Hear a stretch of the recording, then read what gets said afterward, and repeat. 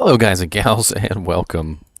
Sorry, I had a little bit of stuff to do there, and I wanted to give you something fun to listen to while I was doing it.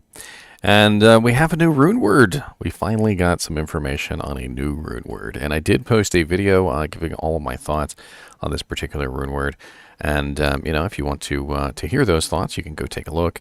It's quite an interesting rune word, though, I will say. Very much so a barbarian rune word, and also very much so a rune word that I feel like is going to be played with quite a lot. The taunt mechanic is definitely very interesting, and I feel like it can work its way into a lot of dual weapon builds, just so that you have access to taunt. And if you want to take a look at that video, that is right here. I went ahead and link that in chat. Now, we can talk about it a little bit now, though, as well, which certainly isn't terrible. So it is 6 sockets, and this does limit the number of items that it can be put in pretty heavily. So do keep that in mind, is that you're not going to be able to slap this in just about any weapon. And you're also going to have to find the base, believe it or not. So because 6 sockets is a relatively high base, you're not going to see 6 socket bases very often. And you basically, what we're looking at is Colossus blades and phase blades for the most part. 6 socket Colossus blades and 6 socket phase blades. Although you can also make it in a dimensional shard, as well as a executioner's blade. And the Foul rune does make it a level 41 level requirement, which is also kind of interesting. So it's nice that it is kind of like a mid to high range weapon. It definitely seems extremely versatile for specifically, what do I want to say? Specifically for the Barbarian Mercenary. But it does seem like it has some uses outside of the Barbarian Mercenary as well. And it's going to be fun to explore those uses.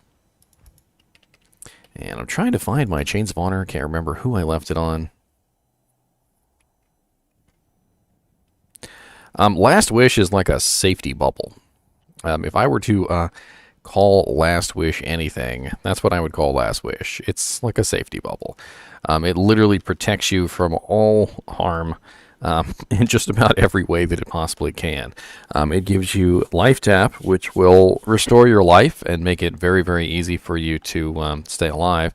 It gives you Fade, which will give you a massive amount of resistances, reduction in curses, and all sorts of interesting, nice things like that.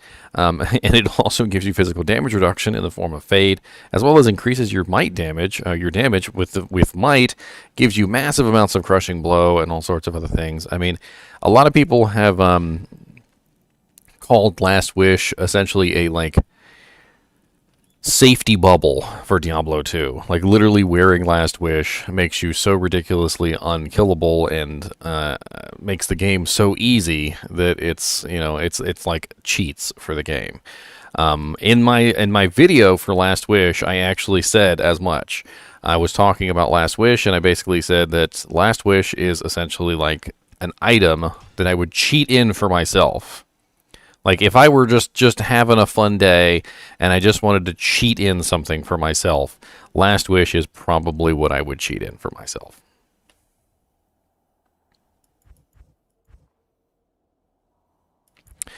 I'm trying to think. Do I want to play on Sapphire or do I want to play on... I want to play on TNT. That's what I want to play on. TNT.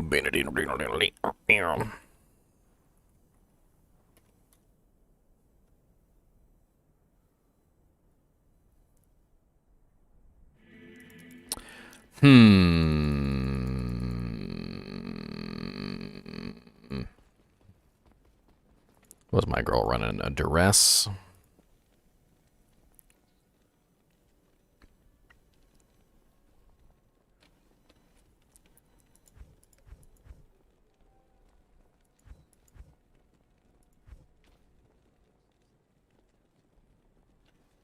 And I also have Wind Force, which I can't use.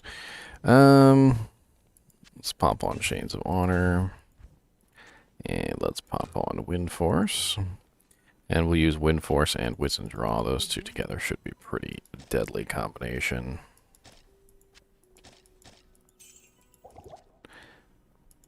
Massive amounts of physical damage and massive amounts of elemental damage. Both together, pretty powerful effects. Ask and learn, he says. Ask and learn. What should we learn? What is it that we should learn?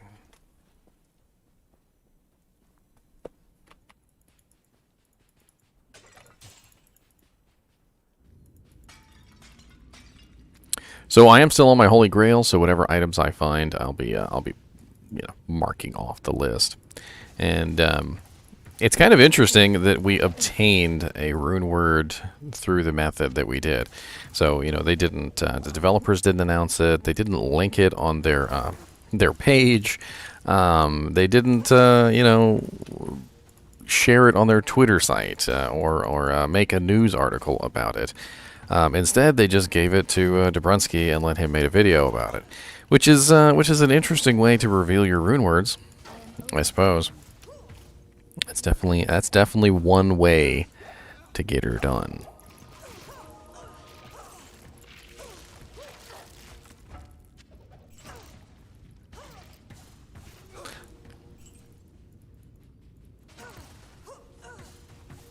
I wonder how many more rune words we have coming for the new ladder. That's one thing I'm actually interested in. Because we already know that we have plague. We already know that we have pattern, and now we know we have unbending will. So unbending will, plague, and pattern. That's 3 rune words. Are we going to be getting a fourth? A fourth rune word, perhaps? It seems like if I had to guess, I would say yes. We are probably going to get a 4th rune word. Maybe even a 5th. Who knows? I feel like, honestly, we could probably take a look historically and see how many rune words were added during each patch, and we might get an idea of how many rune words we can expect in Diablo II Resurrected 2.4. So, if we go to... let's see. I'm trying to think right off the top of my head a good website for this. There's quite a few websites out there that list rune words, but I think a couple of them actually list them by patch number, and that's the one that I'm looking at.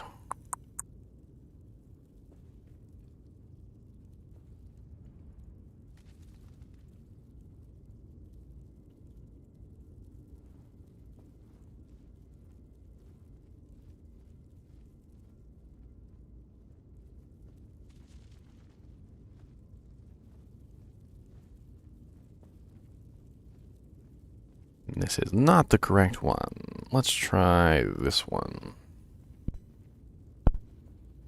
Okay, that one works.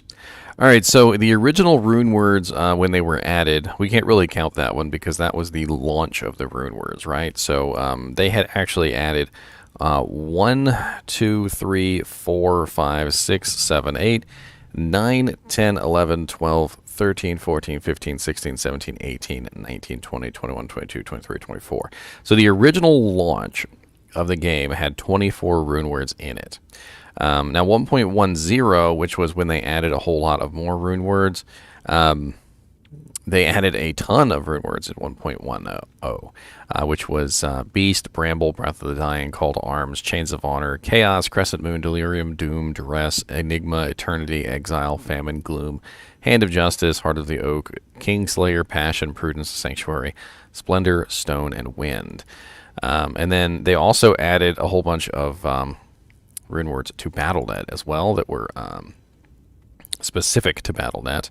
And the interesting thing here is that we don't really have a good example of just like a small patch. But 1.11, which was when they added the last rune words into the game, which was Bone, Enlightenment, Myth, Peace, Principle, Reign, and Treachery. That was the smallest one that they ever introduced, and that was still 1, 2, 3, 4, 5, 6, 7. So there was still 7 rune words. And right now, we only have 3. So we only know that Plague, Pattern, and Unbending Will. So these are the only ones so far that we know about. Which Means we still have possibly, if they're releasing kind of like the same amount that they released in 1.11, we are possibly looking at, what, 5 more? 5, 6, 7, 8, no, 4 more. So 4 more rune words, which could potentially be used for a myriad of things. Now, we do know, for instance, that they're targeting mercenaries specifically, especially with this last rune word, Unbending Will. This one seems to be almost specifically geared around targeting the barbarian. So what about the next rune words? Well, some of them might be specifically geared around targeting the Act 3 and Act 1 mercenaries. So what specifically could they give the Act 3 and Act 1 mercenaries on a rune word that could make them more viable than, you know, an Act 2 mercenary, for instance? Well, not entirely sure, but we could speculate. The Act 3 mercenary doesn't really hit things, so we can probably rule out chance to cast effects, like with the Barbarian. The Barbarian is a good chance to cast effect creature. The Act 3 Mercenary is capable of using shields, swords, helmets, and body armor. Now, assuming that they're not trying to buff up the Act 2 Mercenary, they're going to avoid the items that probably overlap with the Act 2 Mercenary. Otherwise, if you make an item which could potentially buff the Act 3 Mercenary, but the Act 2 Mercenary can use it, then there's a very good chance that you would just simply put it on the Act 2 Mercenary instead, right? So they're probably going to avoid helmet and body armor pieces, which means that we're probably going to be looking at a rune word specifically for the Act 3 Mercenary, which is either a shield rune word or a sword rune word. And that's pretty exciting because shield rune words are always very fun. And I don't believe it's going to be a sword rune word because it's a caster type, unless it's going to be a caster sword. And that's also kind of exciting if they make specifically a caster sword. Now, I'm thinking off the top of my head that this is probably going to be an item that actually grants a skill, because I can't really see any other way for them to do this properly. So it may be something as simple as giving the Act 3 mercenary cold mastery. Maybe it's a shield or a sword that grants +1 to cold mastery. Or maybe it's a sword or a shield that is specifically designed around the Act 3 mercenary's skills. Like perhaps it has +3 to blizzard or +3 to glacial spike or whatever they tend to are intending to do with the particular mercenary. I'm not exactly 100% sure, but since the mercenary is revolving almost entirely around elemental damage, it probably is going to have something to do with elemental damage. But my thinking on this is a little hard, because the problems with this are you can't really just make a godlike item which could go on the mercenary, which is going to beef him up, without also making a godlike item which people could use on their players. So, like, for instance, if I made some godlike shield which gave, like, +3 glacial spike and +3 ice blast and gave, like, +1 to cold mastery, well, guess what? All the cold sorceresses are going to want to use that shield also. So it has to be something specific to the Act 3 mercenary that you probably wouldn't want to use on a player character. Just the same way that taunt doesn't necessarily offer a huge advantage to a player, but the Unbending Will rune word does actually offer a pretty nice advantage to a barbarian mercenary, because having your barbarian mercenary taunt things is definitely something that a lot of people will say is a good thing. You know, you want your mercenary to be tanking, and increasing your mercenary's tanking ability is definitely a plus.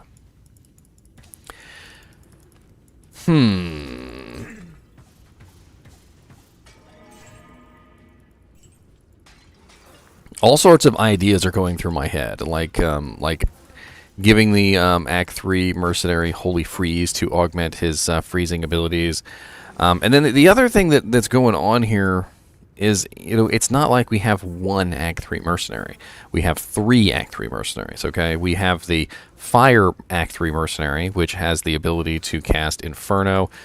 We have the, and Fireball. It's for Inferno and Fireball, I believe. The Act 3 Lightning mercenary casts Charged Bolt, and he also casts Lightning. Charged Bolt and Lightning. And then the Ice Mercenary casts Glacial Spike, and he also casts what's the other one? Glacial Spike, Ice Blast, and Ice Shiver Armor. So he's specifically revolving around a character who is very freezy. Like he's a very freezing target kind of a character to really make those targets shiver in their boots, so to speak. And I really just don't know. Like I feel like there's a lot of open space when it comes to the Act 3 Mercenary. Too much, in fact. To the point where the Act 3 Mercenary is kind of difficult to build for because, well, one item that may be good for the Fire Act 3 Mercenary is not going to be good for the Lightning.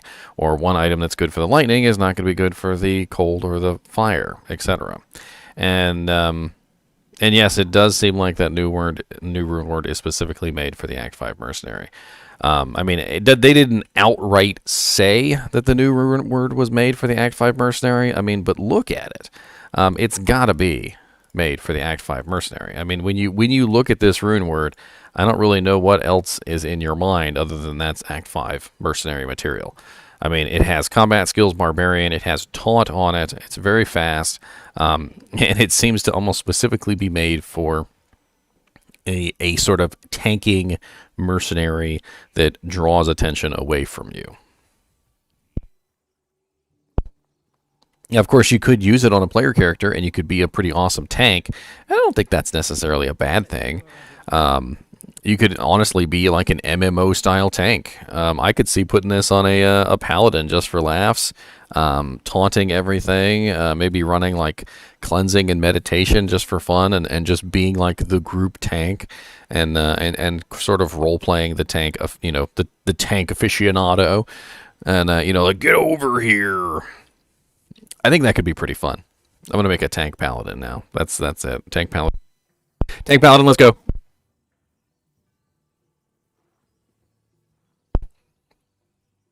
But like Defiance, max Holy Shield, Defiance, max resistances, max resist auras, and just the tankiest of tankersons that could ever tank. That's the entire idea behind that build. Don't quote me on anything, but I may do a theory craft video on the tankiest paladin that ever existed. It'll probably revolve something around like max Holy Shield, max Defiance, all three resist auras maxed with with some funny things. I don't know. I'm gonna have to theory craft a maximum defense paladin just for laughs. So let's take a look at these mercs, shall we? And I'll try not to accidentally summon one of them. So we've got the Ice Merc is Glacial Spike, Frozen Armor, and Ice Blast. The Fire Merc is Inferno and Fireball, and I really hope they take Inferno away from this guy. I really hope they take Inferno away from the Fire Merc. He needs something else besides Inferno. I know they said they were going to buff Inferno. I know they said that. But take it away from the Fire Merc. He doesn't need to stand there and be vulnerable to all damage while he's casting his stupid little Fire Inferno thing, okay? And as for the Lightning one is Charged Bolt and Lightning. And these are okay skills, but I would rather him have Static than Charged Bolt. That would be a huge, definite boost to his usability if he had Static instead of Charged Bolt. And if they're dead set on keeping Charged Bolt where it is, please, for the love of Act 3 mercs, tweak their AI a little bit. So instead of casting Charged Bolt at the maximum range possible, make it so that the merc goes in there and casts Charge Bolt. Because I don't know if you know this about Charge Bolt, but Charge Bolt is actually extremely powerful. It does a lot of damage, but the problem with Charge Bolt is that it only does a lot of damage if you're standing right in front of the monster. Like literally like this. Because what it is it releases like 25 or 30 bolts, and each one of the bolts doesn't really do very much damage, but when you stand right next to the monster and every single bolt hits the target, it's a pretty massive amount of damage compared to if you stand back and you do your little Charge Bolt thing. It's absolutely awful because it's going to hit like nothing. Like one bolt will hit a monster and do like 10 damage, which is awful. We also have the Act 1 Mercenary. So the Act 1 Mercenary, they have specifically said that they were going to be adding AoE skills to the Act 1 Mercenary. And as we know with the Act 1 Mercenary shares skills with the Amazon. So if we're looking at the Act 1 Mercenary, what we need to remember with the Act 1 Mercenary is that they're probably not going to have Cold Arrow anymore. So let's look at the Amazon's skills. And let's see what constitutes AoE, right? So area of effect. So what constitutes area of effect within the Amazon skills? Well, Freezing Arrow has a 3.3 yard radius on its explosion. Freezing Arrow could count as a AoE. So if they were to give Freezing Arrow to the Rogue Mercenary, that would be freaking awesome. Multi-shot counts as an AoE, of course. Depending on the level, has more and more arrows. Multi-shot would be absolutely great on an Act 1 Mercenary. Strafe, I believe, counts as an AoE. It could be argued that Strafe is not an AoE because it is a single target shot. It's just really fast single target shots, but it does fire up to 10 arrows, which is pretty nice, and it will attack up to 10 targets, so I suppose Strafe could also be one of these abilities. So we're looking at either Freezing Arrow, Multi-Shot, Strafe, or Exploding Arrow also has a radial effect. And Exploding Arrow also has a radial effect, and the radial effect is pretty nice. So we could be looking at a multitude of different skills added to the character. They could be adding Exploding Arrow to the fire version, or Immolation Arrow to the fire version. I actually think Immolation Arrow would be great, especially considering she doesn't really fire her fire arrow very often. I don't know if you guys are aware of the way that the AI works on these guys, but basically they have a main skill and then they have a special skill.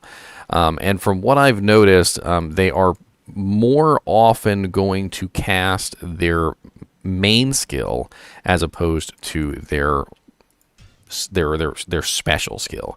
And to give you an idea of this, let me go to my Act 3 Mercenary on my Conviction Paladin. So I actually have an Act 3 Mercenary already built, and this one in particular is specifically a Cold Mercenary. He has Cold Mercenary gear. He's running a Spirit Sword. Let me pull myself out of the way real quick just for this, so I can show you all his beautiful equipment. So he's running a Spirit Sword, which is ethereal, and a Conquest Sword. He's running a Skin of the Viper Magi with a Cold Facet in it, which is ethereal and upgraded. He's also running a Spirit Monarch Shield, which is ethereal. And on top of that, he also has the Nightwing's Veil Spired Helm. So he's running some pretty awesome equipment, and honestly, he's kind of OP as far as his particular character. What? Do the electric slide? What? Hide off the screen and go like this, and then up here, and then.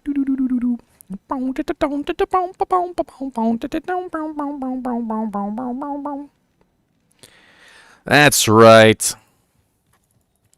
So let me go show you the way his abilities work, just for fun.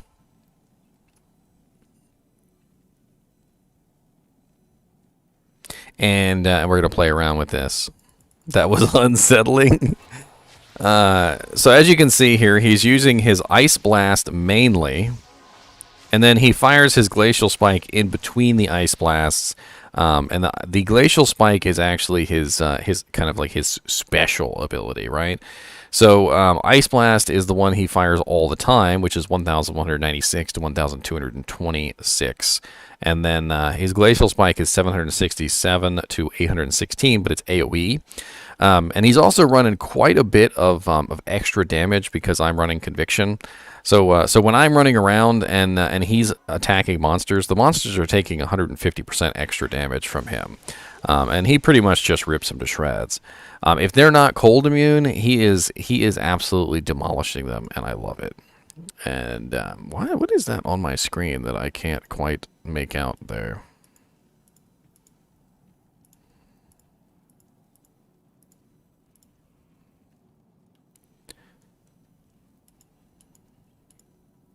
Oh, it looks like my tip ticker is broken.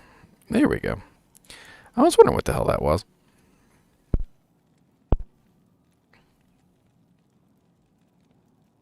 I am a walking infinity. I'm better than an infinity, actually.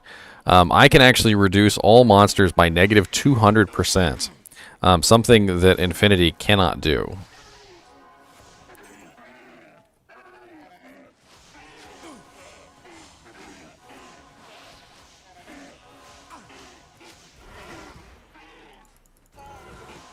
So right now, any monster that is near me that is not immune to an element is negative 201% to their respective element.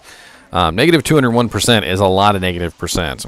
And granted, if they're immune, it's not so great. But keep in mind that as a conviction paladin, my specific goal in life is to reduce the resistances of monsters.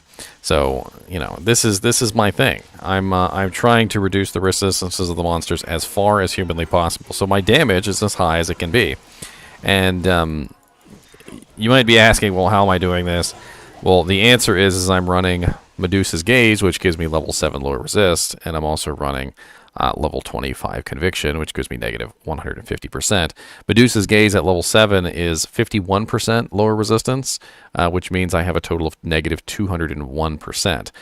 So any monster that is not immune, so any monster, even if they are 99% resistant to an element, when I come around, they are negative 100%, which gives me double damage, which I absolutely adore.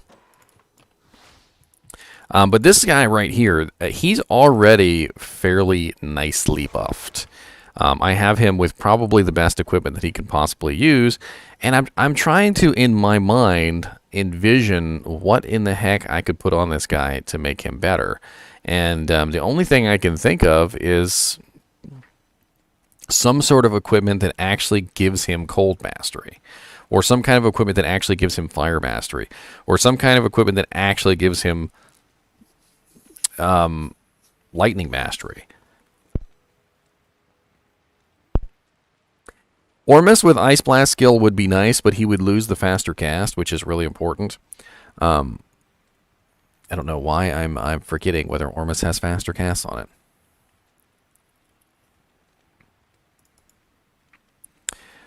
As 20%, so I would lose 10%. I'm not sure if that would bring me down below my my breakpoint. So mercenaries have breakpoints just like everything else. So if you search for breakpoints on D2, you will find the breakpoints for the mercenary listed right alongside of the characters. And the Act 3 breakpoints are 86% for 11 frames, and I'm rocking, what is that, 29, 30, so basically 59, and then 59, 69, 70. So 77 is how much I'm running right now. I'm actually short. I actually need 9 more points. I need 9 more points to actually hit the next breakpoint. So so losing the 10% on the Skin of the Viper Magi might be bad. Might be very bad. I need to get him better. I need to roll him better spirits. That's really all there is to it. And I should probably try and re-roll these as 35%. That's one of the ways that I can try and get this fixed.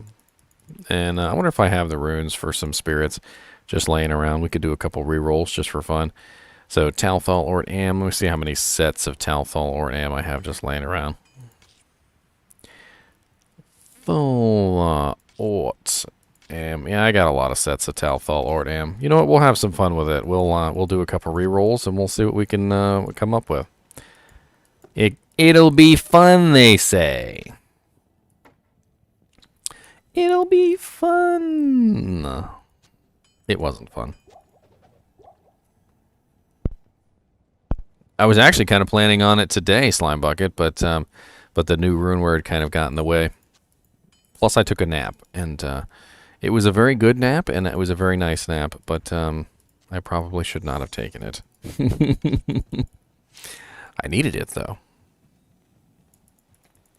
Hello. I was sad that I missed out on the Runeword. Like, I literally went to bed, and like as soon as I went to bed, the video got posted. Like, that's how silly it was. It was like literally right when I went to bed. All right, so let's re-roll the 28% first. So, Talthal Ort M. Tally Alley Alley Alley Thully Ully. Talthal Ort M. Ooh, 34%. I will take that. 34% is definitely better than 28. And then 29 on this has to be re-rolled as well. Is that going to be enough, though? That's the question. Even if I had 35% here and 35% here, that's 70%, 80, 90, 100. So 100%. It's still not going to get me to the last breakpoint, which is 138. I don't think there's any way I can actually reach that.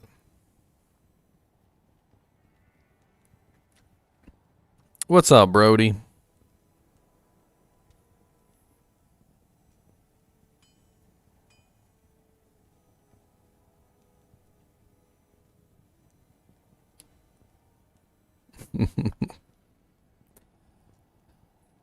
I don't think he can use Wiz Spike SDSS. I'm pretty sure it's swords only.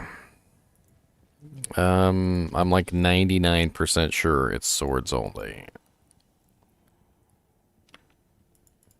Which is part of what we're talking about with them making rune words for this particular character. So it's shields, swords, armor, and weapons. So we have very specifically 4 different items. And as I was talking about earlier, the helmet and the armor kind of overlap with the Act 2 Mercenary, and I would assume they wouldn't want you to have that Act 2 Mercenary stuff. But here's the thing that I'm thinking. If what they're adding specifically would not have any real benefit to the Act 2 Mercenary, I could see them putting it on a helmet or an armor rune word. So I don't know. What's up, Kung Fu?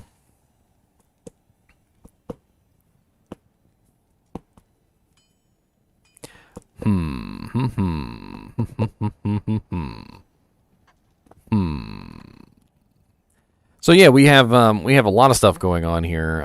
Most notably, in my opinion, is the introduction of the new rune words specifically for the mercenaries. They said they were going to do it, and they did it.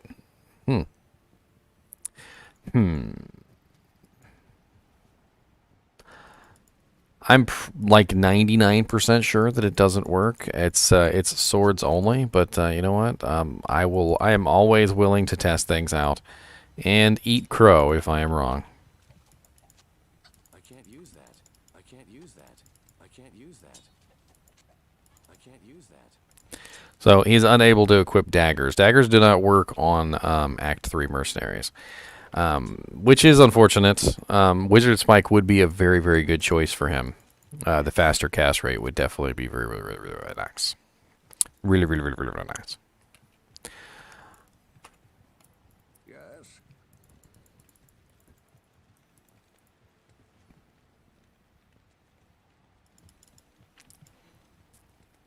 Yeah, it's unfortunate. I think no matter what, I'm not going to be able to get to the last breakpoint, but I definitely want to at least get to the 86 breakpoint, which I'm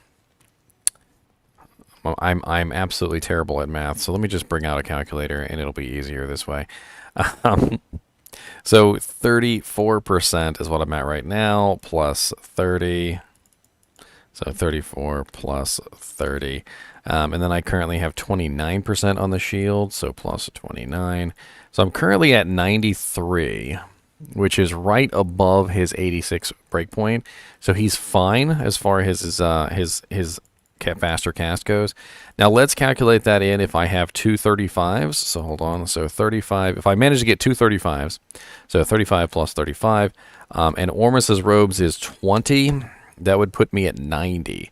So if I did have two 35% items, I could use Ormus's robes. Ormus's robes would be good. So it would need to be like we were talking about earlier. It would need to be +3 to Glacial Spike or Ice Blast, and it would have to have 15% cold on it. And then I'd probably socket it and put a facet in there as well. So that's interesting. I could use Ormus's robes. Does the advanced stats on the... I forgot the Mercenary has an advanced stats tab. Thank you for reminding me. So yeah, 93% is what he's at right now.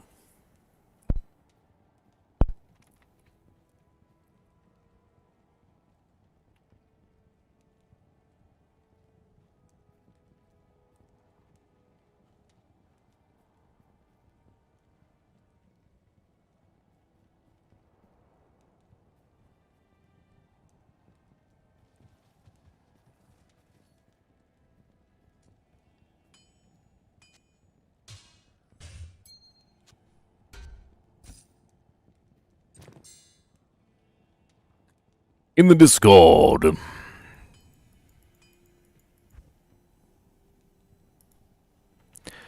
know what? Let's set up an EXP run today, shall we? I don't see any reason why not. We'll have some fun with it. I'll join on my Palidon, and we'll just have some fun running EXP runs. If you guys want to join me, you're more than welcome to. And if you want to join me in Discord, you're more than welcome to. I'm going to hop into one of the Discord chat channels. And I'm going to be at Atmos Bar and Grill. Where are you, Atmos Bar and Grill?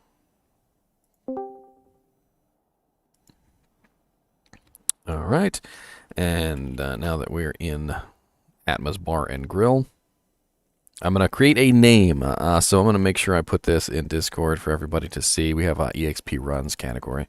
So it's going to be GGM EXP1. And the password is going to be 16. And that way we can have some fun with this. Let me tag the kinship.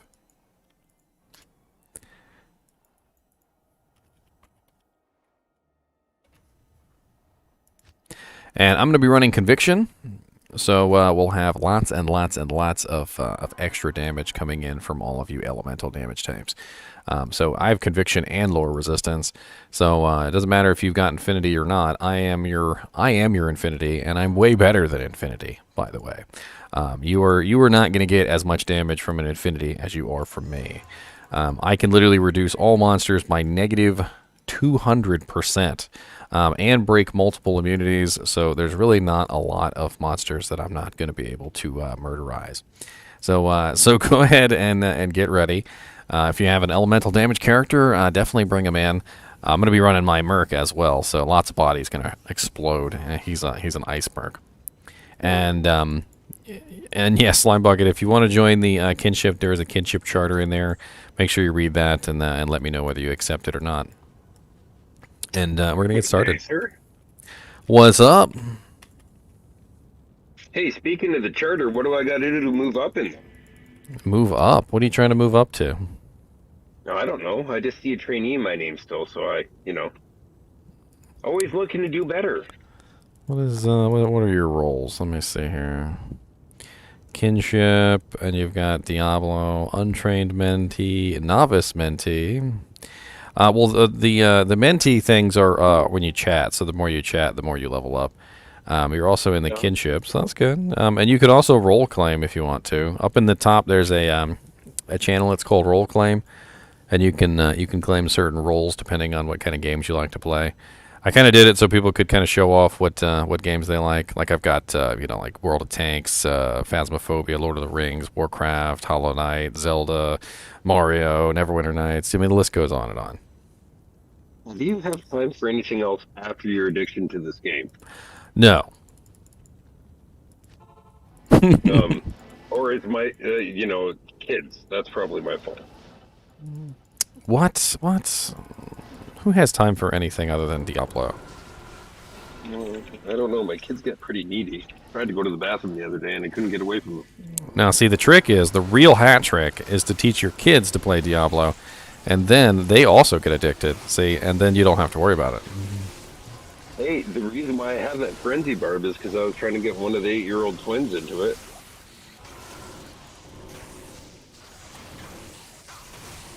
getting my kids into it, but if it's not 3D, they don't care. I know one kid that said if he can't jump in the game, he doesn't want to bother with it. All I know right now is I'm still trying to do surgery on my computer to get my graphics card working again. Ah. I mean, if you put your model number down there in the tech support, I could try and look up for you a replacement fan. You're probably, though, like off the top of my head, you're probably going to have to replace the entire block. Well, you haven't looked at it recently, I don't think, but I found another fan. It's only about 5 millimeters shorter. Sorry, I don't know how to convert that to American. And it'll fit in there just nice. I've been fighting to get finally can plug the stupid power in for the fan off the video card, so that way it's still running the fan properly.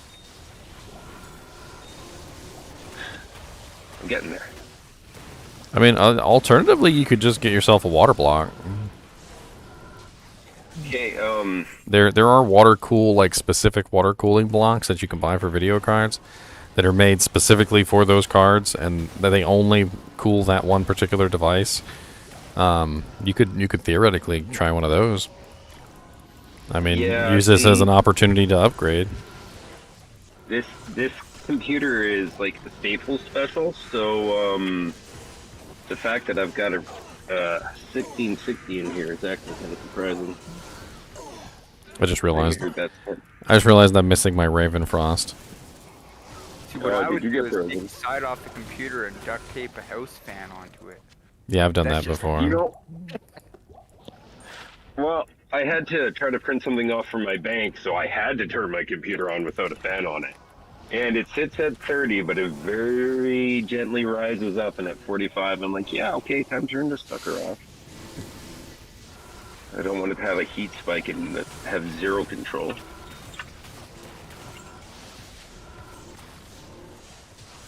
You can always try super glue the fans blades back on.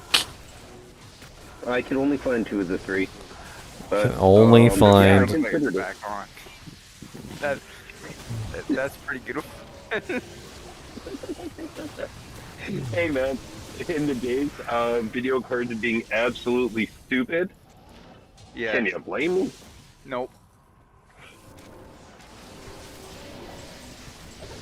I mean, it's funny. I bought my 1070 a few years ago when it was kind of new, and I was kicking myself back then because I thought I paid way too much. I'm like, I can't believe I paid $700 for a graphics card. I just can't believe it. But now the last few years, I'm so thankful I did. Yeah, ages and ages ago, I went to this website where you would actually like do a payment plan to get a card because I couldn't afford it back then, and I ended up paying $1,000 for a GTX 1080 Founders Edition. Like after it was all said and done, like because I did payment after payment, and they made you pay it over 12 months, and then on the 13th month, if you made one more payment, the card became yours. And later I tried to sell the card back. Like I literally tried to sell my GTX 1080 because I wanted to go up, and I couldn't even get $200 for it. Like I literally couldn't even get $200 for my card. Nobody wanted it. Nobody wanted to buy it, and $200 was too high. And it wasn't until like all the big spikes happened. And literally, I looked the card back up a couple years later. And my same card that wouldn't sell for $200 was literally selling for like $1,500. Yeah, I heard my video card that I'm working on right now is worth over $1,000. And I'm like, well, it's a good thing I got myself a GTX 1080 because I honestly I can't afford one of those like $3,000 cards right now. Those things are freaking ridiculous. Who can afford $3,000 for a video card? That's literally a car. You could go out and buy a car for $3,000.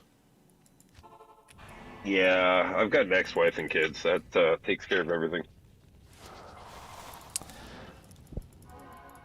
Very expensive hobby. I don't recommend those either. Yeah, they tend to be quite expensive, I'm noticing too. Which, the axe or the kids? The what? The axe or the kids? Well, I mean, I don't have an ex. Not that's involved in my life, but, you know, kids tend to be expensive, yeah. I think the thing that bugs me the most about kids is not just the expensiveness of it, it's the waste of it. Like how they just absolutely waste things. Like, oh, here's a And bag. destroy Like everything here's a they bag. Like here's a bag of chips, and then let me eat 2 chips out of the bag. Leave the bag open. The whole bag goes stale, and then later ask for another bag of chips because the one that I literally let go nasty, I don't want to eat anymore. How old are your kids? I don't have any kids. Oh. Okay. You know, Well, that answers that question. and it's the same thing with sodas and stuff too. They do the same thing with sodas. Like they'll open a soda, drink like 2 or 3 sips out of the thing, and then just forget that it exists. That does not sound anything like my children. They'll empty it and then they'll just forget about it as soon as it's empty.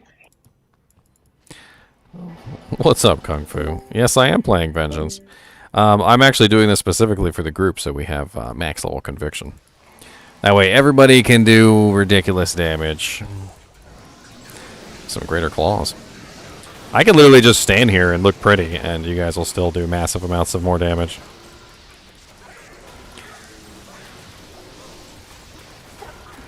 We got 2 GGMs. It would be funny if they eventually added like an auto-follow feature, because quite honestly, you could literally just have like a conviction paladin friend just auto-follow your sorcerers around. Be like, yep, this is my Infinity Merc. Budget edition. Basically, at that point, you just multi-box. Hey guys, this is Brody here. Can you hear me? Yeah. I accidentally joined the Hey, group. what up, Brody? What's up, Brody? Hey guys, nice to meet you all. Nice Watched to it for meet. the last few weeks. Oh yeah. Just new to Diablo. Sorry, I'm thinking should I maybe leave your channel here? I didn't mean to jump in this. Oh, you're I don't fine. know how to get It's out it's of it. open. It's open to everybody. Come on in and have fun. Awesome. Oh, it hurts and burns. So I was just- Brody. Yep. I can't find where is it to join the kinship? You're supposed to leave emote, but I can't find which emote and where. In the Yeah, mock so ladder. I'm Oh, new to all of this, so I'm trying to figure it out as we go. Ethereal Berserker's Axe. Yes. Where's my? Oh, I left my freaking scroll of town portal in town. Give me them van braces would you too. help us with that, mentor? What? To join the kinship, where do we leave the emote? On the mock ladder post, or you can just send me a message. Just tag me and tell me that you agree to the charter, and I'll shoot you in. Sorry, I got excited. I found an Ethereal Berserker's Axe. Oh, is that ladder worthy, or is that just on a normal character? Oh, it's on the normal character, but Ethereal Berserker's Axe is used for Breath of the Dying. Yeah, very much so. It's a good find, actually. It's a good find. I do need a dream set with this.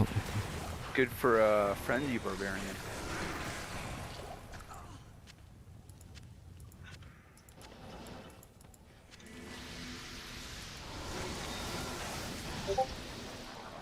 Okay, Ginger. I didn't know how to tag you in, so I've just messaged you directly saying, "Hey, Ginger, I agree to the mock ladder." Hopefully that's acceptable. I don't know. The mock ladder? I thought you were joining the kinship. Sorry, the kinship. I thought that's where we play mock ladder. The kinship's kind of like a clan, and then once you join the clan, then you can join our mock ladder. Mock ladder. I got it. It's more of a family though. Once you're in, you don't get out. Yeah, you're not allowed to. You're not allowed to leave. We're gonna hunt you down. Sweet as. Well, I'm in New Zealand, so you guys might have a hard time finding me. Well, you know, Sounds it's like okay. A perfect place to go right now, man. It's vacation while we track you down. Yeah. I remember hearing all these horror stories about apparently like certain religions, if you try and leave them, like they literally just like come to your house and they basically like torment you until you rejoin. And as I said, like you couldn't leave the kinship, like that's what was appearing in my mind. Like I just show up at your door one day and I'm just like, so you left the kinship, huh? Yeah. Oh, you know what that And means? no, that's definitely a South Park moment. You know what that means. That's why you added that final rule on. That's only for those who leave. Oh, finally I understand. Yeah, no Rochambeauing, but only the ones that leave. Oh, that's my favorite way to settle things.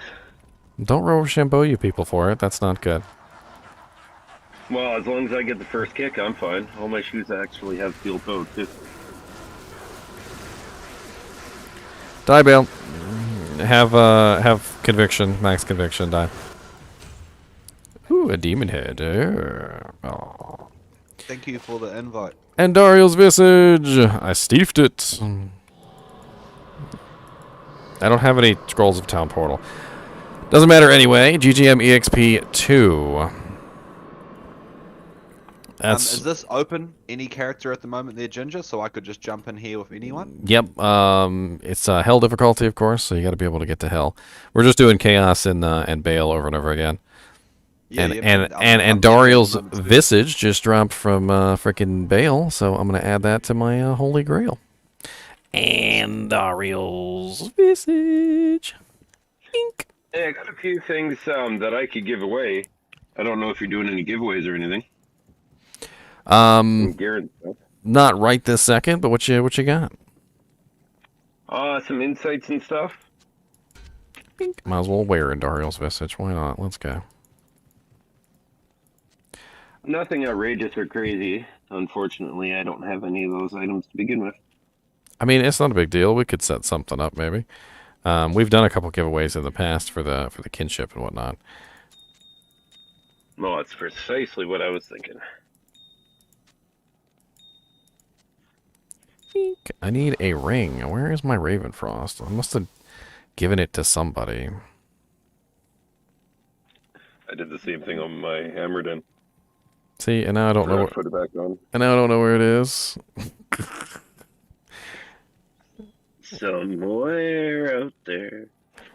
Somebody once told me if I wanted a Ravenfrost. I'm gonna have to go find it real quick because I can't really play this character very well without Can It Be Frozen. It's a little painful. It's a little bit painful. These stupid little squirrels.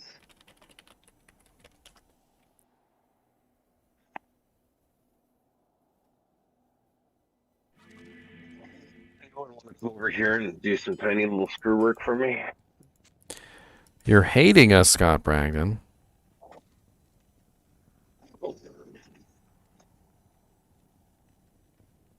Why do you hate us, Scott? Why? Oh, is that another Scott? Mr. NiNi is downstairs. He did not want to come out of his house. I tried to give him a carrot. He told me I was an idiot and that he doesn't like carrots. And that was pretty much the gist of our conversation. So then my first question for you, sir, why would you try to give him a carrot? I mean, sometimes they like carrots. I was eating carrots, so, you know.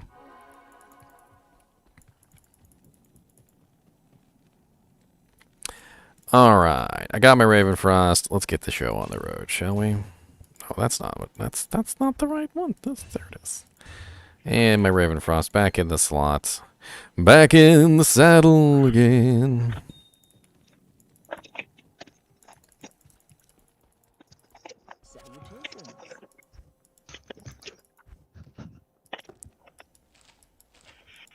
Sorry, don't mind me as I head through tools trying to figure out a way to hold on to this screw that's so tiny I can't barely see it. Alright, sorry for the delay. Are you guys already in River Flame Chaos Sanctuary? Good. Don't worry, I shall make weapons from your bones.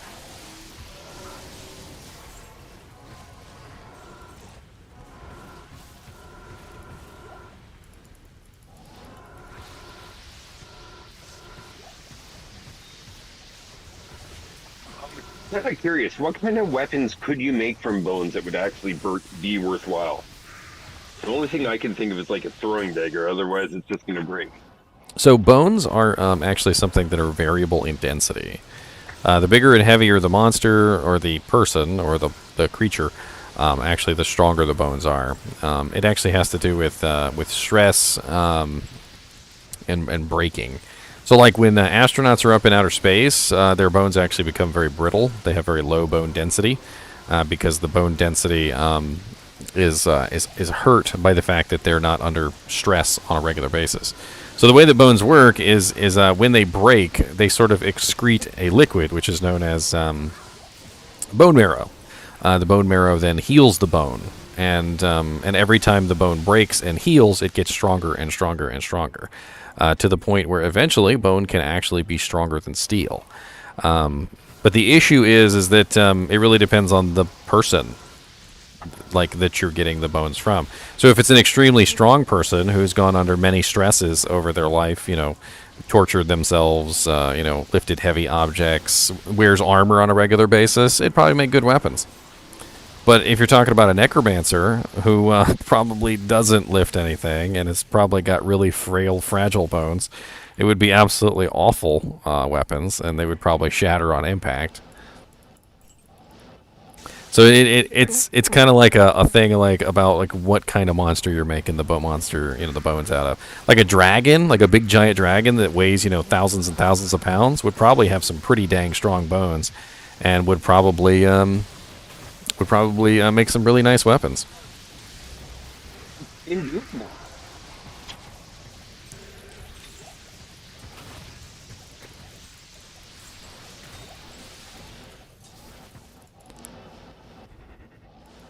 Rogue's bow, I get to add it to my list.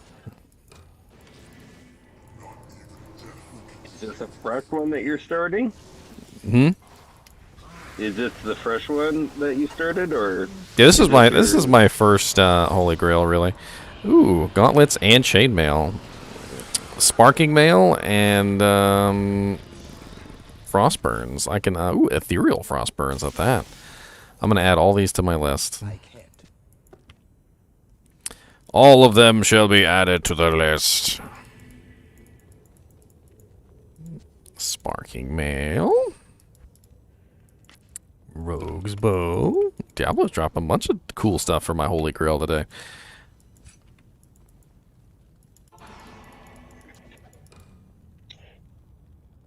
Ethereal frostburns. That's actually a pretty nice Holy Grail find. Hey, could I just ask a random question? Wow, what's up? Obviously, in this game, I know drops are supposed to be random, but does it ever feel like the game glitches out and things aren't dropping for you, and it's only like you're in hell mode, but only normal mode items are dropping?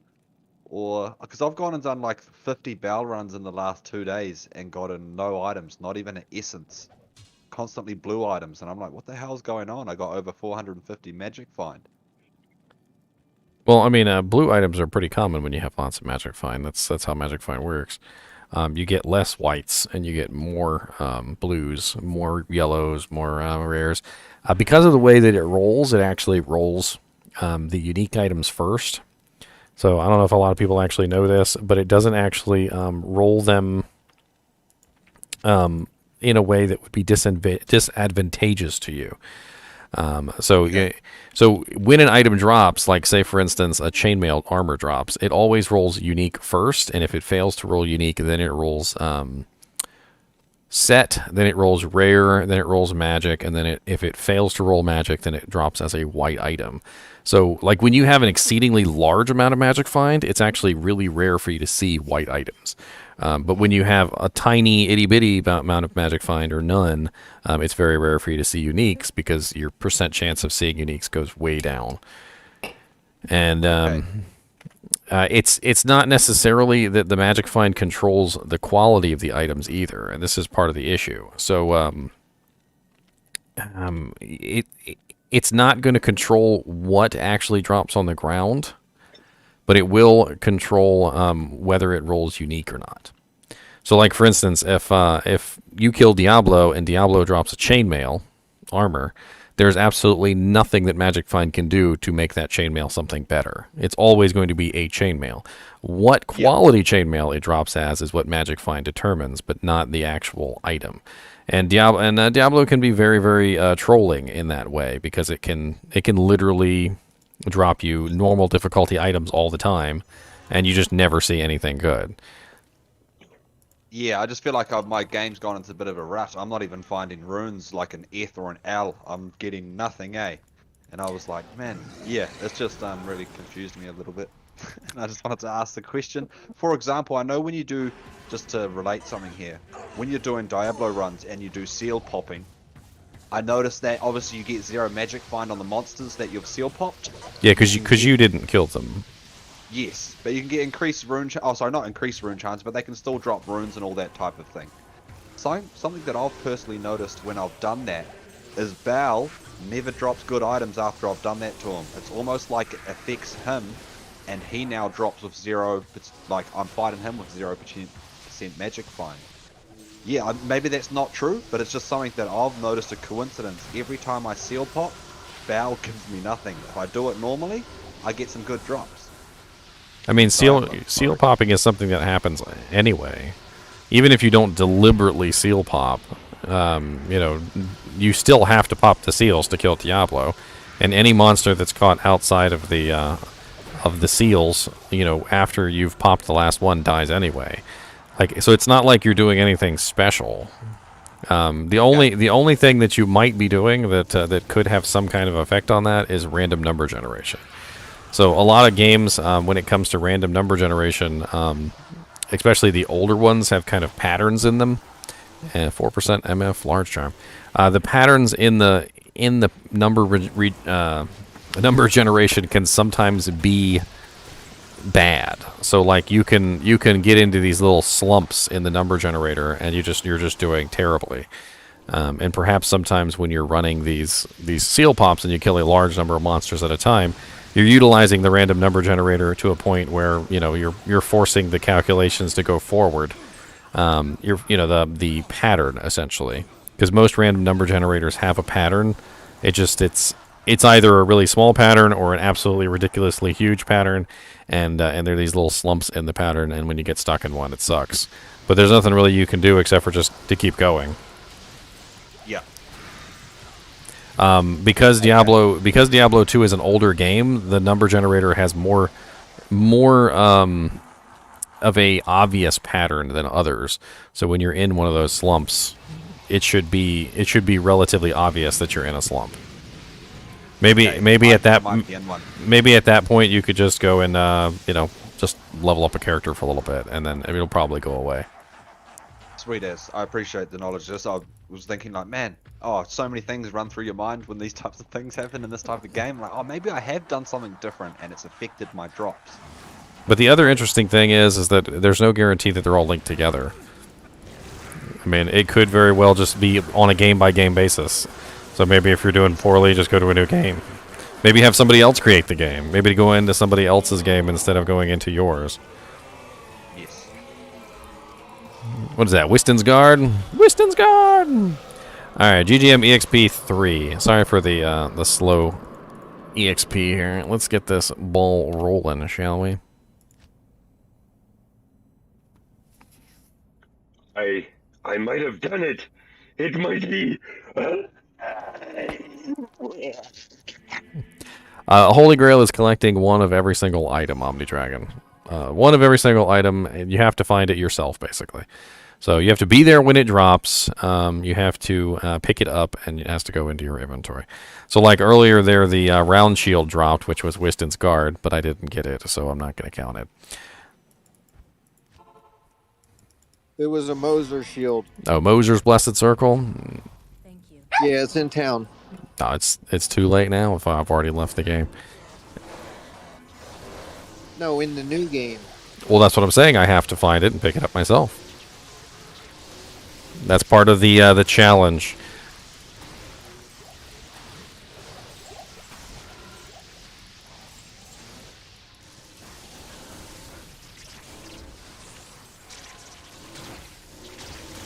Basically just means you have to be the one to ID it, eh? I mean, it's more so along the lines of, I have to actually find it. So I didn't actually pick that item up, and I didn't actually get to see what it was in the same game that I was in. So somebody dropping it for me in the next game, there's no real guarantee that even that was the same item that was dropped. It could just be somebody else who's being kind and dropping the item on the ground. So, you know, it's kind of a moral obligation for me to make sure that the item is actually in my inventory in the same game. I mean, granted, it's on camera, so people could see that it actually did drop, but... Yeah, I did drop it in that game, but only Ziggy was left, so I brought it to the next one. Maybe I would be more concerned if it was something extremely rare, like a Tyrael's Might or something. But I'm sure I will see plenty of Moser's Blessed Circles before the end of my tunnel here.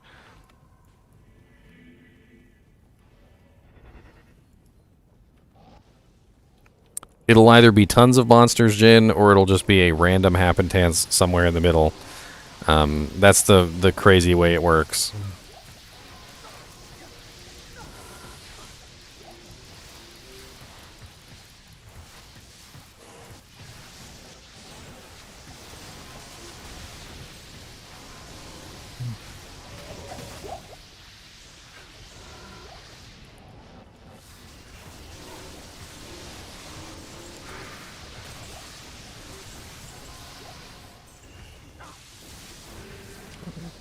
Clean up, everybody clean up.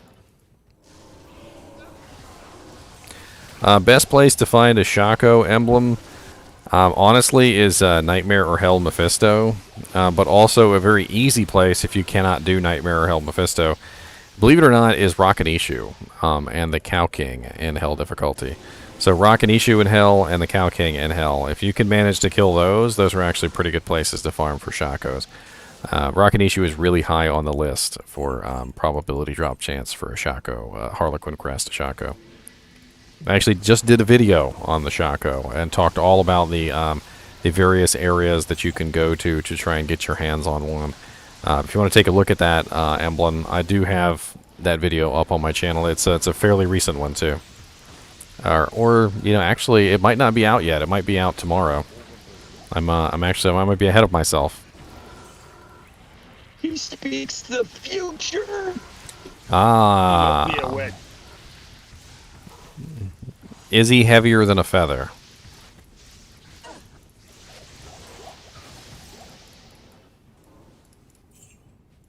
I have an idea. We'll throw him in the water. If he can get out, he's a witch. If he drowns, he wasn't a witch. He turned me into a newt.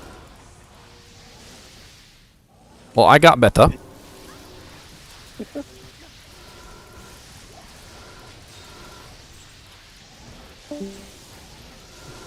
I got better.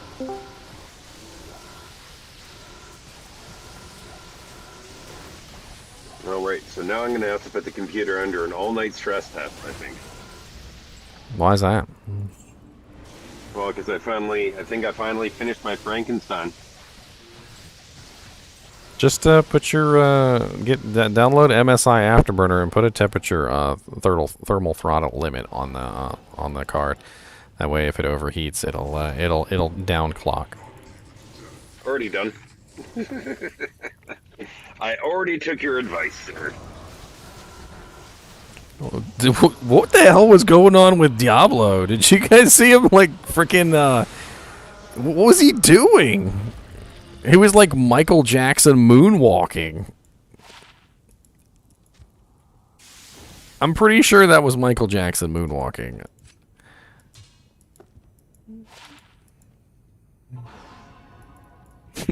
Somebody had a video of him just straight up running away from the character the other day. Dude, he was like running like backwards, like he was back walking away from us. He was like, "Nope."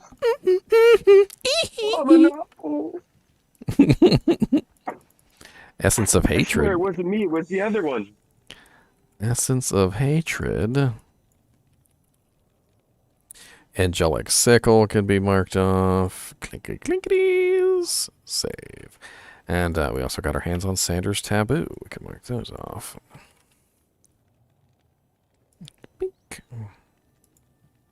I'll off-mule all this stuff until I run out of space, and then eventually when I run out of space, I guess I'll just have to start doing something with it that's probably not nice. Chuck it in the bin. That's the number one reason why I haven't done any of those Holy Grails. I'm collecting some set pieces, but even then it's like, oh, Now, do I either finish collecting the set pieces or do I just stop? 3 mules of sets is too many. I'd actually like to have all the sets just hanging around, just to play around with for various reasons. Especially since they're going to be upgrading them soon. Yeah, that's true. I ended up giving away both pieces of my Cow King set that I had. It's in the kinship, don't worry.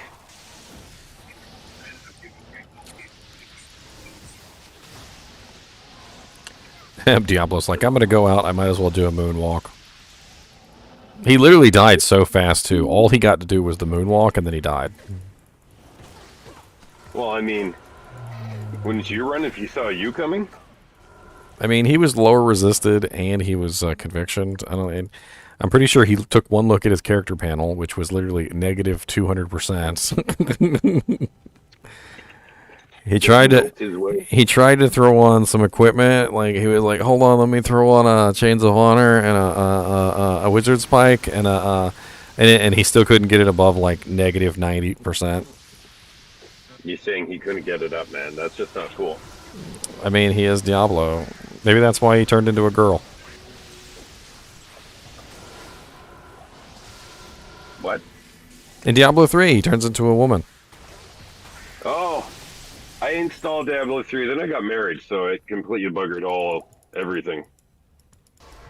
Diablo, well, might as well die.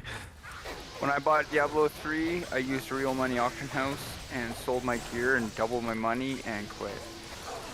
You're a smart man. That's what I wanted to do. I kind of wish they would hold some in-game events for Diablo 2. Well, There's a lot of interesting things that you can do in an MMO that could be applied to the logic of this particular game. So, like back in Diablo or Lord of the Rings Online, the developers used to like get one of the bosses, and they used to specifically take the boss and pretend to be the boss, and they would come into town and try and kill people, and it was freaking hilarious. Like, can you imagine like the raid boss from the nearest raid just like showing up in town, but controlled by a person?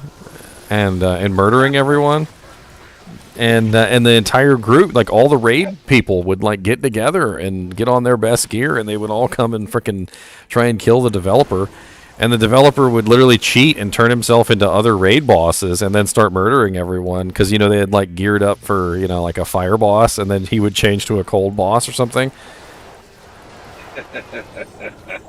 that would be awesome, man. I miss all the old Blizzard employees standing in the BattleNet. Like, the old BattleNet is just gone. Could you imagine just like Diablo shows up in frickin' Tristram or something, and everybody's got to fight Diablo and kill him? That sounds kind of familiar, actually. You should have probably used a different example. I mean, not Tristram. Sorry, in Rogue Encampment is what I meant. I meant Rogue Encampment. Just like show up in Rogue Encampment and just start murdering everything. Yeah, that would definitely not be a good day. Although it'd be funny as anything to see somebody break their way into one of the camps for that. Little level ones, just like, why is he here? Somebody dropped their tome. I had to. Oh. How was your Andes? Did it roll good? I didn't pick it up because I just joined the game and I didn't know what you guys were doing with the loot. Oh, it rolled +2, 20, 10% lifesteal, 29 strength, 110% ED. Cool. Should I not pick anything up so it can go towards your Grail?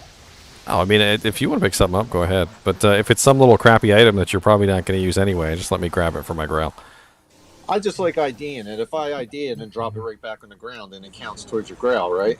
Nature's Peace. Oh, Nature's Peace?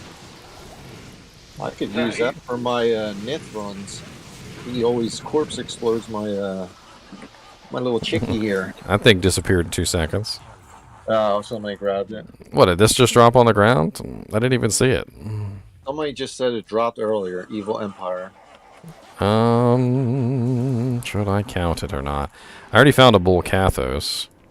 Oh, lucky you. I haven't found any +1 rings yet. Nature's Peace. Beautiful, beautiful ring. Yeah, that's a good ring. I like that ring. Die, Bill. I haven't seen one resurrected yet. For key runs. Axe of Fetchmar. Let's see if you're right. I didn't get the bow, I got the axe. And you are correct. There it is. And Witherstring. Axe of Fetchmar and Witherstring. I got both of those to my list. Axe of Fetchmar. Mhm. The fetchest marest of axe is. So I couldn't get on. I couldn't get on right away when you started your stream, so I didn't get to hear what you thought of that new rune word. Oh well, I mean, I've got it's up there for you to see. I mean, I got a whole thing on it, but yeah. Oh, It's- okay. I'll watch it later then. It's, So I mean, it's interesting. I definitely went over quite a bit about it. I don't have enough room for everything. see, this is definitely yeah. It's kind of useless.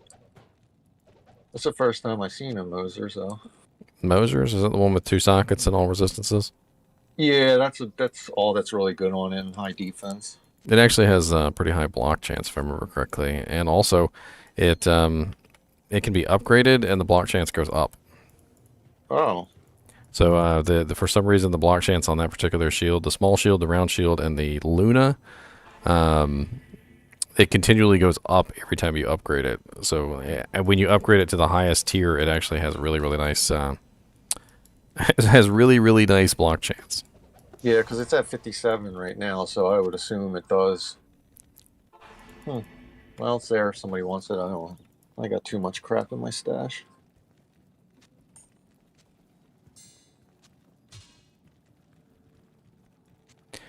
Axe of Fetchmar, yeah.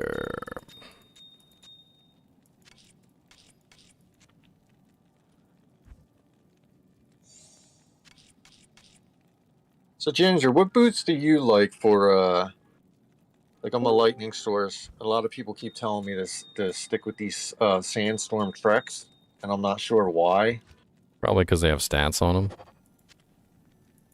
Yeah, but there's not better boots for, I mean, the poison resist 62%, and the vitality's nice, but there's not better boots for a source.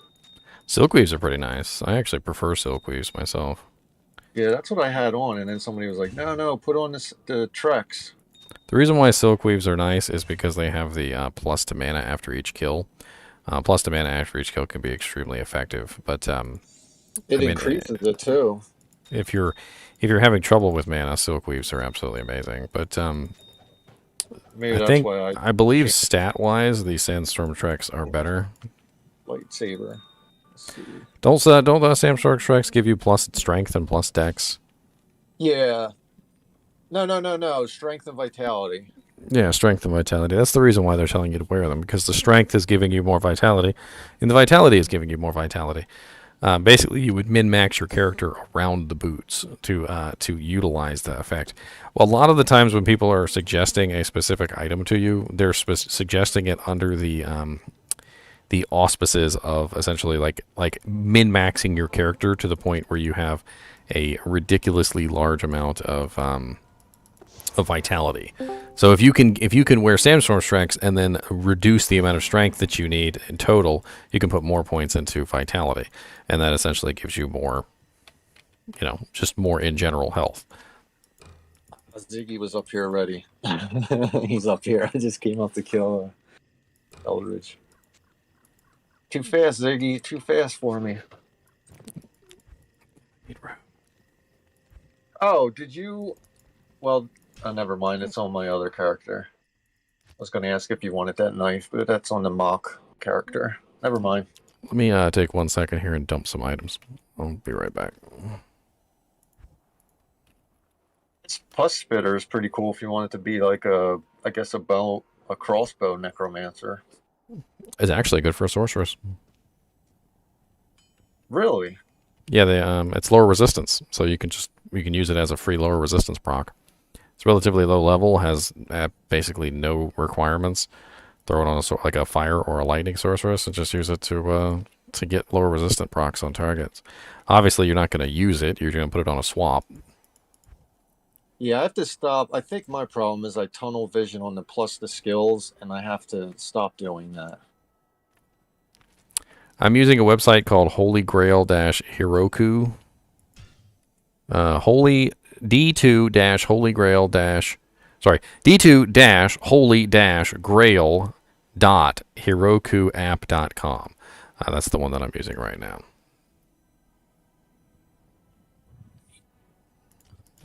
I wish my characters had some room. I'm actually kind of surprised there isn't a spreadsheet for that. I believe it actually downloads into its spreadsheet if you want to. I know lots of people are spreadsheet lovers. Yeah, I'm old. I'm a spreadsheet guy. Why does it keep booting me offline? Half the time when I leave and rejoin, it just automatically kicks me straight to offline characters. And then when I try and click on online characters, it's like, we cannot get your online characters right now. It does that to me a lot. Yeah, it's been doing that to me. I was playing the other day, catching up with Slime Bucket, and I forget who else was in the game. He was Afro. Yeah, and it booted me out like 4 times in a row. I was getting so frustrated. I think there was a point there where you just couldn't get online, period, wasn't there? Well, once I fixed I went into the graphics card and I lowered the resolution and the frame rate and all that. Then it kind of fixed it, and I was able to play with them without it booting me out. Nah. Oh, I know what you're talking about. A couple days ago, yeah, I had to actually I just threw in the towel, and I was like, forget it. And yeah, I know what you're talking about. Yeah, And that it's was the team that I ended up just crashing in my chair. All right, what were you on? GGM EXP4? The computer's like a week old. Okay. Well, whether we're on GGM EXP4 or not, GGM EXP4 it is. Okay. What doing? Just leveling up and stuff, having some fun today. We got a new rune word, which was kind of cool. I don't know if you guys are just joining. I'm going to put that rune word on the screen for you guys for a little while. Can I ask another noob question? How do you get the skill tree to stay up over on the left-hand side where it shows what F keys they are? It's in the settings. The autopilot. So they added something new recently. It's called the quick slots, or the quick skills. And if you go into the options under gameplay, they added a new quick slots option. Where is it? There it is. It's the 4th one down. Thank you. I was wondering what quick cast skills meant. And then also display active skill bindings, which is the one that shows all your skills up. Display. Okay. Oh, okay. It's right underneath it. Okay, cool. Thank you. Because I'm using the wheel, and sometimes it's gotten me killed a couple times because of my fit. Oh, there it is. Perfect. The Wheel of Destiny. Wheel of Fortune. Yeah, that's much better. Just hitting the F button. Wheel of Time. Come on, guys. Wheel of Time. The wheel of colors. What?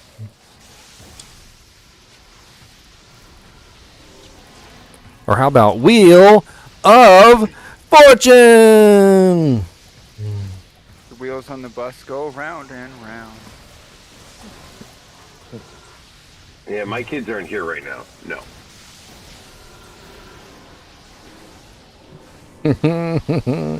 How old are your kids? The twins are 8 and my little girl is 5. No. Your hands full there. I only have them half the time now. So, The twins. The twins was already a bad part of the statement there. They get it really makes a difference. They get into trouble. My cousin did in vitro because they were having a hard time conceiving, and they ended up having triplets. And I was like, man, I don't envy you at all. Yeah, have fun with that. I heard it's only really bad when they outnumber you. That's what I'm told. So like when you have 1 or 2, it's fine because there's 2 of you. But as soon as you have the 3rd one, then they outnumber you. Okay, let me paint a scenario for you here. I'm at home with the twins, changing diapers. The ex comes home. Oh, hey, honey, how you doing? I turn back around, and the container of diaper cream, you know, the stuff that's impossible to get out of anything, has now been smeared into the carpet. Yeah, kids are wonderful, kids are great, but when there's two of them, it's a lot more than double the work. Those little buggers wake each other up. I think I was born to be an uncle, not a dad. Work club. Hey, blood tree stomp. Good, I can add that to my list. I love my kids. But... Oh, I know you do. I just like giving them back. Just give them back. Yeah. Well, you see, I definitely understand that. Was it one comedian? He was talking about how babies have really upset tummies, and all you really have to do is give them a slight shake, and they puke up on people. And he's like, you have somebody you don't like at a party, and you just lightly shake the baby, and then give him to him, and they just vomit all over his shirt. Oh, nice guy, nice guy. And I just him me cracking up because he's like, oh, that's a little baby, and he's like, here, he just gave it like three little short little jumps, and the baby's just like, bleh. Yeah, I know some kids that are like that. Bleh. All three of my kids learned to sleep through the vacuum cleaner even, so I know mine are doing good for that.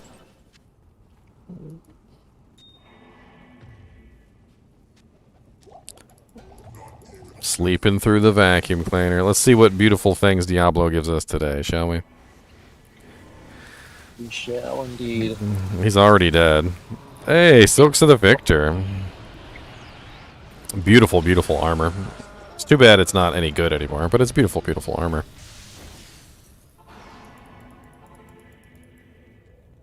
I actually like using it on my low-level melee characters. A lot of people underestimate that armor, but the +1 to skills combined with the 5% mana steal is absolutely amazing. You want it? Anybody want it? I'll drop it in town. I will add it to my list, sir. Alright, here it is. On the steps in Act 5.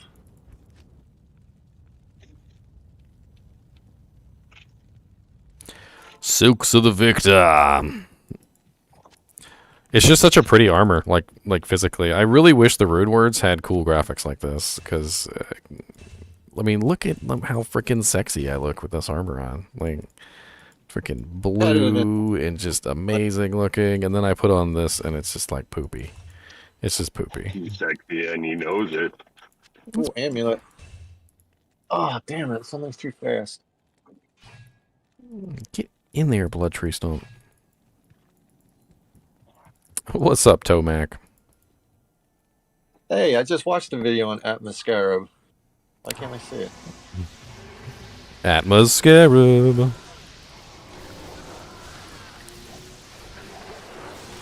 It's almost as if when you guys watch my videos, suddenly the items drop in your games.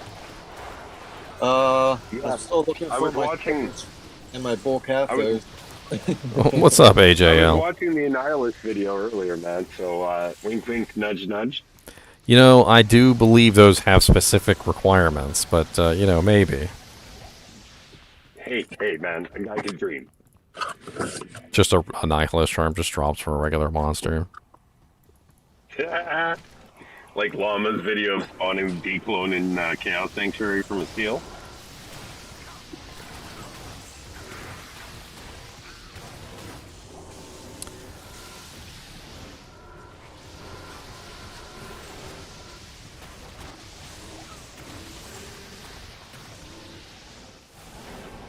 We're definitely not having any problems in this game, as everything just melts around us. Always a good thing.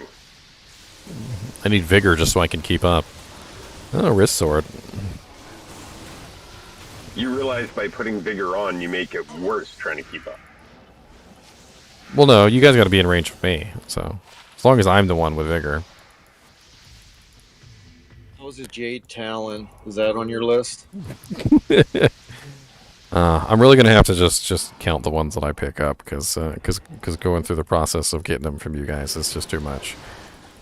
If I pick it up, I'll count it. If you guys pick it up, I'm not gonna count it. Like that's just how it's gonna have to be. Alright, well, I'm dropping it because I already have one.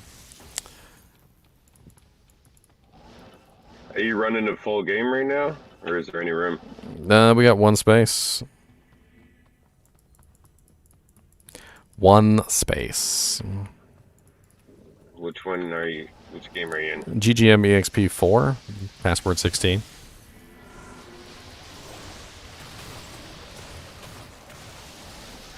Is there a space in your game name? No, just GGM EXP 4, password 16. Hey, he's come to test out his computer. Yarp. Small Jamie! Oh, 10% resist small Jamie.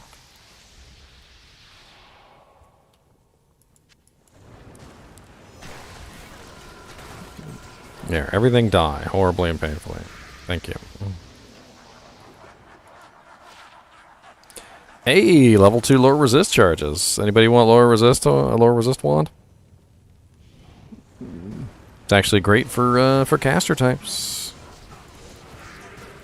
I mean, I have level 7 lower resist. I don't need it. But if one of you guys wants a lower resist wand right here, it's got like 80 charges. It's actually pretty good. Just put it on a swap, cast it, and then swap back. That's really all there is to it. Could be a little bit higher level, but it's still going to reduce by, I think it's like negative 39% or something like that for level 2, which is actually still pretty good. And it'll break some immunities. Some monsters that are really close to the surface, it'll break the immunities of them.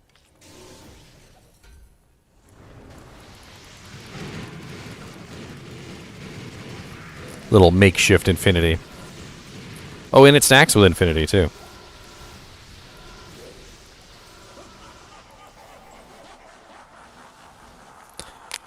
I just threw it up to the max FTR. Come on, Bailey-O.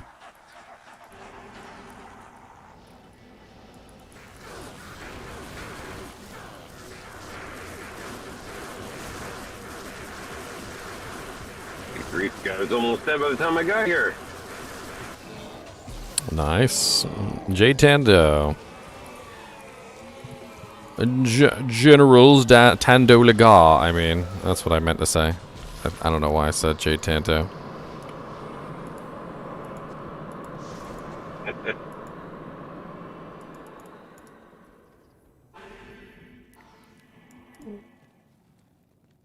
You're having a trouble farming jaw and burrs on my channel? Am I stealing all your luck, AJL? Just thieving it all away. GGM like something a ginger would EXP 5. I mean, yeah, it does sound. I like to suck souls away, so you know. You're a daywalker, aren't you? I'm not giving them to you. Why would I give them to you, HAL? They're mine. Essence of Hatred. Oh. They're mine. My own. My precious.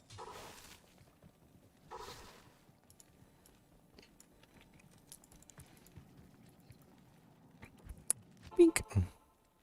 Thank you.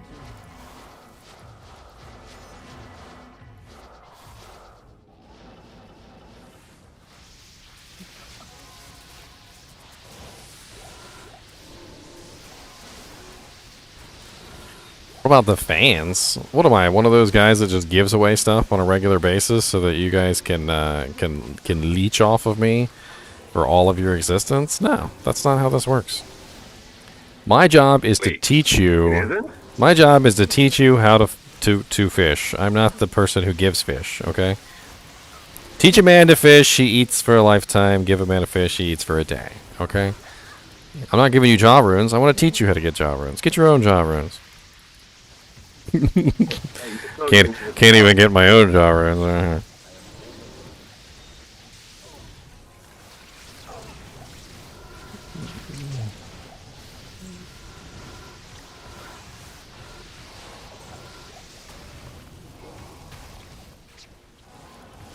Just talking before I even get close. I'm gonna just take a stab at you being hungry, Tomac.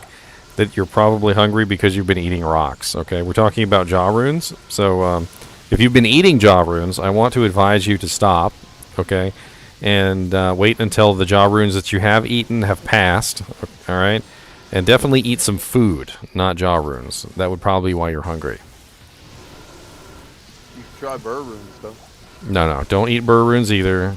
Okay, they're the same. Same Fine. same caloric intake of 0. Are you sure? I tested them in a lab. I say Zod. Zods would be good for you eating. AJL is offering to take the jaw runes after you poop them out, Tomac. So I also will too. We can shine them up. shine. I don't know if they're gonna be shiny anymore, but We can shine them up. you make your enigma and your jaw rune is just brown.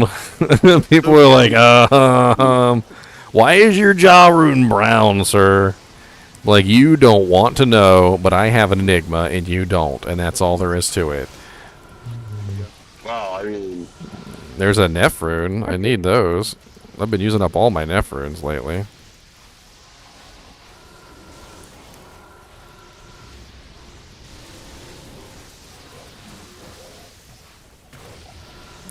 Fossilized jaw rune. Okay.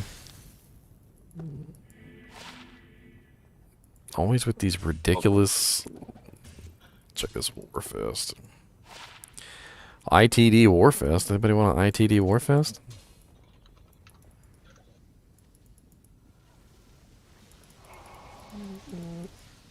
Always got to check these War Scepters. They can spawn godlike. They never do, but they can.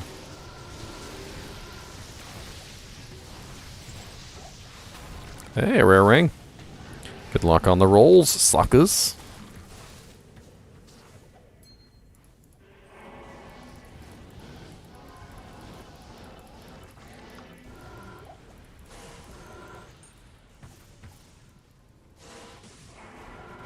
The hell is a red Grand Charm? +1 to minimum damage. What's up in Overseer's Skull? Ooh.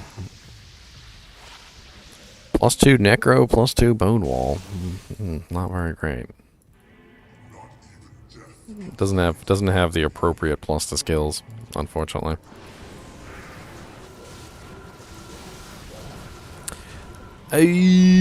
Nothing.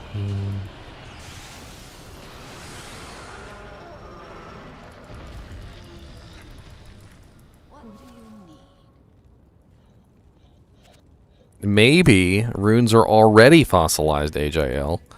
Maybe they're already fossilized. Maybe, as it turns out, runes are literally just the poop of dinosaurs. Fossilized dinosaur poop. That's right. You heard it here, folks. First and always the best news for Diablo II Resurrected. Today, you've learned that runes were actually dinosaur poop, and now that you know, knowing is half the battle. G.I. Joe. yeah, they're half of the battle is red lasers and blue lasers. They just didn't want to fire bullets. Well, you have to know who's a bad guy and who's a good guy, right? Reminds me of when I was watching freaking Knight Rider. I've been watching Knight Rider a lot recently. I just finished it, actually. But they have this passive laser restraint system, and I was looking up. I'm like, why the hell did they add that into the show? And apparently they just didn't want to wear seatbelts. So they decided to add a passive laser restraint system into the game to essentially make it seem like they were being, like conscious of what was going on. But, they were in fact not. So they were just driving around with no seatbelts. But like, no, we have a seatbelt. It's the passive laser restraint system. Yeah, John, that doesn't actually exist. You're still breaking the law.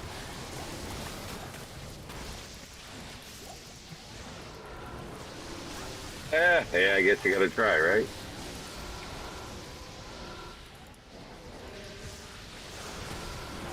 Maybe the earth is made of cheese and ham sandwich crusts. Ham sandwich crusts? Look here, sir. Don't be spreading such ludicrousness, okay? It's obviously pizza crusts, not ham sandwich crusts. Only an idiot would think it was ham sandwich crusts. When clearly there is a bit of cheese and tomato sauce there, which indicates pizza crust.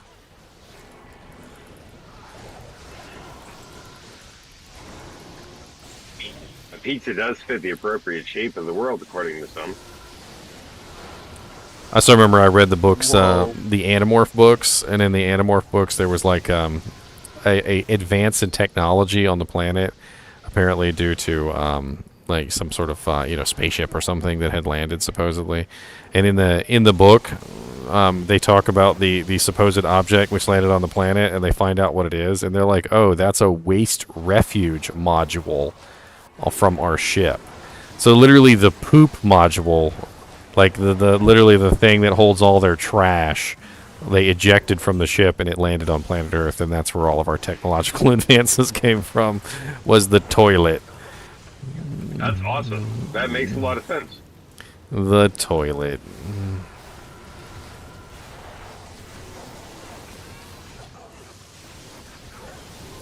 Ooh, there's a lot of souls out there.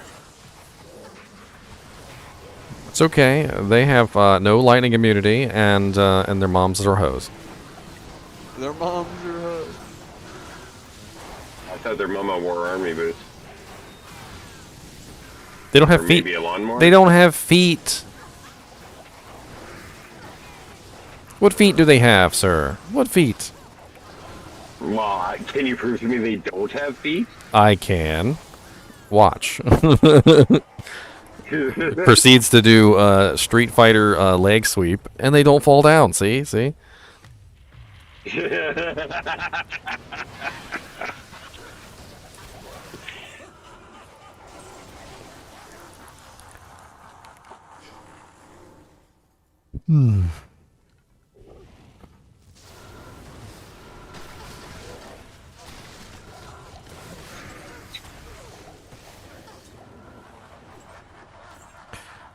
I'm home to some very weird food combinations. One of my favorites is literally to get magic shell, you know, the kind that you put on ice cream, and I will put it on pancakes. I think it's absolutely delicious on pancakes. I don't know why. It's just scrumdiddlyumptious. But even I won't put pineapple on pizza. I'm sorry. 31 Oh, man. resistance. Jalapeno, pineapple, and chicken, that's a bomb combination.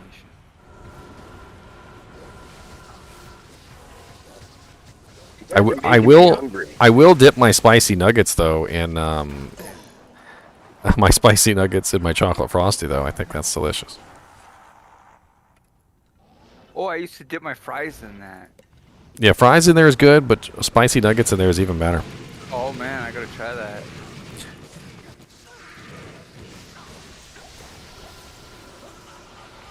I don't know what it is about the spice and the sweet and all that like mixed together, but it works very well. Very well.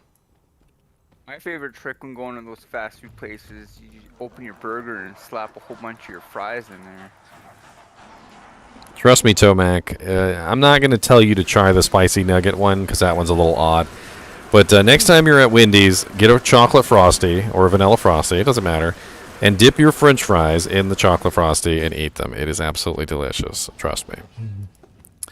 We got a cleaver. Butcher's Pupil. Nice find. It's actually a really nice weapon, just in general. You can actually utilize Butcher's Cleaver or Butcher's Pupil all the way from basically like early Nightmare all the way to early Hell. It'll actually do you just fine in Hell difficulty too if you upgrade it. And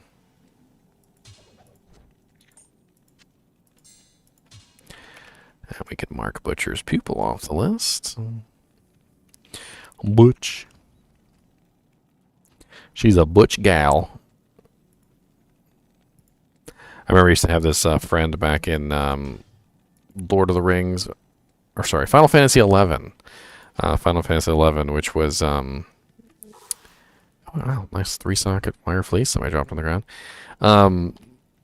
He absolutely loved butch girls with butch haircuts with like short hair, looked like they were boys. He was always making all of his characters like, because you know you could make like tons of characters in that game.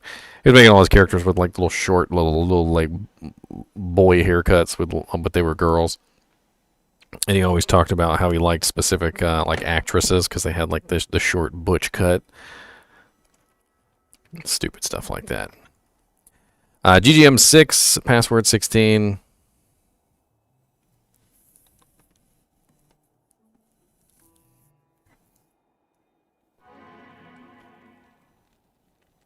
What's up, Digital Shaman?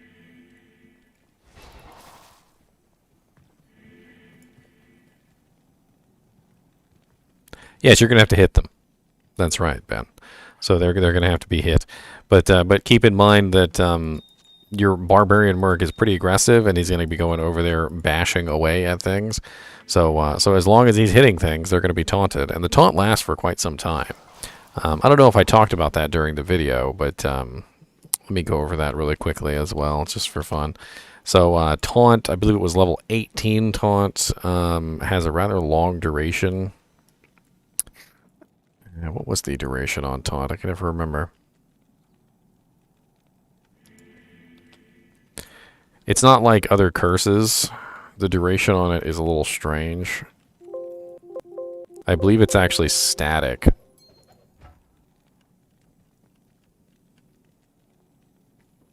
I'll have to look this up later because it's not readily apparent. I could always just like go on a barbarian and check it. But I know it's a long time. I don't remember that. Tomac says it's 20 seconds. So yeah, it's a fairly long duration. So your barbarian merc only has to proc it once, and that monster is going to be stuck on him. In fact, you could kind of just like teleport around and force him to attack specific targets and have them get taunted. The other interesting thing is it's going to allow you to cluster monsters easier, which I really enjoy doing. I don't know if you guys are aware of like the ability for taunt to just cluster monsters around you. But it's really cool because all the monsters will come in and they will all come to melee range, including the monsters that don't normally come to melee range, which is pretty sweet.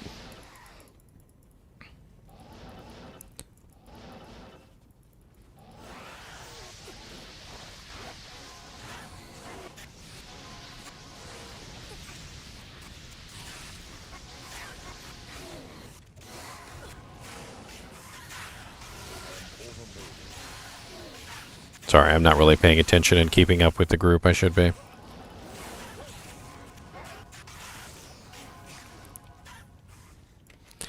Too busy talking with you folks. Yakking my lips. That's okay. I'll catch up.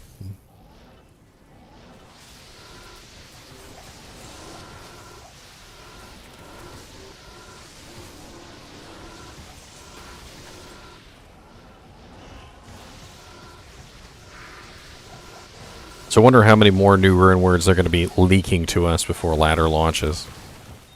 I feel like this is going to be a thing. Like we're going to... I hope they make a whole bunch. I hope it's not just a couple. I hope they make a whole bunch of them. More the better.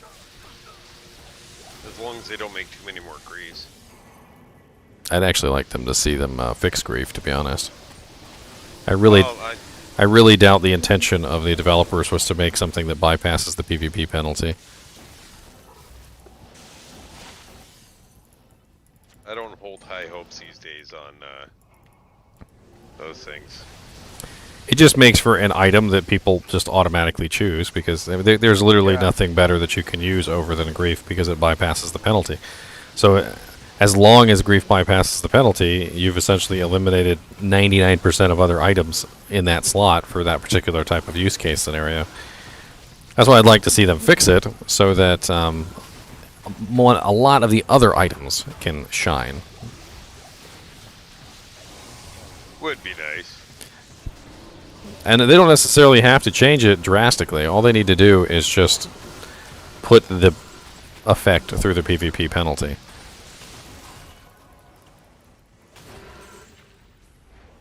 Who knows? Maybe they'll do that and surprise us all. Who knows? Only the shadow knows. Like, I'm sure that the first thing that people went through their mind when they saw the new rune word, the Unbending Will, they probably immediately thought in their head, it's not better than Grief. Like, I can guarantee you that went My through. first thought. I guarantee you that went through so many people's minds when they looked at it, and that's sad. It's really sad for every single item in the game to be compared to one item. Good grief.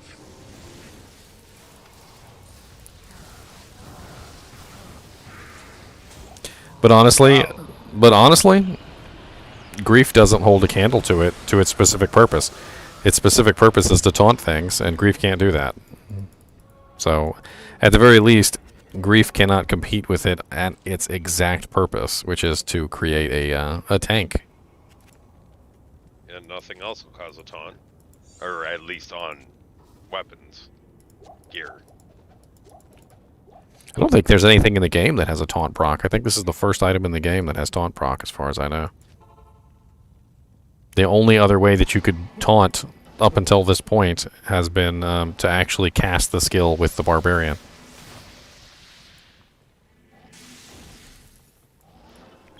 A lot of Druid, rare Druid helmets dropping on the ground. I hope some of those are rolling with some good stats on them.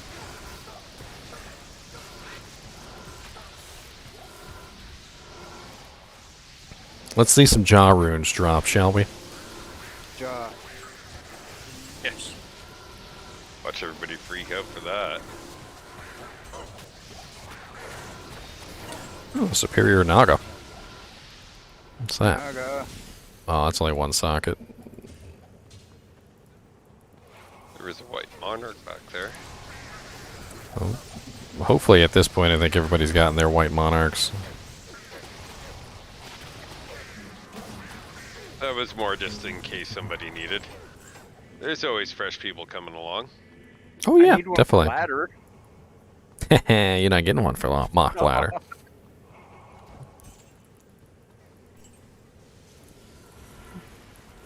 I'm actually pretty surprised at how well the Mock Ladder is doing. I wish I had more time to actively participate in the Mock Ladder, but it's just work and life and blah blah blah.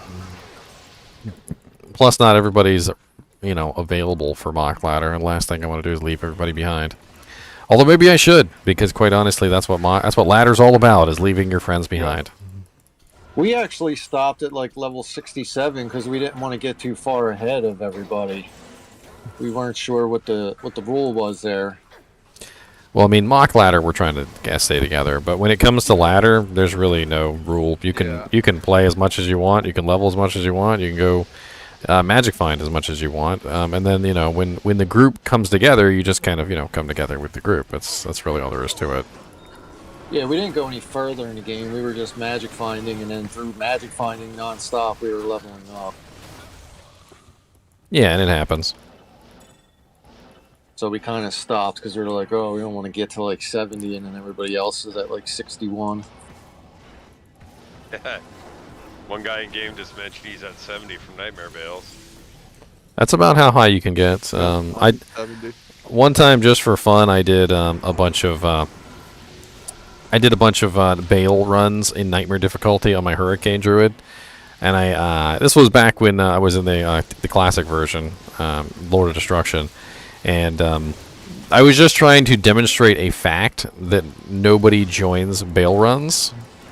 And the funny thing was it was absolutely 100% true. So what I did was literally for almost like 8 hours straight, all I did was run Nightmare Bales, and nobody joined. Nobody joined at all, and I literally ran them for 8 hours straight. And I ended up getting to like level 71 before I quit on my freaking Druid in Nightmare difficulty, which is kind of funny how high you can get in Nightmare difficulty. But it was just a kind of like a point of fact kind of a thing that a lot of people don't realize that in the old game, no one was actually joining the games. It was usually just bots. So if there were other people in the game, they were usually bots of the same person, or they were also like bots that were working together with that person. And it was like just a cohesive bot group.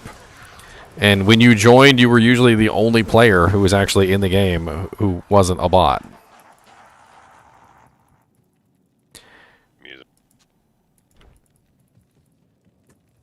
What's up, Kyle? Oh god, that was the wrong portal. You people in your non-refreshing portals, I'll tell you what. Let me put a portal in the weirdest place possible, and then when I'm in the right place, I'm not going to refresh my portal or anything. I'm just going to leave it there. Reminds me of back in the day in Lord of the Rings Online. Captain had the ability to summon people to his location, and there's a Akmel the Cursed over there that you guys didn't kill, by the way. You could summon him to your location. So you could send a request, essentially, to someone and go, would you like to teleport to such and such's location, right? And I would deliberately, as a captain, stand on the edge of a cliff and summon someone, and they would immediately load in and run forward and die. You jerk. Or I would go to the most ridiculous, far-off place in the known universe and summon them there. And they would be like, where the hell am I? And if they had already burned their teleports to get back, they had to run back, and that was hilarious too. Yeah, that sounds like a very troll behavior there for some kind of leader there, mister. Who said I was a leader? Captain, leader. The leader of men, not the leader of good men. See, the leader of troll men. Well, you know, I guess that's a thing in that game. I know there's trolls in WoW. Oh, we used to have tons of fun trolling people in Lord of the Rings Online. That was half the fun. I'm not even killing anything. You're right. I'm not. I'm just standing here and providing maximum level conviction. Because who doesn't like maximum level conviction? We got two sorceresses in here. My lightning sorceress is loving you right now. That's right. But she can't afford infinity yet. I still need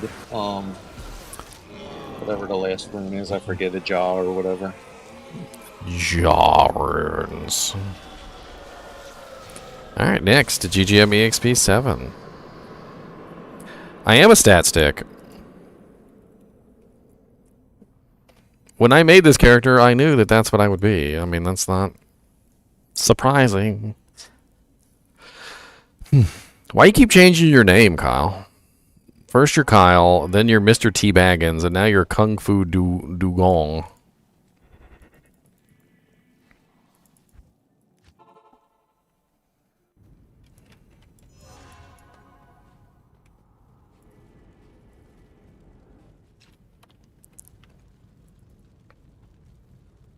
But then I can't keep track of who you are, sir. I mean, I can always tell because you're always trolling, so I mean, I usually just assume it's you. But, you know, changing your name over and over again is a quick way to lose friends. I remember back in the day in Steam, like, you literally have a friend, his name would be, like, John17 for, like, 18 years. And then all of a sudden one day he would just decide to change his name to Jeff. And you're like, who the hell are you? And he's like, I'm John17. You're like, no, you're not. Your name is Jeff. And then the next day, his name is Bob. And then the next day, his name is Cole. And the next day, his name is Centon the 854. And, like, he changes his profile picture every day. And you have no clue who this guy is anymore. Like you sold his account. You look on your friends list, and you're like, who the hell even is this?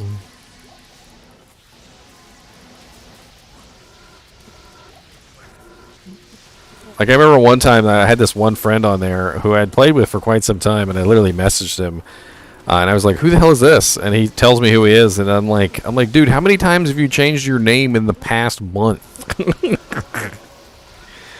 I was like, pick one and stick with it.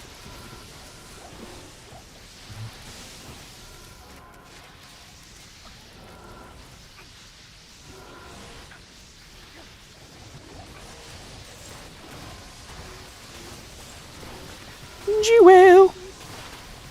Grab it, Jewel.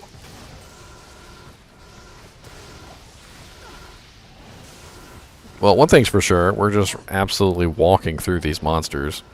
For the most part, they have absolutely no chance of even opposing the damage that we're putting out.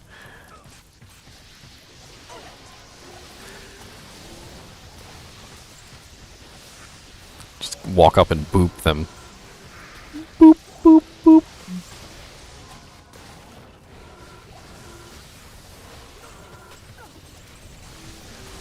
You got 3 weeks off vacation. Nice, Kyle. Well, not vacation. You got quarantined, huh? Quarantine. I already went through my my quarantine a long time ago. It was like freaking beginning of 2020. What's up, CJ Ugas Maroy? It seems like it should be on the back of a baseball jersey. You need to just like order a baseball jersey with that name on the back of it. CJ Ugas Maroy. Number 63, that's your number. There you go. Congratulations. What's up, Trustworthy? Is he really trustworthy, though? That's the question. Is he really trustworthy?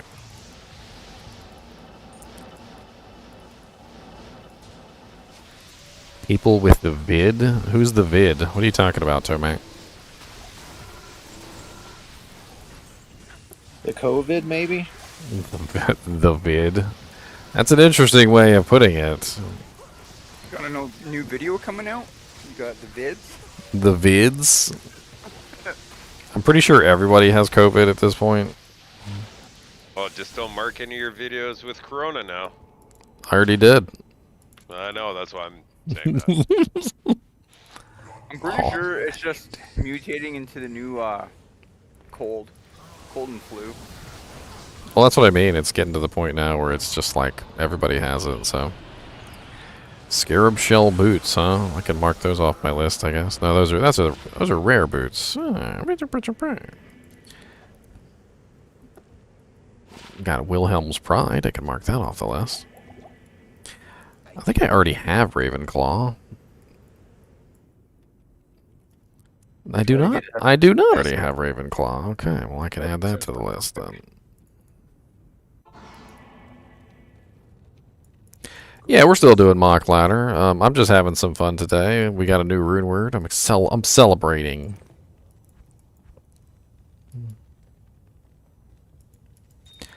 God bless it, I have too many runes. Save me from the rune apocalypse.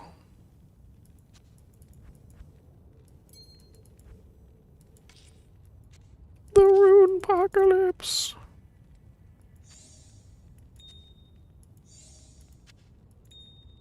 Alright, well, after all that talk of food, you guys made me hungry enough. I'm gonna have to go do something about it after, Get a pizza. We made him hungry, boys. Congratulations, we did it.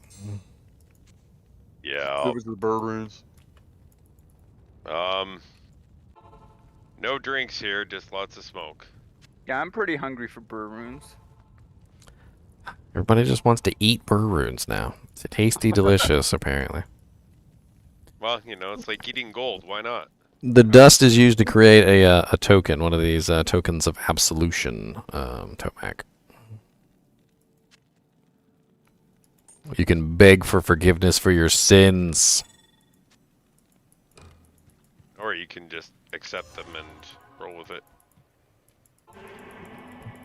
Beg for forgiveness for your sins. So many souls. Oh god, I thought you guys were on level 3. There's a chunk of us still on 2. No, well, I'm on 3. Well, way to go. Leave the rest of us behind. Yep. Absolutely. I'll throw your portal, how about that? Let's like it. Run away! Run away! +2 cold skills, 20% faster cast, 1 to energy shield, 1 to enchant, with sacrifice charges, Longstaff. You know what? I'm gonna take that back to town and resummon my mercenary with it. Good afternoon.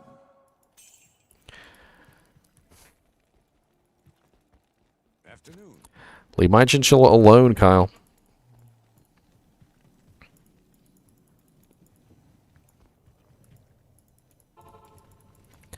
Leave him alone.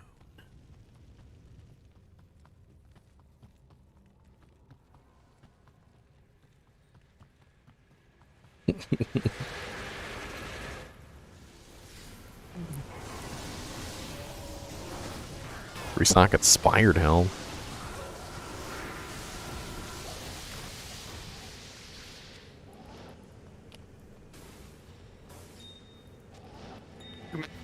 That.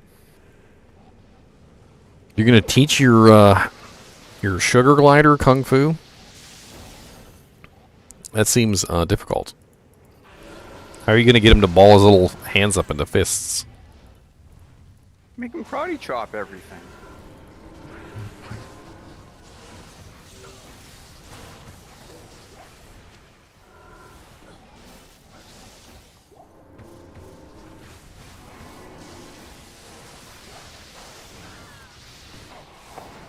Throw him at me? He'll just glide over gently. It's an attack hamster. I know it's not a hamster. Did you just steal a baby chinchilla from its mother? No, I didn't steal a baby chinchilla from its mother.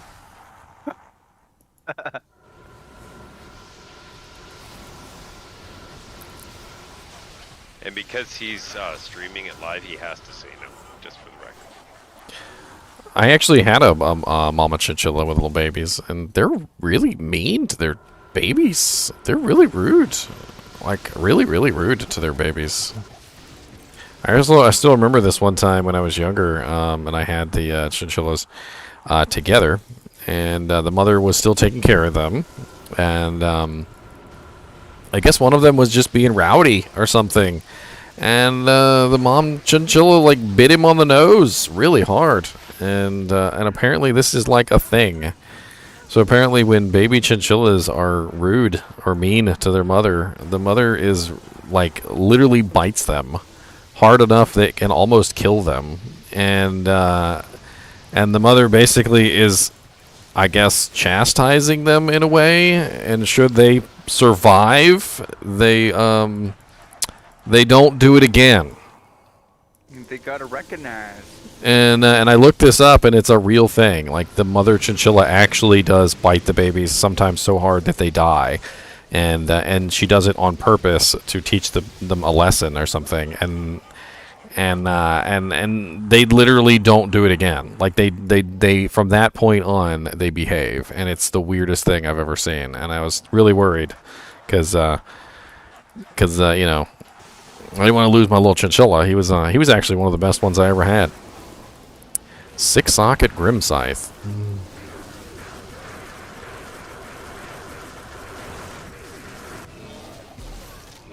Great drops, Bale. Great drops. Appreciate it. Number 8, we go. Alright, y'all have fun now. I'm gonna go get some food. Mother guinea pigs are mean too. I'll let you know what's what. Hey, I can't really say that chinchilla moms are the worst in the world. Because I mean, come on, I had a hamster mother one time, and she had like freaking 18 babies, and she just sat there and she just ate like freaking 9 or 10 of them. I mean, just gobbled them down like they were chicken nuggets.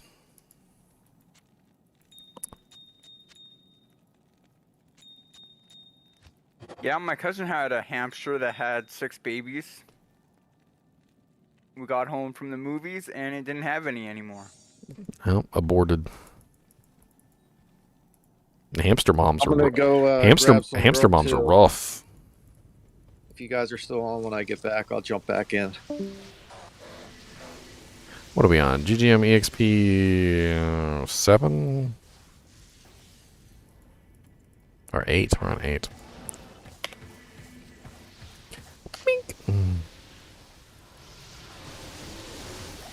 Kyle's always coming in here off his rocker, messing with his sugar gliders. What's up, Sinwee 2? Kind of sounds like the Sin War. Ooh, now that's a good find. Those are rare. I've got 3 of them though, but they're really rare. Triangle's Girth is cannot be frozen. Hell yeah.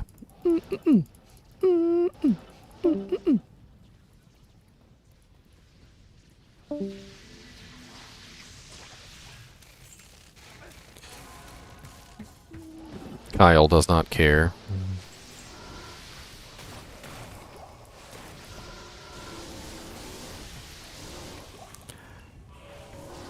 Do I have a Sir rune for trade? I do not. You're welcome to ask chat and see if anybody in chat has a Sir rune for trade.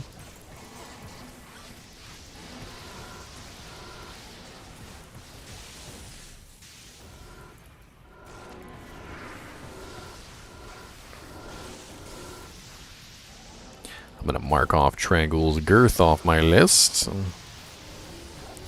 It's actually one of the rarest pieces of that set, so that's actually a pretty good find. I'll find all the rest of them, no problem. Usually don't have any issues finding the rest of that set.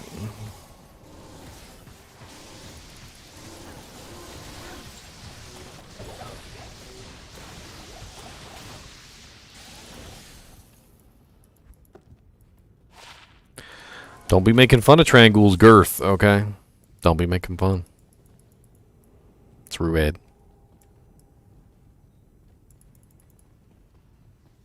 The Tude? What Tude, Nightcrawler? What are you talking about? I don't even see you on here. Well, except for the thank you for the new Runeword video.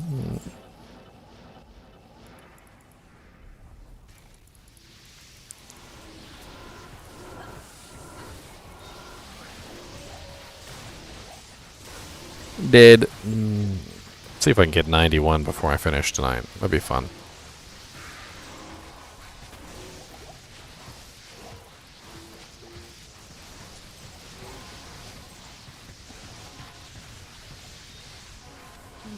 A Demon Heart and a Grand Chummy.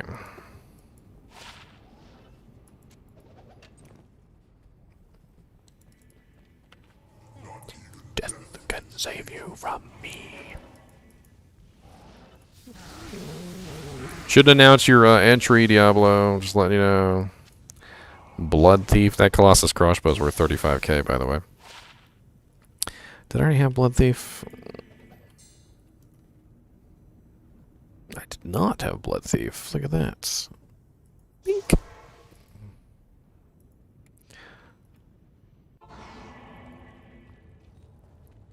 Gonna change his YouTube name to Dr. Girth. Sounds interesting.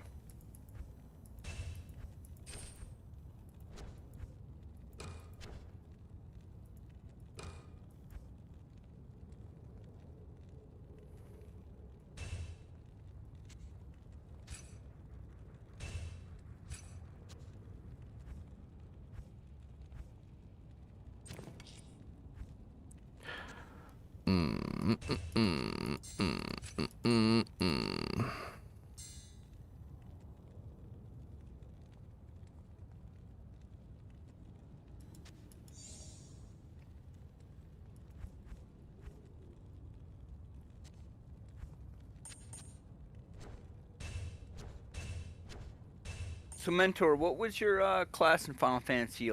What did you play? I played Paladin, I played Warrior, I played Dragoon, I played Red Mage, White Mage, Blue Mage, little bit of Black Mage. What? Did you ever do any of the summoner quests, getting the Aeons? Actually Summoner was probably one of the ones I didn't really do very much. Yeah, I never played Summoner on retail, so that's why on these private servers I was giving Summoner a try. Summoner is an interesting class. Definitely very odd. We used to utilize it in builds from like groups and stuff. It could replace the White Mage sort of as a not really a healer, but like a roundabout healer, sort of like a buff healer. Damage redirection was more along in the lines of its specialty. The summoner could do AoE Stone Skin, AoE Blink, AoE heals, all sorts of AoE things, but you kind of had to keep yourself alive. Yeah, I found Summoner kind of felt like a jack of all trades. They were really good at a bunch of different things, but like if you got a white mage, they could do stuff better. Black mage, they could do their stuff better. But Meanwhile, Red I Mage had summoning the everything. gods. My favorite was Summoner with my other class as Red Mage. I thought that was really fun. Yeah, the combination of classes in that particular game were actually really fun. A lot of the times you could combine together classes in a specific way that would make them really, really powerful. One of my favorites to do was actually Paladin / Red Mage, which was pretty fun. Yeah. Because I could get Stone Skin, Phalanx, Blink, and I could get the regen, and I could pretty much solo just about anything with my stupid little Paladin / Red Mage. Yeah, Red Mage has got a nice bag of tricks in that game. I really like Red Mage. They did it well. It was the first class I ever leveled up, and looking back on it, I shouldn't have started with Red Mage, but whatever. It was a good experience. You guys are already in the throne. Shoot me a TP. I fell behind. I was too busy playing in my inventory. Inventory Tetris. That's right. Got all these Holy Grail items I gotta hold on to. How long do you have to hold on to them? Can't you just pick them up, tick them off the list, and just throw them away? I mean, most people hold on to them. I mean, I kind of want to hold on to some of them. I mean, I'll make that decision once I start to run out of space. You haven't already? Man, I got no space at all.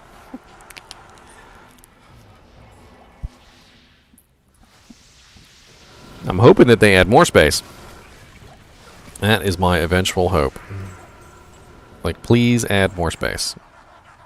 Yeah, I can see a couple more tabs in 2.4. Because they're gonna add and change the game so much, you're gonna want to try out all the sets, try everything out, all the rune words. More space would definitely be. Well, my thing is with the ladder characters and the non-ladder characters taking the same slots, essentially. So you can only have 20 characters, and they share. They kind of are forcing you to choose between ladder and non-ladder. Well, don't you think ladder's stash would be completely separate, shared stash compared to non-ladder? So that Well, yes, but then when your ladder characters roll over, you're going to have to do something about all that stuff that you've got shoved in the stash. Yeah, that's a good point. I wonder how they're gonna work that. They talked about it in the developers conference. They said they were going to give us like a temporary shared stash area that would not be a place that we could put objects, only a place that we could take objects out of, and essentially you would have to deal with it before the end of a ladder. I mean, before the beginning of the next ladder, I guess would be the term. Sorry. Damn. So if the ladder's 4 months, you've got 4 months to deal with it.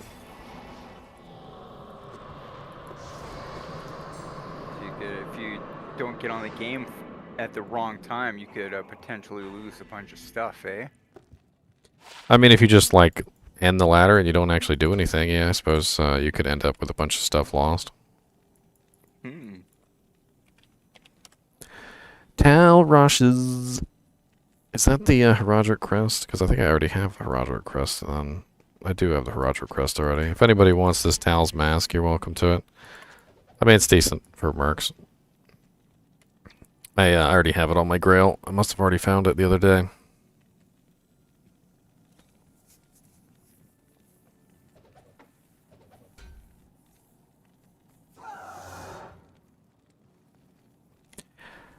All right, I'm gonna take a quick break and go to the restroom, and I'll be right back, and we'll continue.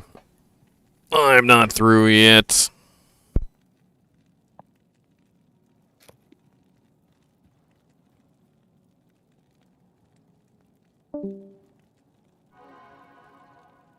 Thanks.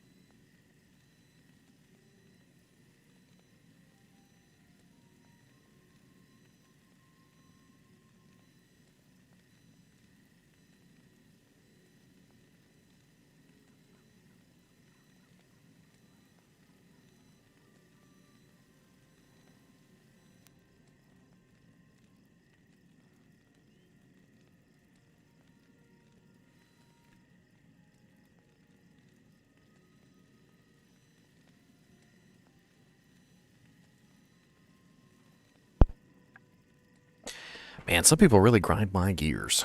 I tell you what. I just decided to, take a look at some of the comments on my my Runeword video while I was on the John, and one of the comments just so stupid. It was literally something along the lines of Ginger woke up and decided to copy Dobrunsky's video and rip off his content, and I'm like,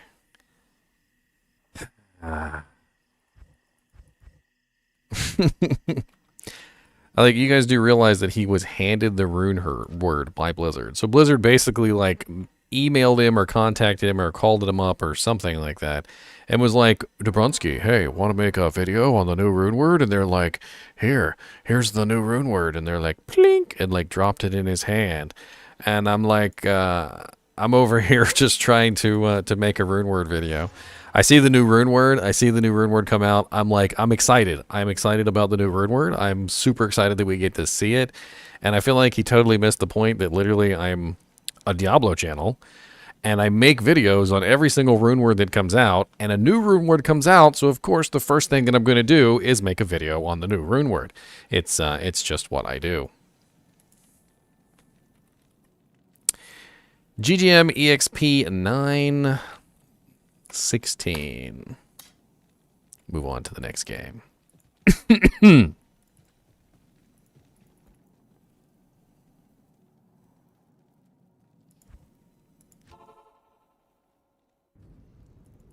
Can you make it on PTR? No, PTR is not 2.4 yet. Cash Crash. PTR is only PTR right now. They haven't updated it to 2.4 PTR. We are still in waiting for the update.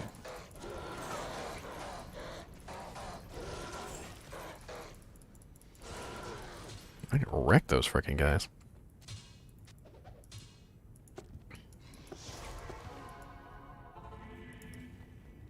Not bad, Arconus. We got a new Runeword. We got to play around with theorizing about that, and I think that was really cool. And and somebody told me I stole Dobrunsky's video idea, so that was rather interesting as well. But other than that, we've just been EXPing. We've been having some fun theorizing about new Runewords, hoping that they come out with some new ones.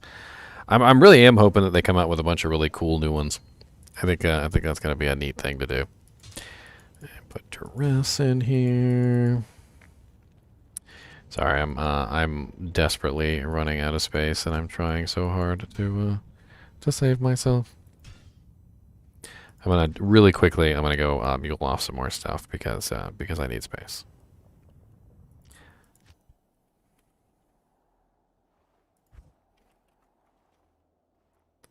So desperately need space. Where can I take you? Oh Lord, this one's full too.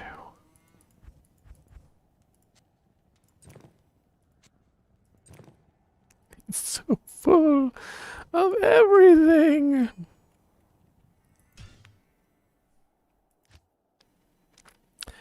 I'm still debating Arconus. Ladder characters are crazy, and what it really comes down to as far as ladder characters are concerned is this: do I want utility to be able to do things myself, or do I want utility to be able to do things in a group? Because there's generally no middle ground. So I can make a character who will do extremely well in ladder in a group, but will do very poorly by himself. And I can make a character who can do very well by himself, but will probably do very poorly in the group. And I'm trying to figure out which one of those I want to create.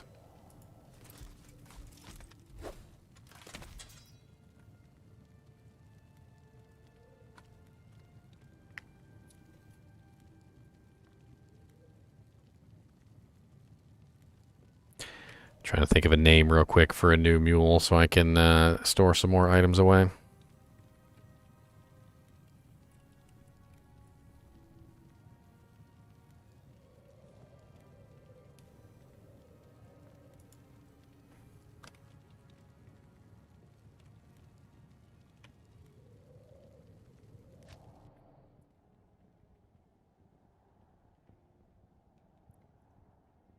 Well, yeah, see, the Conviction Paladin is extremely good in a group because he can reduce the resistances of everything nearby. He can literally make it so that everyone in the group is doing more damage or has a much easier time hitting targets. And this is what I'm talking about. So I can either go the route where I can help out my group and be extremely effective in those scenarios, or I can go the route where I am not effective with my group, but I'm very good by myself. And I find that that when I'm very good by myself, I can usually go and do everything that I need to do. And as long as the group is around, I can do everything I need to do when the group is around also. But the problem comes into play when I am not with the group and I want to continue to do content, and I can't. Like, I can't function by myself.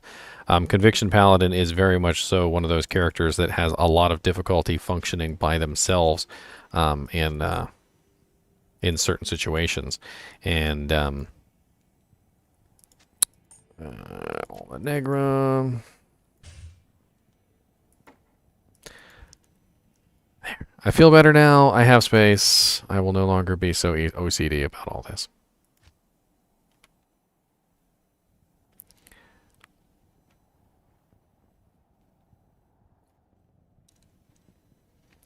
I actually really just don't like playing Hammered in SDSS.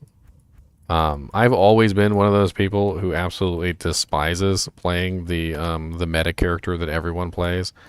I don't like being the same as every single other character in the game. I've always been that way, and the Hammered in is literally the everyman's character. I'm not knocking people who like to play Hammered ins, but it's just not my bag. And quite honestly, I don't really find the Hammered in to be a group character. He's not a group character. He's a solo character, and that's really what he is. And he doesn't get any benefit from a lot of the things that the group provides. So, like, if you have another paladin in the group who's using fanaticism, it doesn't help you. If you've got a barbarian in the group who is buffing you up, you probably don't even really care. Most of the time when you're a Hammered in, you're just kind of doing your own thing, and you don't really care about what anyone else is doing. And it's not really fun gameplay, in my opinion. Invite me, turds. I've been in the game for like 5 minutes, and nobody had hit the invite button. I'm guessing Diablo's already dead. Looks like it's a Sexton's trophy and some Shark's Clan gloves you ain't pick up. You guys are terrible. I mean, they're probably garbage, but you guys are terrible.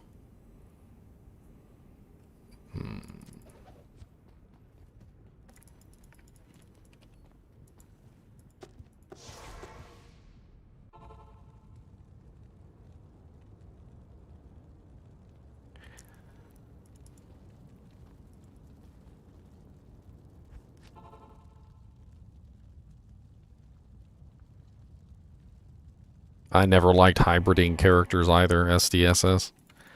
I like to go with one particular build. I don't like to have a character that hybrids in between 8 or 9 different specs. I never like that.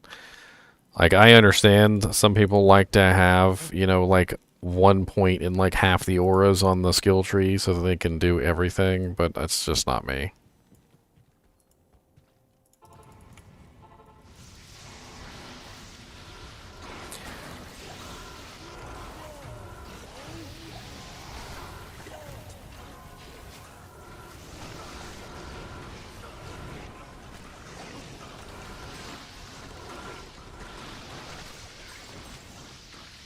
Or socket Wormhide with 690 defense.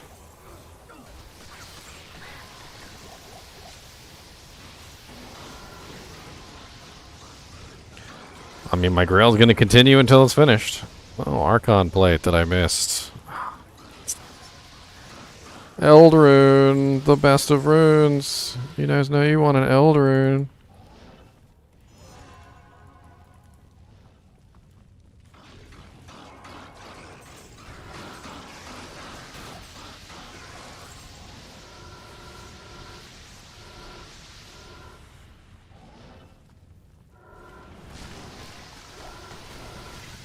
No. When it comes to me, SDSS, what I like to do is I like to take the path least traveled.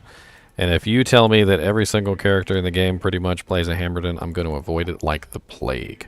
And I don't care if the Hammerden is literally the best character that ever existed in the entire realm, and that literally can one-shot every character that ever existed. I'm probably still not going to play it. I like to be on the fringes. I like to try out things that people have not tried out before. I like to test out things that have not been tested out. I like to go through the process of playing characters that are not quite so broken and OP. I like to make things work that that people think can't work. Hammerden is like the established build. That would be like if you walked into a car dealership and every single car they had was the same car. They're all like Model T Fords, and no matter what car dealership you went to, they were all Model T Fords. And you're like, I wonder which car I should buy. Maybe a Model T Ford. I would be over there building my own car. I would be like, you know what? Screw that Model T Ford. I'm going to build the GGM 7X. Let's go. And then people would be like, you could build a Model T Ford for cheaper. And I'd be like, no, I'm building a GGM 7X. And they'd be like, the Model T Ford goes faster than your GGM-X. And I'd be like, yeah, I do. And I'm still building the GGM 7X. Come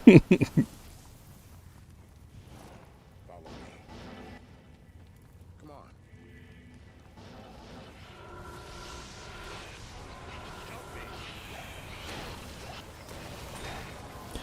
I mean, I completely disagree with the what other chars can't do aspect. Hammerdens can do a lot of things easily, but other characters can do those things as well.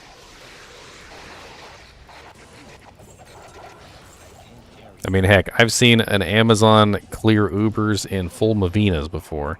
And if an Amazon can clear Ubers in full Mavinas, then just about anybody can clear Ubers if they really put their mind to it.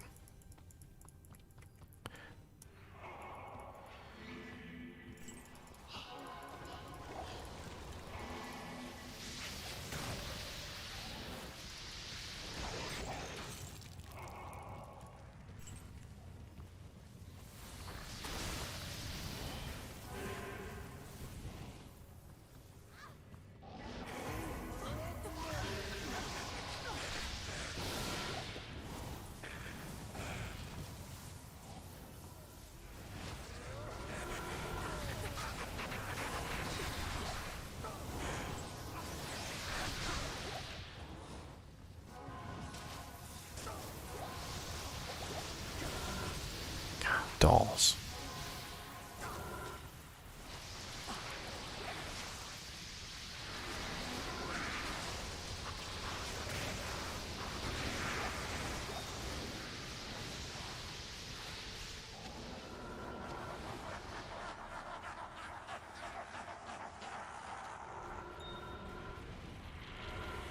It's the highest rune I've had drop. I don't know, I have to run through them in my mind. Several Vexes, Ohm Rune, several... We had a Bird Rune drop the other day in one of our World Stone Keep runs. Just dropped right in the middle of the run. I didn't pick it up, though.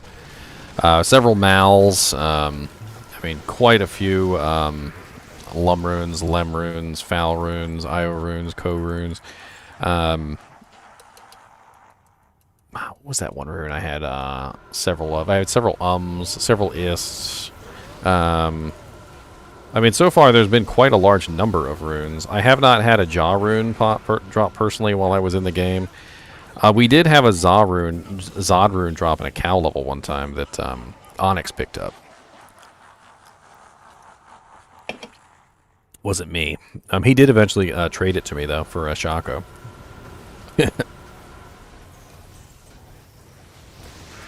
And I made my Breath of the Dying with it, which is this right here. Didn't exactly roll the highest.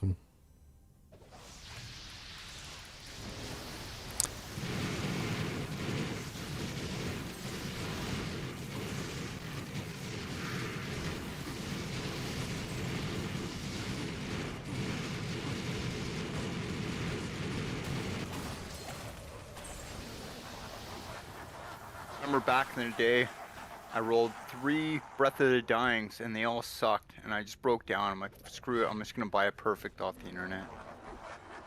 Terrible. I would have just used my Breath of the Dying. A created Breath of the Dying beats a perfect one that you buy off the internet any day of the week.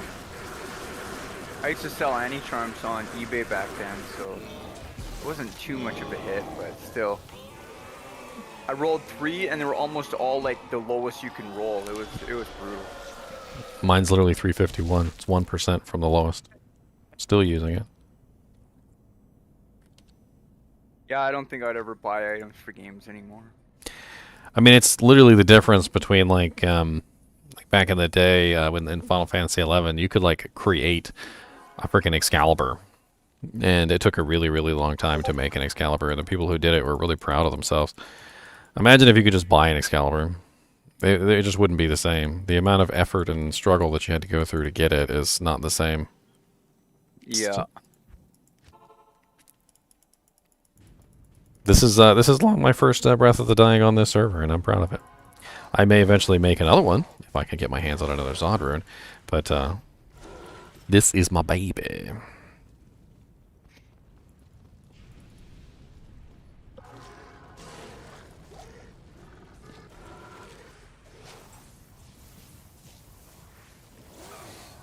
Yeah, I was building up a Frenzy Barb, and I was debating whether I get a Breath of Dying and Grief or just get 2 Griefs.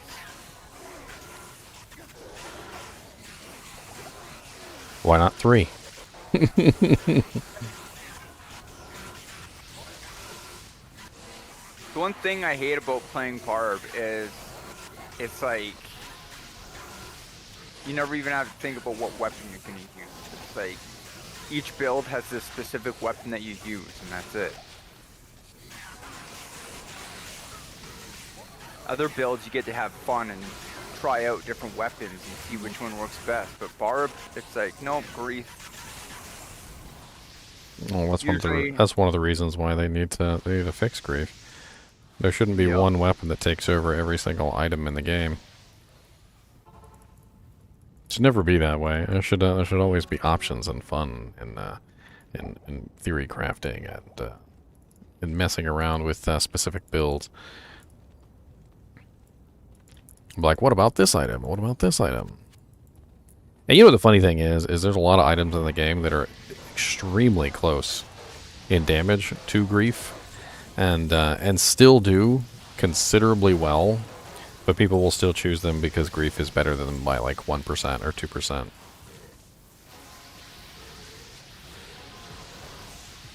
People min-max the fun out of everything, man.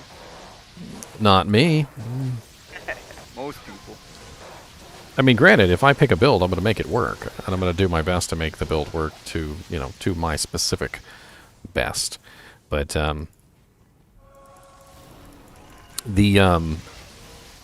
don't go out of my way to build like specifically hyper meta characters. There is a point, honestly, in Diablo 2 where it becomes more of a calculator game than it does an actual game of like choosing and trying to fit things in like a puzzle. Like, it literally gets to the point where it's not a matter of what you think is best. It's a matter of like running the calculations and the formulas and seeing what comes out with the higher number. And we're talking about like a difference of maybe like 100 or 10 extra damage, and they're literally running these numbers to figure out which one has 10 more damage, or like what exact order to put their points in so that their skills are dealing a little bit more damage than before. It was like during the entire orb wall, orb firewall thing, there was literally a guide that told you the exact number of points to put into warmth and the exact number of points to put into fire mastery at each level, so that you would get the maximum damage possible.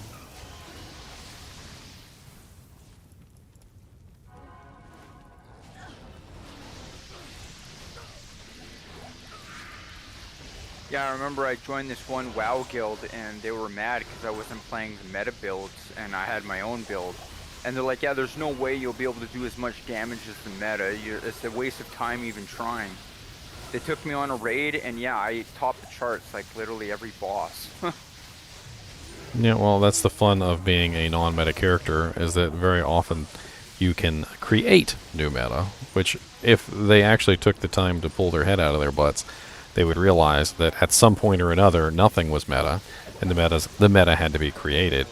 And it's those people who would take the time to try and make a build work that would discover those amazing ways to create your characters. But you know, they don't want to see that. They just want to see, okay, well, this is the established method, and this is the method that we're going to go with. And then literally like 2 or 3 patches later, they don't even want to use that build anymore because it got nerfed into oblivion. A lot of people don't even realize a lot of meta isn't meta because it's the best, it's because it's the easiest. Actually, a lot of meta is actually game glitches. So I've played MMOs for literally decades, and I'm gonna tell you that the majority of the time when people come up with a meta build, it's usually something along the lines of that is considered an exploit. And usually within 2 or 3 patches, the game developers will fix the exploit, and the people who are exploiting the exploit will go on to another specific bug. What it is that Diablo got frozen in time. So the developers stopped editing the game, they stopped adding things, they disappeared off the face of the planet, and so because of that, all of the exploits got frozen in time.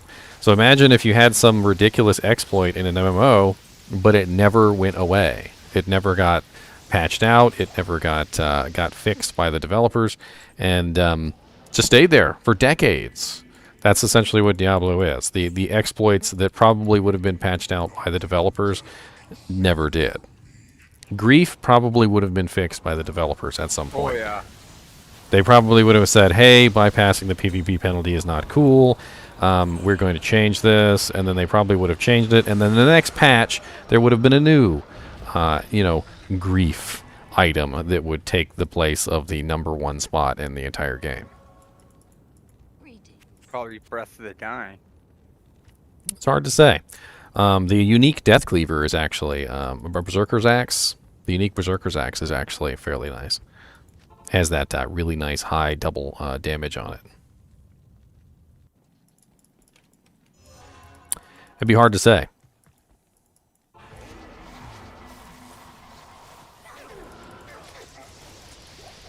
I mean, and if you don't agree with what I'm saying, I can understand that. But take a look at the past, all right? Take a look at when Guided Arrow used to pierce. What happened during that period of time, right? So Guided Arrow used to pierce through targets. It was very powerful. It was an extremely highly powered PvP ability.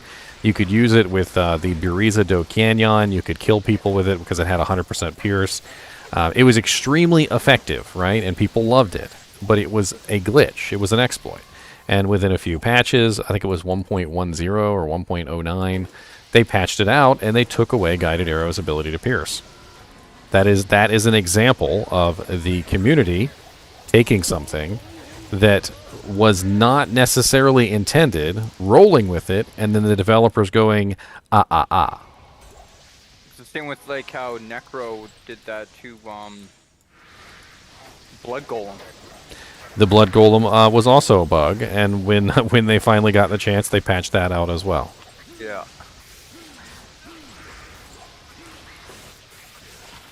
175 poison damage large charm.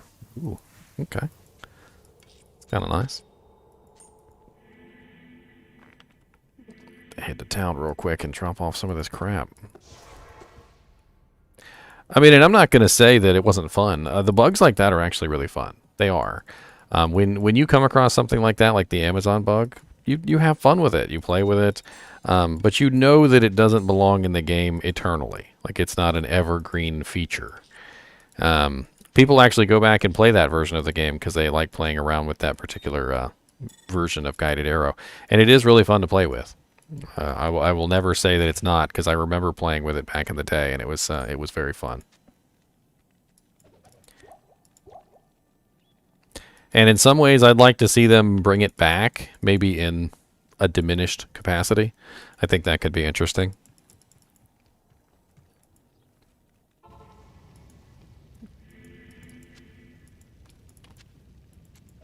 God bless it. Give me the sword. Never actually tried to pick up an Eisenhart sword in my life. Just kidding, of course I have. We've all been at the beginning of ladder. What I meant was I've never tried so hard to pick up an Eisenhart sword. Like, I couldn't pick it up. I clicked on it like 18 times. Gotta get that Eisenharts. And a Sky Strike Edge Bow. I'm just marking them off my, my beautiful, beautiful, Holy Grail here. Oh no, I'm gonna die. Where you guys at? Level 3? Yep. Started lagging out and I couldn't see where I was going.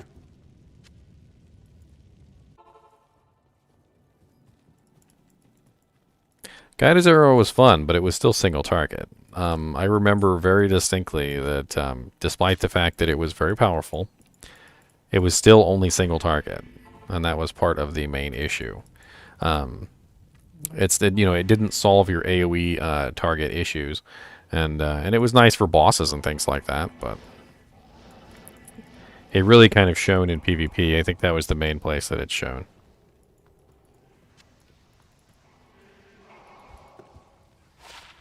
+1 Necro. Which I found that on my Poison Nova Necromancer. Or Poison Dagger Necromancer.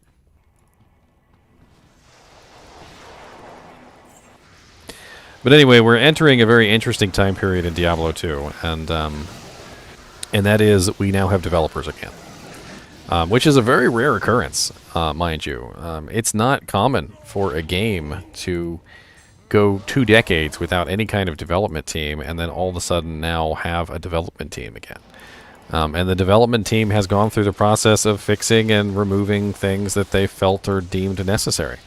I can name one right off the top of my head that was removed when they created Diablo II Resurrected that they said they were going to keep, but then didn't.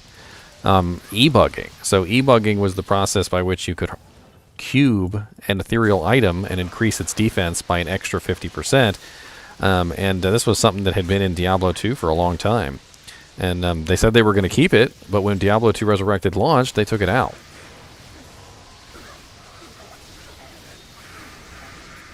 And that's just another example of a bug, because e-bugging was in fact a bug. In fact, the entire story of e-bugging is quite interesting, because it's literally a bug within a bug within a bug. It's probably one of the stupidest things I've ever heard. So basically, one patch, they made this mistake where when you cubed an item that was ethereal, it took away the 50% defense bonus. So the original bug was that when you cubed an ethereal item, it got no defense bonus whatsoever and basically became a regular plain item, but still was ethereal and it would break. Right? So they added a 50% defense bonus to all ethereal items when they were cubed to fix the issue, because they couldn't figure out why the 50% bug was disappearing in the first place. Apparently the developers didn't know how they broke ethereal items being cubed, and so instead they just added an additional 50% to make up for it. And then somewhere along the line, later on, they accidentally fixed the bug that caused the 50% to be removed in the first place, and so then when you cubed an item, it got the original 50% and the new 50% on top of it, for a total of 100% enhanced defense. And then in Diablo II Resurrected, somehow they managed to break it.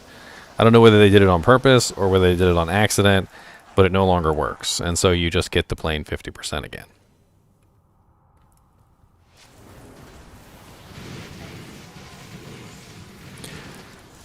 Jan Zielinski. What's up, man? First time viewer here, watched your videos this whole time. Oh, it's your first time coming into live stream, buddy? Well, welcome. And you love my unique item series. Well, thank you. I also have a Runeword series and a bunch of other really cool series, too. The unique item series is going to go on for a long time, though, because, you know, there's a lot of unique items. A butt ton, one would say. A literal ton of butts.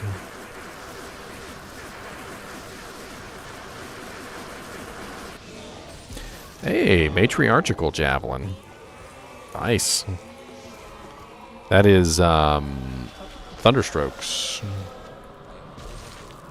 I don't believe I have Hysura's Iron Heel. I'm going to add that to my list.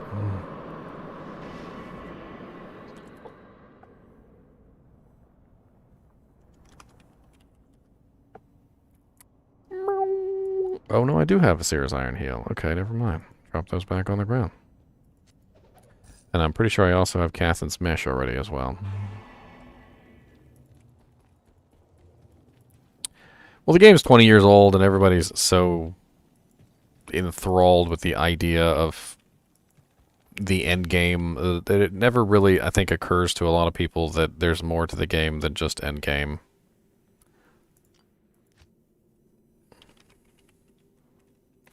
Are we on 11?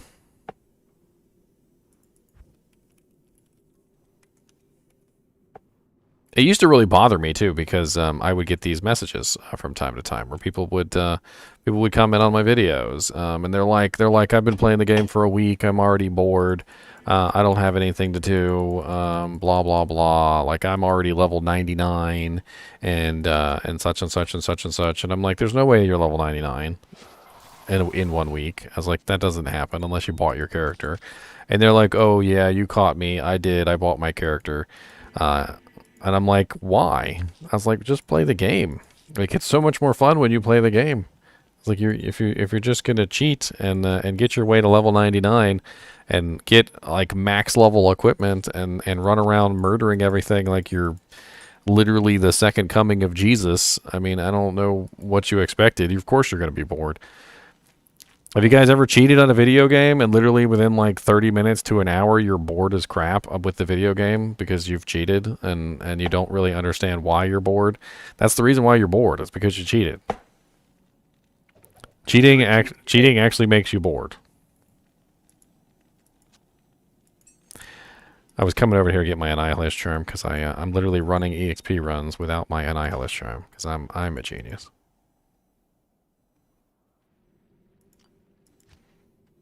It's like Pokemon, name that item. That'd be hilarious. I'm going to do that for an episode. I'm going to be like, name that item. And I'm going to have like a shadow of it.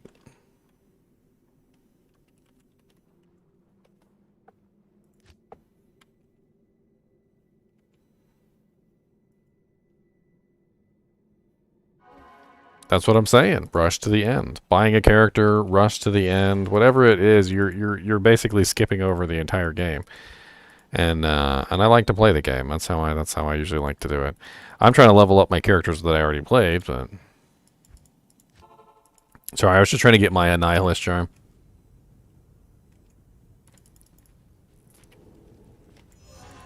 I mean, I was talking to somebody just the other day, and they were telling me that they were level 70, and they couldn't get through Act 1 Hell difficulty, and they were talking all about how they needed an infinity, and I'm like, whoa, I'm like, hold on a second here.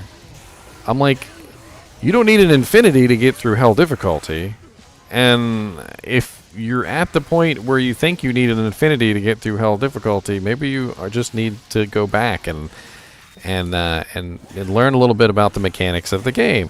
And they're like, but an infinity would really help me, right? And I'm like, look, I don't even have an infinity. I'm like, do you have an infinity laying around in the stash that you're unaware of? Do you got the what is it? Burr Mal Burr Ist just sitting in the stash ready to go? Because I don't. And they're like, no. I was like, well, you're probably not going to get one either, especially if you can't even get through Act 1 Hell difficulty. Especially considering that I don't even think the Burr Rune drops until you get to, like, Act 2. I mean, some of the monsters in Act 1 can drop it, but most of them I don't even think can drop a Burr Rune. And I'm like, did you just like get this information from a guide? I was like, did somebody just tell you that you needed an infinity and that's why you're doing it? I was like, did you build your character, or did you actually take the time to learn how to play your character? Did you figure out the skills yourself, or did you just like copy down the skill points off of a website? And sure enough, they got the build guide from Mr. Llama, and Mr. Llama told him that he needed an infinity, and he was going to be a lightning slash cold sorceress and all these other little things, and he was using pretty much any equipment that he could get from Mr. Llama's build guide, but the majority of the equipment in his guide was stuff that you literally can't get, like unless you're like some sort of high-level endgame character or you buy it off of JSP.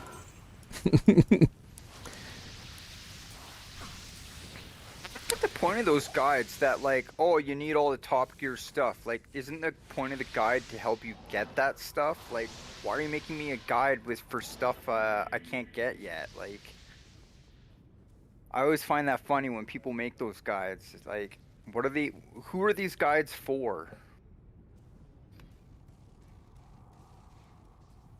I don't know. I mean, and that's the funny thing is literally some of these guides are like, and you need a perfect infinity to make this build work. And I'm like, good luck with that. See, y'all wouldn't like me as one of the developers for this game. Y'all wouldn't like me at all. You know why? Because infinity would be gone. I would not allow infinity's existence within the game. Grief would be gone. Grief would be gone. I would not allow grief's existence within the game. And you might be asking why. Why would I take these items and just delete them from the game? Well, the reason is because I feel like they hurt the game overall. So including an infinity in the game, in my opinion, removes any incentive to play with a paladin who has a conviction aura. If you have an infinity, well, you don't need a paladin who has a conviction aura. If you have Enigma, you don't need a sorceress who has teleport. A teleporting sorceress can be extremely valuable to the group, especially one who's very skilled at it. And but you don't need a teleporting sorceress because you can do it yourself. And same thing goes for grief. Grief is absolutely broken in the way that it just removes the majority of the choices in the game.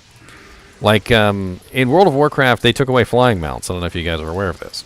But in World of Warcraft, they took away the flying mounts because, as they said, it ruined what they had created.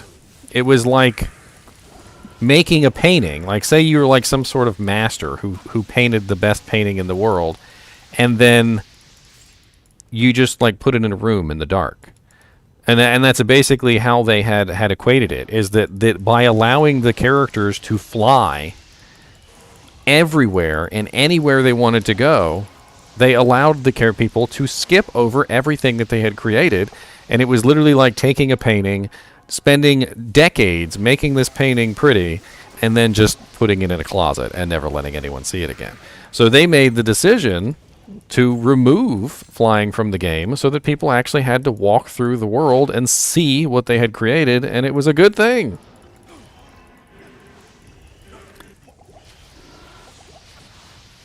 And that's kind of what grief is like.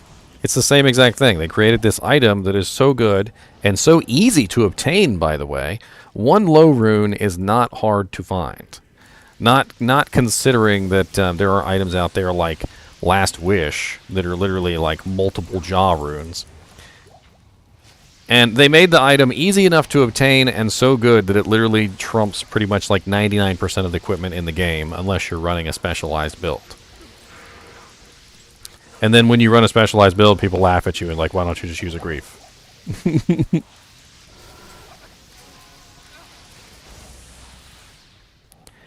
So yes, if I was in charge of Diablo, I'm telling you guys, I would probably delete Enigma, delete Grief, and delete Infinity from the game. And I would let you guys have fun with the remaining items, which probably would be a lot more fun. The burning essence of terror. Dude, he died in like 1 second.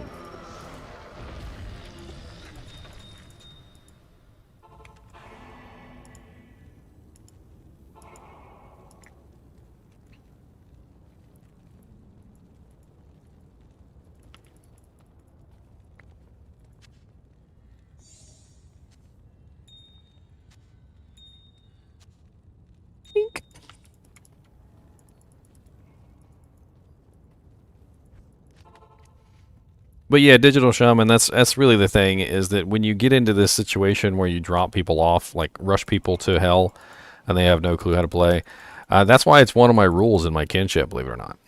One of my rules in my kinship is literally do not rush people past their capability. So if you have like a brand new person who only just started playing the game, it's basically against the rules in my kinship to rush them to hell. I do not want you guys taking a brand new player who has absolutely no clue how to play the game and putting them in hell difficulty with godlike weapons in their hands. I want them to actually have some fun playing the game, enjoying how it's built, learning the mechanics, and just in general having fun with what was created. Because the end result of the alternative is literally things where a person is level 80 and has absolutely no clue how to play, can't hack it in hell difficulty, goes back to Nightmare and can barely handle Nightmare at level 80. And that's the kind of thing that kind of stuff breeds. Is people who didn't actually take the time to learn how to play the game, and so they don't actually know what they're doing.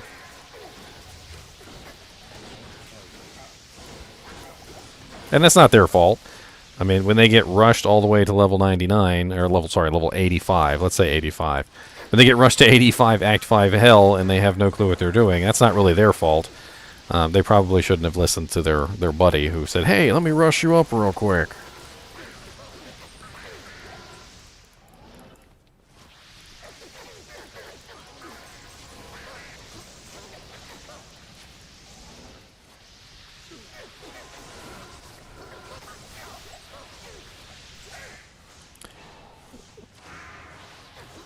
Grief isn't the top of the spectrum because it's the highest damage. It's the top of the spectrum because of the way that the damage is applied.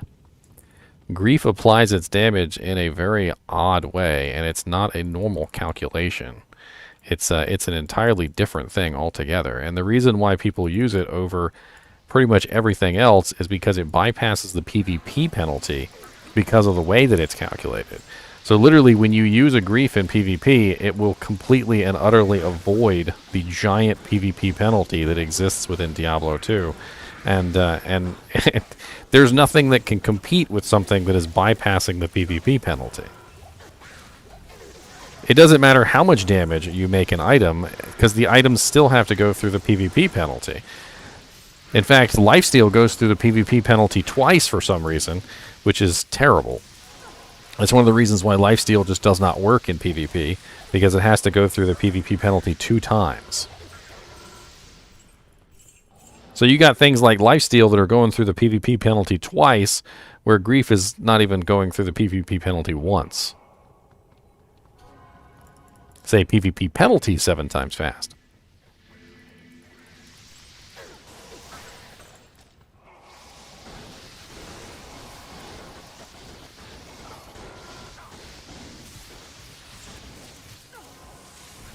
I don't think any of it was intentional, Jan. They didn't intentionally make grief bypass the PvP penalty, just like they didn't intentionally make guided arrow, pierce, and just like they didn't intentionally add an additional 50% bonus onto e-bugged items. Most of it was accidental, and given time, they probably would have fixed it.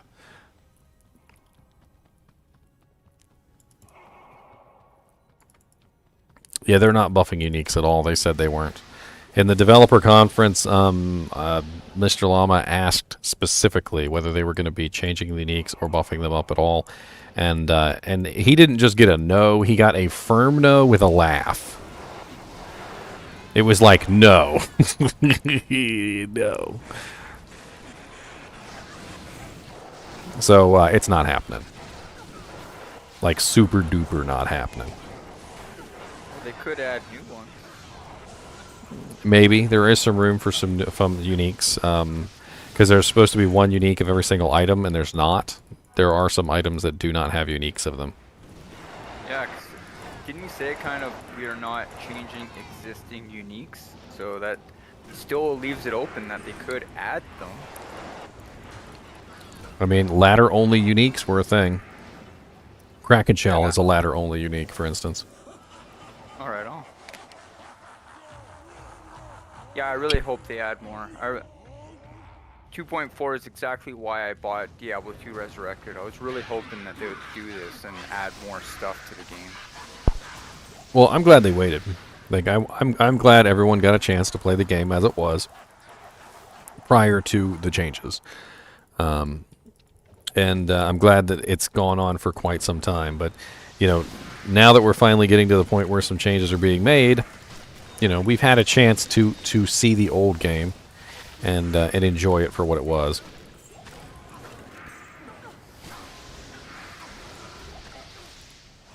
And now we're going to be moving into the 2.4. Yeah, at least that means I don't have to redo my videos on my uniques. I don't have any problem with that, Jen. If they change the uniques, I will be glad to make a new video.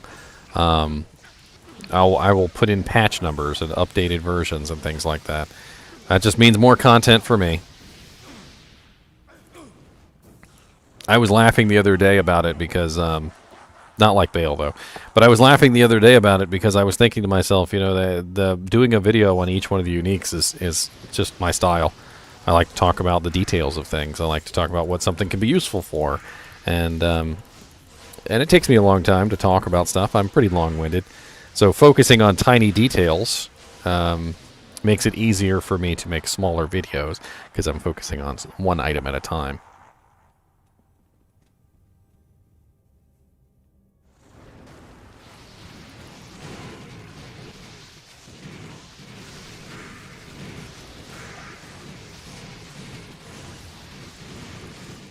See, I've never understood the whole competition Runeword thing myself. I like to build a character around an item. I've always found this to be a very fun way to build characters. I will pick an item, and I will build a character around that item. And I've always thought that that is a lot more fun than doing something else. I also will pick a skill, and I will build a character around that skill. And usually in that situation, I will choose the best option for that particular skill. But the interesting thing is that when you build a character around an item, you basically say to yourself, well, I'm going to use this item no matter what. And it doesn't matter if something else is better in that particular slot, you're always going to use that item. Like, say, for instance, if you just decided, I'm going to build a character around Medusa's gaze. I'm going to make my character utilize this item to its utmost ability. And then you spend the rest of your time figuring out your skills, what other pieces of equipment could support the Medusa's gaze, and so forth and so on, and you literally have an entire character built around one item. And I've always found that to be a very fun way to build characters. Take, for instance, something like the Demon Machine Chuko Nu. The Demon Machine Chuko Nu is a rather odd crossbow, right? And you can totally build an entire character around that crossbow. Easily. And it will work, and it will be able to kill everything in hell difficulty. I've done it. There are other weird items like that in the game. Like, I just recently built a druid around the Windhammer Ogre Maul, which was a very fun build, and he's quite capable. I've actually quite enjoyed playing him with his massive stun potential.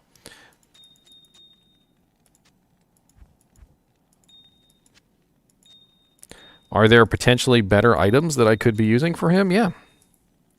But he's not. He's going to use that item because that's what I decided. I decided he was going to use the Windhammer Ogre Maul, and I made it work.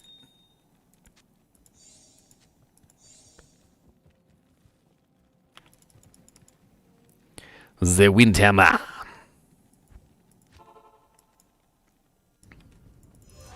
Take this character, for instance. This character is a Vengeance Paladin. That's how I built him. He is a Vengeance Paladin. He uses Vengeance. That is the entire purpose of his character. And other than picking Vengeance as my main skill, I made no other choices for this character. So everything that I do is under the auspice of how can I improve my Vengeance Paladin's character. How can I make his damage greater? How can I accompany his weaknesses? So, for instance, one of the things that I really had an issue with was picking a Mercenary. I really had an issue picking a Mercenary, and the reason why I had an issue picking a Mercenary with this guy is because there's not a lot that helps out a Vengeance Paladin. Might does not help Vengeance. I didn't really need a Holy Freeze Merc. It was okay, but it didn't really help me out very much. the physical damage aspect, my conviction aura was not really helping out the mercenary very much. So there was no synergy involved there. And eventually I got to the point where I was like, you know what? An Act 3 mercenary would probably be better. And I played around with all 3 Act 3 mercenaries until eventually I settled on the Ice mercenary. And he just really, really works with this character. The synergistic properties between me and him are absolutely amazing. I'm not very good at multi-target. So one of the main downsides of a Vengeance Paladin is I don't really do very well AoE. And I also don't handle multiple monsters very effectively. So if I'm in a giant group of monsters, when I have, like, you know, I'm surrounded, things can go very poorly for me because I can only kill one monster at a time. And this little guy behind me, he's freezing everything, and he's making everything get stuck. And he's literally acting as a crowd control mechanism for me so that when I'm in the middle of a bunch of monsters, I can still keep wailing away. And he does a pretty significant amount of damage because I have lower resistance and conviction. So he's getting a really nice, what is it, like 200% damage bonus on any monster that's 99% resistant or lower, which is freaking epic. And he's making things easier for me in general. And that's the kind of thing that you do, is you go through the process of trying to figure out how to make a character work. Like, say you have an idea in your mind. You're like, I want to make an Inferno Sorceress. I'm not sure exactly why you would decide to make an Inferno Sorceress. I'm not going to question you. You might be insane. But if you had that idea and you came to me and you said, I'm going to make an Inferno Sorceress, I need to make this sorceress work, I would be like, okay, let's see what we can do to beef up Inferno. Let's see how high we can get the damage. Let's see what we can do to make you more defensible so that when you're standing still, you won't be interrupted. Let's get you lots of faster hit recovery. Let's get you a pretty massive amount of defense. You might want to beef up your one of your ice auras or your defensive mechanics as high as possible. You may also want to get a mercenary who can keep things away from you, like a barbarian mercenary who can knock things back. And I would sit there and I would go through everything that I could possibly go through to try and make your build work, even if your build is stupid. Even if it's the dumbest build that ever existed in the world, if you decided that you wanted to do it and you came to me and you asked me for advice, I would give you honest advice and tell you how you could make it work. And that's the kind of person that I like to be. I like to be the guy who can just figure stuff out like that. When I was a kid, I used to be in this group. It was called Problem Solvers, World Problem Solvers, or something like that. And the entire point of the group was you get a problem thrown down in front of you and come up with a solution. And we would have like 10 or 12 people in the group, and none of us would come up with the same solution. We would all come up with different solutions to the problem. And that's kind of like the interesting thing about Diablo, is that two people can make the same character and come up with different answers and still do well. The problem will still get solved, but you know, you've gone through the process of figuring out your way to solve the problem. +2 summoning.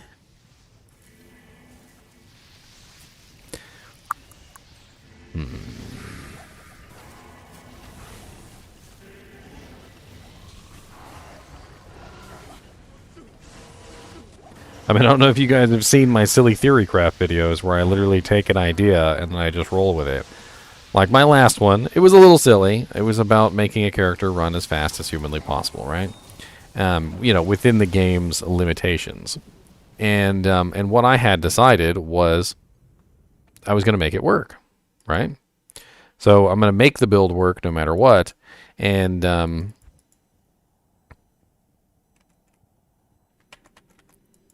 was interesting. Just lost connection for no reason.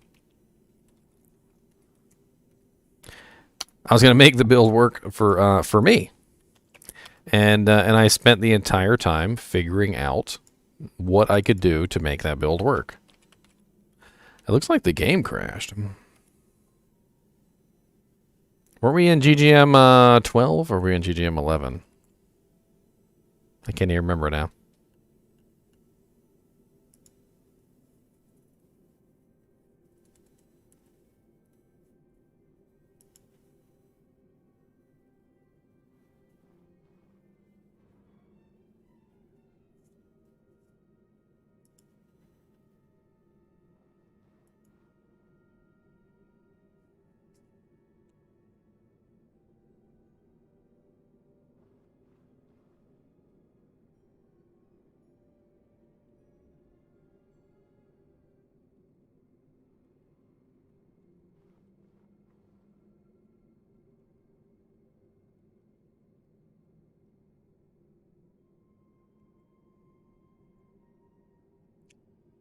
I guess I'll just make 12. Oh, maybe that's when we were in. GGM EXP 12. Let's try that. Hey!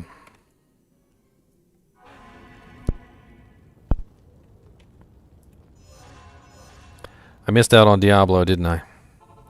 The sadness. Y'all ain't checked them blade talents, though. And they're terrible. I put a very simple password on it so that anyone can join if they need to, but not open so that it's in public. I want you guys to be part of the group. I don't want, you know, just a bunch of random popping in here for no reason and being rude. I mean, you guys are a bunch of randoms, but still. You're my bunch of randoms, and that's what's important. You're my bunches of randoms.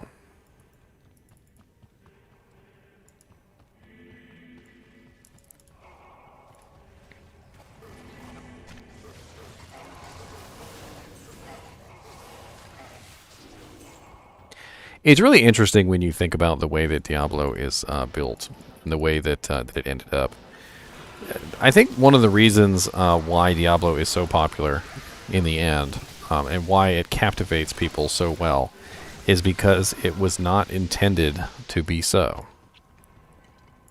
So think about it like this. When you play an MMO or something like that, or a game that is made recently, a lot of the classes and skills and interactions with those skills and abilities and unique items and all this kind of stuff are crafted.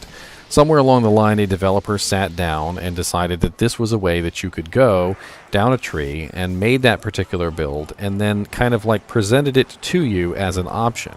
And so as you play the game, you start to get this sort of feeling that that is a path that the developer intended for you to take. But when you play Diablo, you don't really feel like these are paths that the developer intended you to take so much as the developer just kind of like plopped a bunch of tools down in front of you and was like, do your best. And as the game sort of progressed, people, you know, kind of figured out what to do with those tools. And maybe some of the more basic ways that you could build a character might have been intended.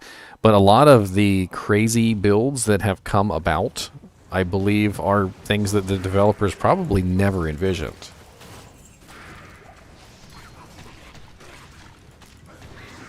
It's like the cool kid at school, right? When you try to be cool, you're a poser. But if you're not trying to be cool and you're just there, people are like, oh, that guy's so cool. I like it.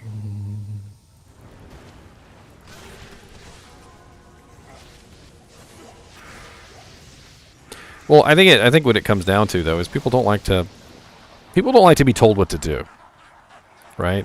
So at the end of the day, nobody likes to be pigeonholed into a specific way of building their character, and that's what I think that's a problem that Diablo 3 really had. Is that in the Diablo 3, when they gave you these little set items and stuff, the set items literally told you what abilities to use. Like, it wasn't just a matter of, like, here's a set, use it to the best of your ability. No, it was, here's a set, and look at the set, and on the set it tells you exactly what abilities you're supposed to use and in what order. The game might as well have been giving you a rotation for your MMO character. All right, here's what you do. 122-7722-83322. There you go. That's your rotation. You're going to use that on all the bosses. Congratulations.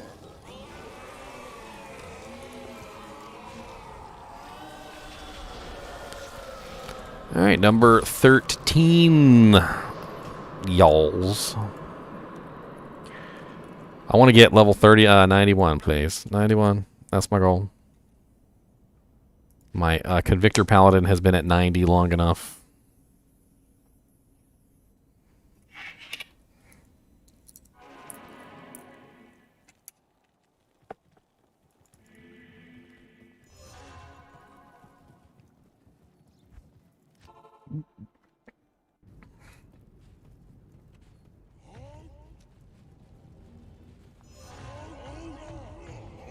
Boofs.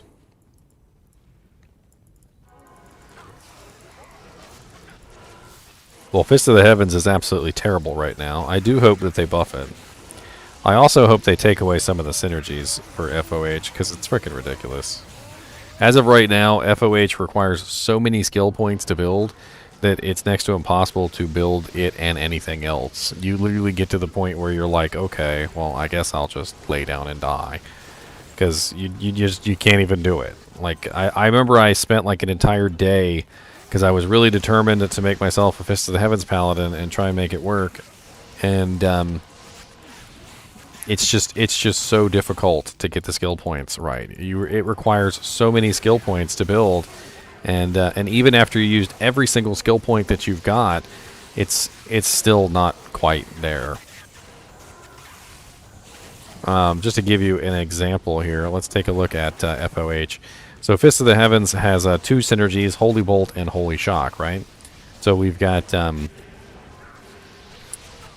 at least 1, 2, 3, 4, 5, 6, 7 points to get to Fist of the Heavens. And then we've got another 1, 2, 3, 4, 5, 6 points to get to Conviction. So 7 plus 6, we were already utilizing 13 of our points just to even get to the skills that we're going to be using, which is a huge waste. Then on top of that, if you want to be able to do any kind of damage to undead, you're going to have to cap out Holy Bolt, which is a synergy for Fist of the Heavens. It gives you massive Holy Bolt damage.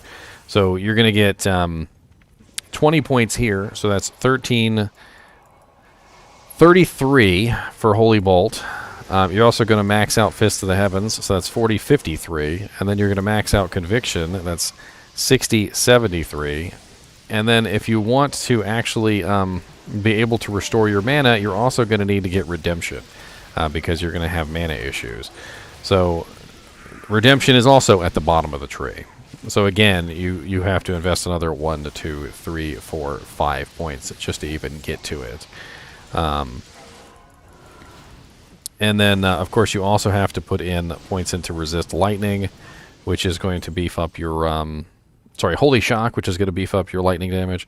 So you've got to get this extra skill down here, which is also not on the way to Conviction. And then also, yes, you have to get Holy Shield. And then Holy Shield is also down the way for another 3 extra points. And so before you even know what's going on, you've already spent the majority of your points, and your skills aren't maxed. And it's stupid. They need to figure something out with Fist of the Heavens. I don't know exactly what, but it needs to be messed around with a little bit so it's not so ridiculously cost and point investive. Because as it is right now, it's so heavy on the point investment that by the time you're done maxing out Fist of the Heavens, there's literally like nothing left to do anything with. You're just stuck with Fist of the Heavens only, and you've got like no ability to survive.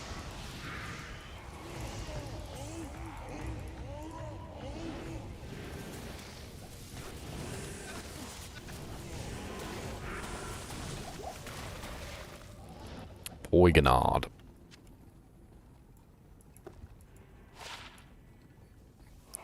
Got that frickin' max damage effect on there.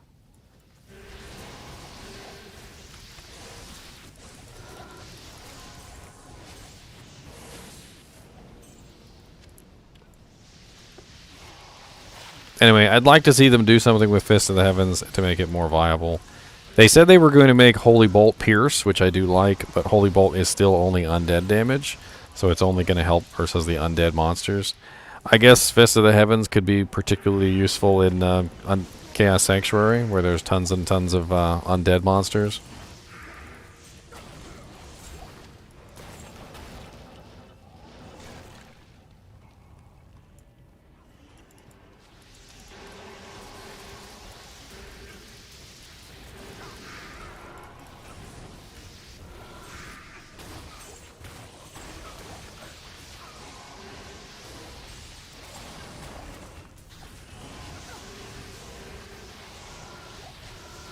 I didn't realize we had Corpse Explosion.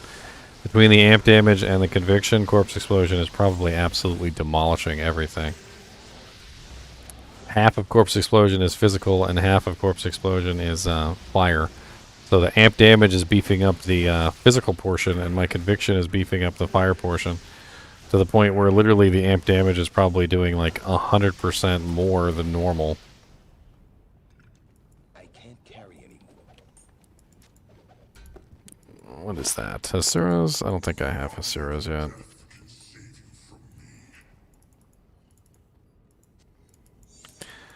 He's gonna be dead so quick, I'm not even able to see what drops. No!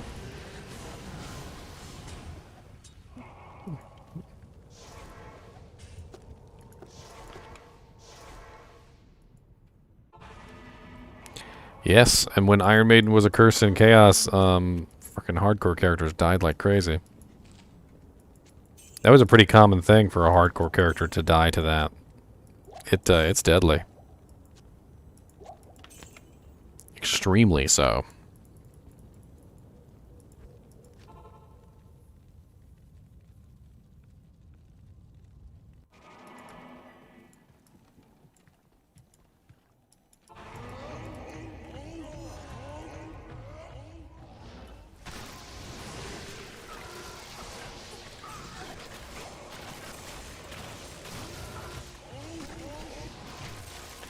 Jewel.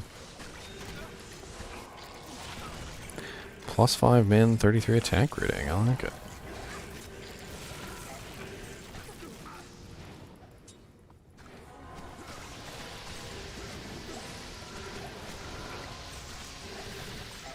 You know what the other fun thing about being with a conviction paladin is? A lot of people are really focused on the negative resistances, but I reduce all monsters' defense by 94%. If you're a melee character of any kind, you should have absolutely no issue hitting anything when I'm in the group. The monsters literally don't have any defense whatsoever. They've got 6% left of their 100.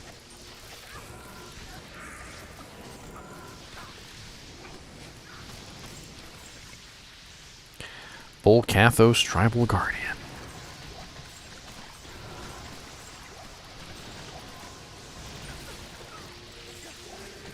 Large Jimmy! Another 175 poison damage, Jimmy. Pestilence.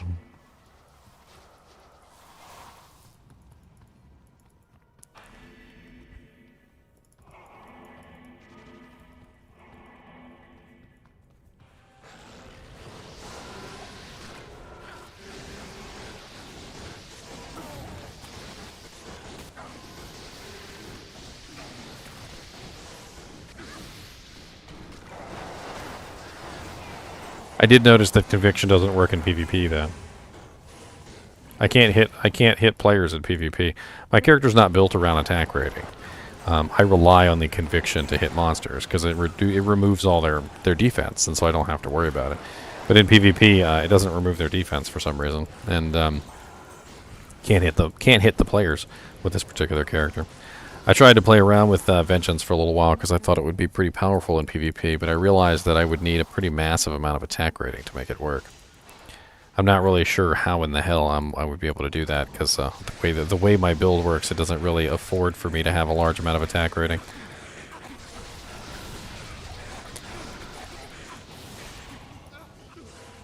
Although I have recently tried to sort of like combat the issue. Oh, Ethereal Archon Blade. 1,500 defense on that bad boy.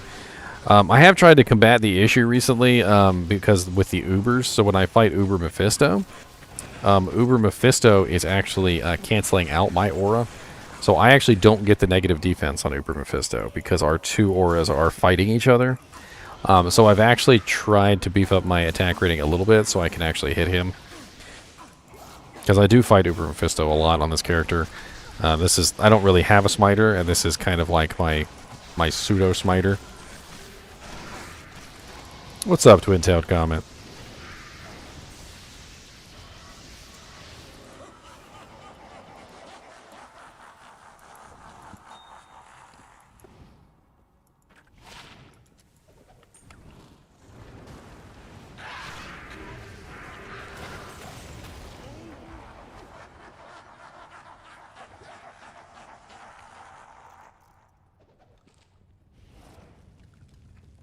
No, conviction doesn't break physical immunes, if that's what you're talking about, but amplify damage does.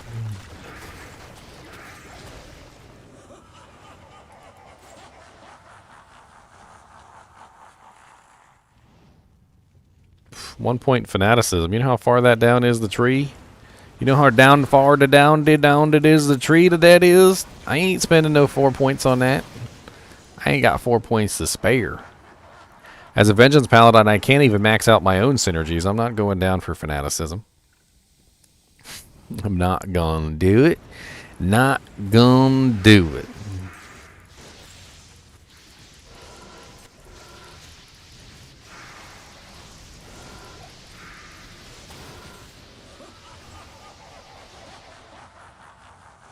I would like to see them make gems and rune stack. And they talked about it. And they basically said this, that we were either going to get more stash tabs or stackable gems and runes, but not both. And that's why I did a poll a while back of which one people would like, and I was trying to see like which one people would choose. And I think if I remember correctly, let me pull that up. Why not? It's be fun. I don't think I ever talked about the results of that poll on stream. I would prefer stackable stuff. It would make per run easier, because when you're picking up stuff as you're running, it can just automatically stack in your inventory. An axe.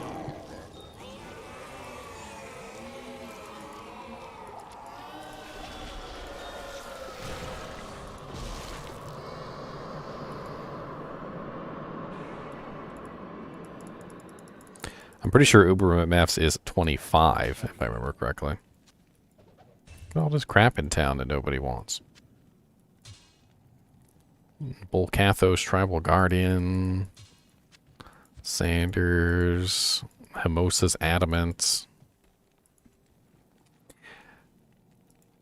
Alright, let me go to, really quickly to this poll. This is on my my YouTube page, by the way.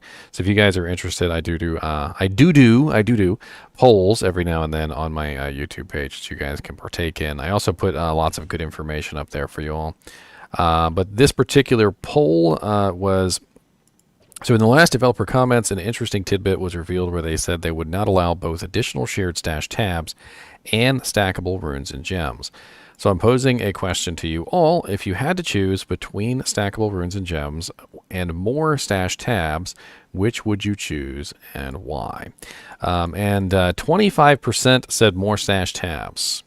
75% said stackable runes and gems, and I got 1,600 votes on this, which was honestly very impressive for turnout. I usually don't get anywhere near that many votes.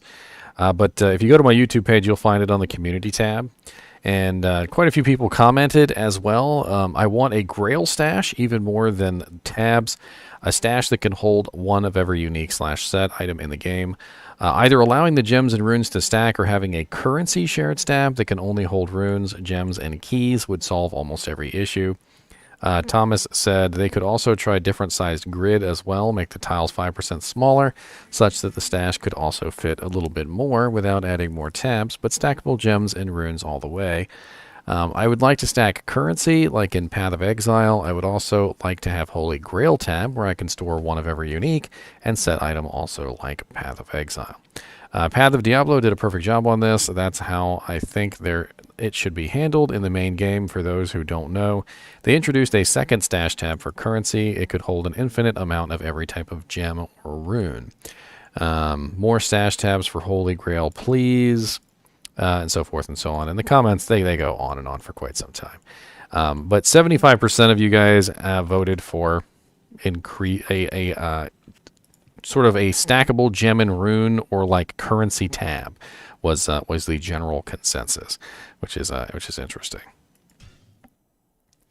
All right, so what are we on? 13, 14? I don't even remember. Should have paid attention before I left the game. I'm gonna pretend it's 13. Game already exists. I'm gonna pretend it's 14.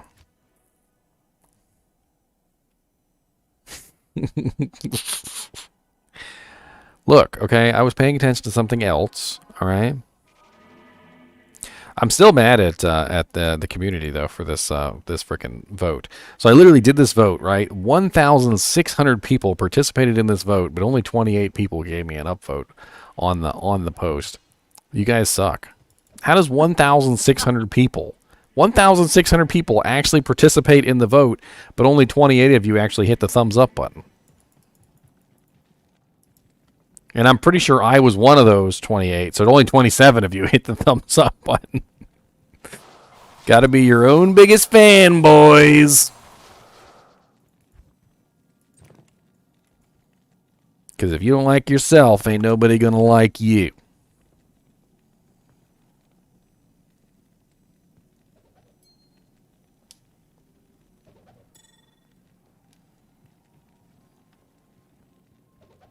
That was really deep for some random comment that just came out of my mouth.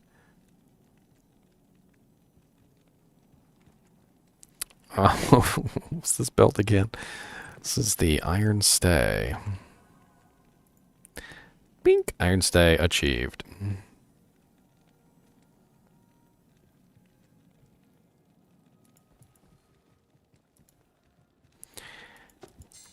I'll fight every one of you.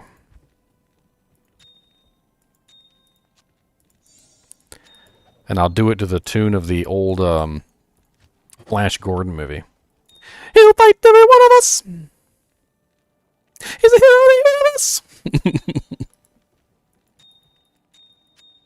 Flash. Ah.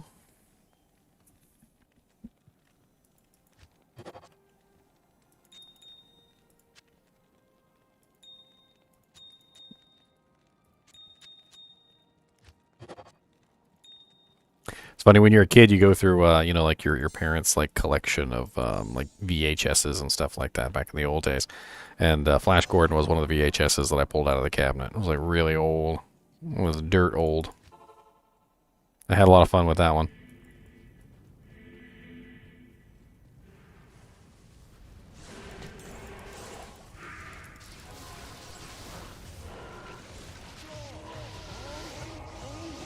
Alright, Rune this run, guys. I'm calling it. Rune this run. It's going to drop from one of the pit lords. Alright. Rune from a pit lord. 8 ball in the corner pocket.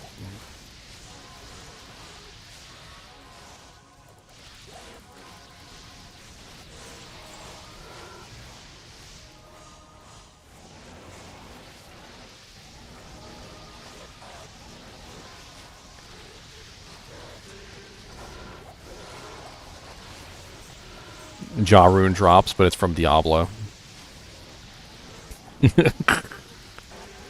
You said from a pit lord. Failure.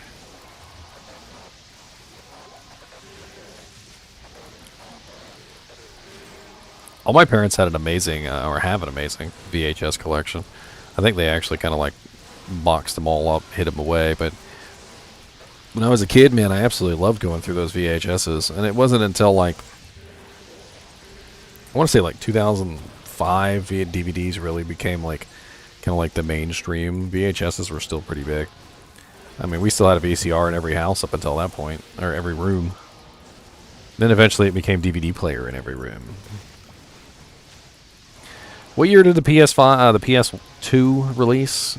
I can't remember off the top of my head, because that was really when the DVD started to take over. Was the PS2 launch? The glorified DVD player. A little bit of trivia for you guys and gals who may not know this, but the PS2 had the absolute worst attach rate out of any console that had ever existed within the first 2 or 3 years of launch, because the majority of people that purchased the PS2 did not purchase games. They were buying it specifically as a DVD player. Because remember, Sony had positioned the PS2 as the cheapest DVD player on the market, and so that's why everyone bought the dang thing, because it was literally the cheapest DVD player on the market.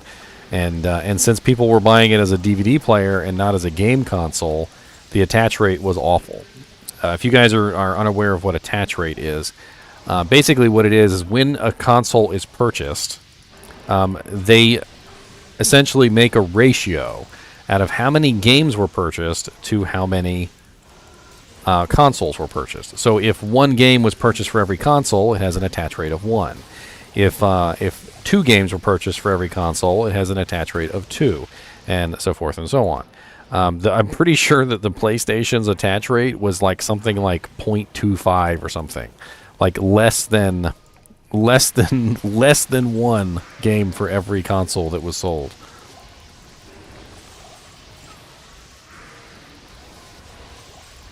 And it wasn't until like 2 or 3 years after the PlayStation 2 started to become popular, because there was literally billions of them out there, that they started to actually get a good attach rate. But that was years after the console's launch. Which is why when people make fun of all the time about, like people will go, oh well, the PlayStation 2 had the highest sales ever out of any console. And then it's usually followed right up by the comment of, oh, you mean the glorified DVD player? They did the same thing for PlayStation 3 and making it the cheapest Blu-ray player. That's correct. The PlayStation 3 was the cheapest Blu-ray player. And in many ways, the PlayStation 4 was also a continuation of the Blu-ray idea. But then, as you notice, they've kind of given up on the Blu-rays now. Since the PlayStation 4 Pro, I think the PlayStation 4 Pro didn't even have a Blu-ray HD player in it or something, and the Xbox did. And then, like silly things like that, where Sony just kind of didn't even care anymore. Super Dead Diablo, what's up, buddy? Hey, a CV. I wonder if it's got amp damage on it. HD DVDs. Well, that's part of it, Mimi. So in that particular time period, what was going on? It was Blu-ray versus HD DVD, right? So how did Sony solidify the HD DVD, or sorry, the Blu-ray over the HD DVD? They did it by putting the Blu-ray in the PlayStation 3 and then positioning the PlayStation 3 as the cheapest Blu-ray player on the market, essentially. And this is the way that they did things. They weren't trying to sell game consoles. Sony has never been trying to sell game consoles. What they're trying to do is push their particular format for data storage. When they made the PlayStation 1, they were trying to push the CD-ROMs. When they made the PlayStation 2, they were trying to push DVDs. And when they made the PlayStation 3, they were trying to push Blu-rays. And that's really all there was to it.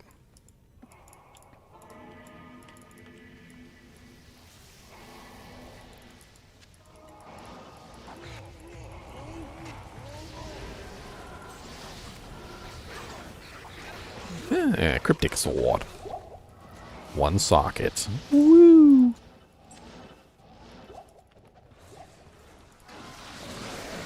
Dude, I was there when the PlayStation 2 was brand new too, and literally had to be returned like 8 separate times because the DVD laser would stop reading blue discs or black discs, or it would stop working entirely, or it would sound like a freaking airplane about to take off.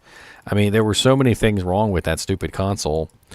Part of me very much so believes that the increase in sales, or the number in sales, is only actually so high because of the defect rate on that console. Early on, literally, you would return that console 2, 3, sometimes even 4 times before you ended up with one that wouldn't break. Those people right now who still have a launch edition PlayStation 2 that's still in functioning shape, you got the 1 or 2 consoles that weren't lemons. Man, I found a weird fix that fixed almost all my friends' PlayStation 2s back in the day. If you tilted it upside down at a 45-degree angle, it would work. Oh, I'm sure. And it's the only thing I could find that would make it work once it would start doing the cannot read disk error. You do it that way, and for some reason, it takes a little bit of weight off the thing that spins the disk. And for some reason, it spins a little bit faster, and it works. Dude, you reminded me of this guy. So I used to do tech support for a long time, and there was this guy who kept fixing computers, and one of the things that he would do was he would turn the hard drive upside down. So apparently, when you have a computer hard drive that is in bad shape, turning it upside down has the side effect of making it work for a little bit longer than it did before. But it only helps for a very short period of time before eventually it fails again. And I just thought it was funny, because you're like tilted at this angle and it works, Yeah. and I'm Well, 'cause like what I like turn the hard drive over and it'll work for a little while more. What happens with mechanical parts that move is over time they wear out on the same spot because of gravity. So if you tilt it upside down, then gravity isn't pushing against the worn spot anymore. It's on the other side, and it allows it to work a little bit. It's funny, some of the computer tricks like that. You think that it's crazy. It's just turn it upside down at a 45-degree angle. Trust me, it'll work. Well, it was just a really poorly made system, to be honest. I mean, Yeah. that's part of it. It's just a really poorly made system. Same with the PlayStation 3. I found it had a really bad rate of like parts going on it, or the controllers. Or Well, I can't really blame the PlayStation 3 and the Xbox 360 for their failures. Believe it or not, the Xbox 360 and the PlayStation 3, as well as just about every single device around that period of time, were all suffering from the same failure, which was the ball grid array. If you guys are unaware of the ball grid array problems, it's a really old thing that's been around for quite some time. Basically, it was a new technology that had just been developed, and this new technology allowed for the ability to massively attach like a chip using these little tiny beads of solder to the board. And basically, they kind of just like sat the chip on top and then heated up the entire thing, and then the chip would adhere itself to the issue. But apparently, they use this technology in just about everything around that time period. The Xbox 360s, the PlayStation 3s, the graphics cards, everything. And laptops even. Laptops were particularly affected by this. And it was just a terrible, terrible technology that does not work well. What happens is because the same exact technology to adhere it would be the same exact technology that causes it to pop off. All that had to happen was your system had to heat up to such a point that it would cause the little balls of solder to re-liquefy, and just like that, the chip would pop off the board. And the whole towel trick, the only thing that the towel trick did was it caused the system to re-adhere the chip to the board, essentially. But as soon as the system overheated again, the chip would just pop back off.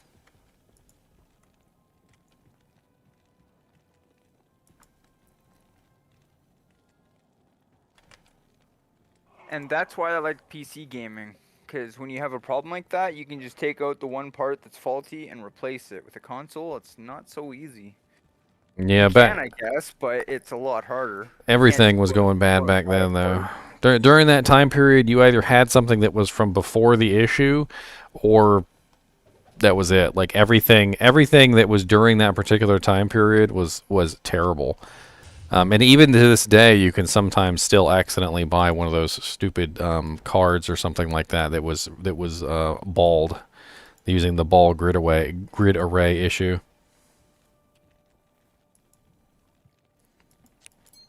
Freaking hate them things. They're I remember I lost my GPUs to that. I had dual GPUs at the time, and they were really expensive, and I lost both of them because of that stupid thing. What ones were they? It was a long time ago. It was during the PS3 era, so they weren't very good GPUs by today's standards. Were they NVIDIA? I can't remember if they were NVIDIA or ATI, to be honest. I just remember I had two. It was during the very beginning of SLI. They were like Generation 1 SLI cards. Oh, geez, probably like 8800s or 9800s. Something like that, yeah. And I had the bridge that went across both of them, and they both died from the ball grid array errors. You know where SLI actually originated from was Voodoo 2 back from 3DFX. And then they didn't use it for a long time, and then they brought it back with NVIDIA. I'm just mad ATI is gone. Still around. It's AMD. It's gone. It's gone. That's It's like not. It's saying- not the same company anymore. It's gone. It's like saying 3D effects still around. There's Nvidia.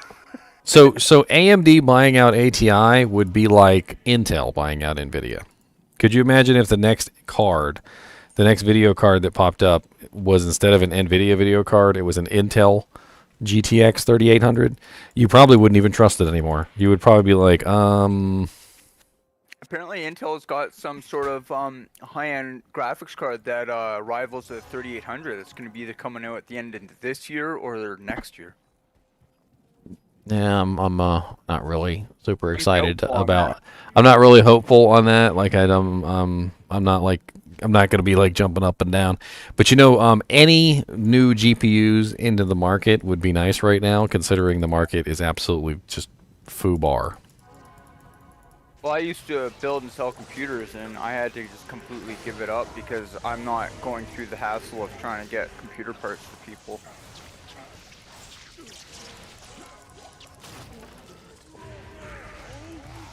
Too much headache and hassle.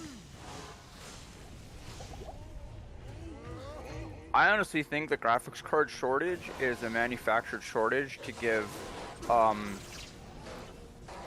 the companies more power over people building and selling computers. I don't know. I thought it was Bitcoin that was doing it. Bitcoin went up to frickin' millions of dollars, and everybody's still trying to mine the Bitcoin. And as far as I understood it, the price of the GPUs was a percentage of basically how much they were worth in Bitcoins. Well, The problem with Bitcoin the problem with that is that the Bitcoin system. I don't know if you guys are aware of this or not, because I used to mine Bitcoin back in the day, and I'm an idiot who didn't hang on to his wallet, my Bitcoin wallet. It's lost somewhere on some hard drive, which may or may not be in my closet. But basically, how it works is the Bitcoin system progressively increases in difficulty as hardware increases. So it doesn't matter whether you get new hardware or not. You can't keep the same old hardware and mine at the same rate that you were mining previously because of the way that the system is structured. yeah, you gotta consistently replace your hardware over and over again. Which means that the older hardware that for some reason is super expensive now shouldn't be, because it is no longer viable to mine Bitcoin at the same rate that you can with the newer hardware. And that's why you often see used cards on eBay and stuff like that. But I have no clue why cards like the GTX 1080, which is literally what, 4 generations old now almost. They're about to come out with the 4 series cards. No clue why they're so expensive. Like, you can still go buy like a GTX 1080 Ti on eBay for like $1,500.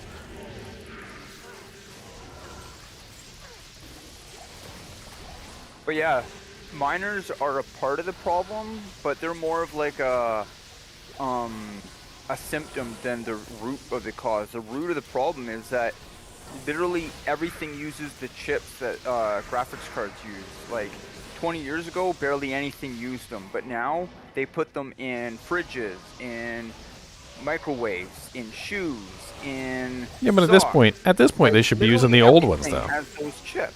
At this point, they should be using the old ones, though. I mean, take the PS2, for instance, that we were just talking about. The PS2 was actually produced in such large numbers that when the PS2 kind of like died out and there was nothing really left, the chips were left. And the government literally bought the chips to install in like half of their stuff. A lot of people don't know this, but literally a lot of the like hardware and stuff that runs over, in like the U.S. military is running off of freaking PlayStation 2 chips. I mean, they should be running off of old hardware. It's much more affordable to run off of old hardware than it is to run off of brand new stuff. Well, like these companies like LG that are making these high-tech appliances, why do they need to use the most high-end chips in these appliances? Like, I'm sorry. Don't you want to play Skyrim on your refrigerator? A toaster doesn't need, like, you could use PlayStation 3 type tech. Hey, if my toaster, You if a don't need toaster to. has a GPU chip in it, I'm buying a toaster and I'm going to convert that thing. Yeah. You're going to see the first ever PC with a toaster installed in it. I saw a video of a guy who had Doom playing off of his fridge.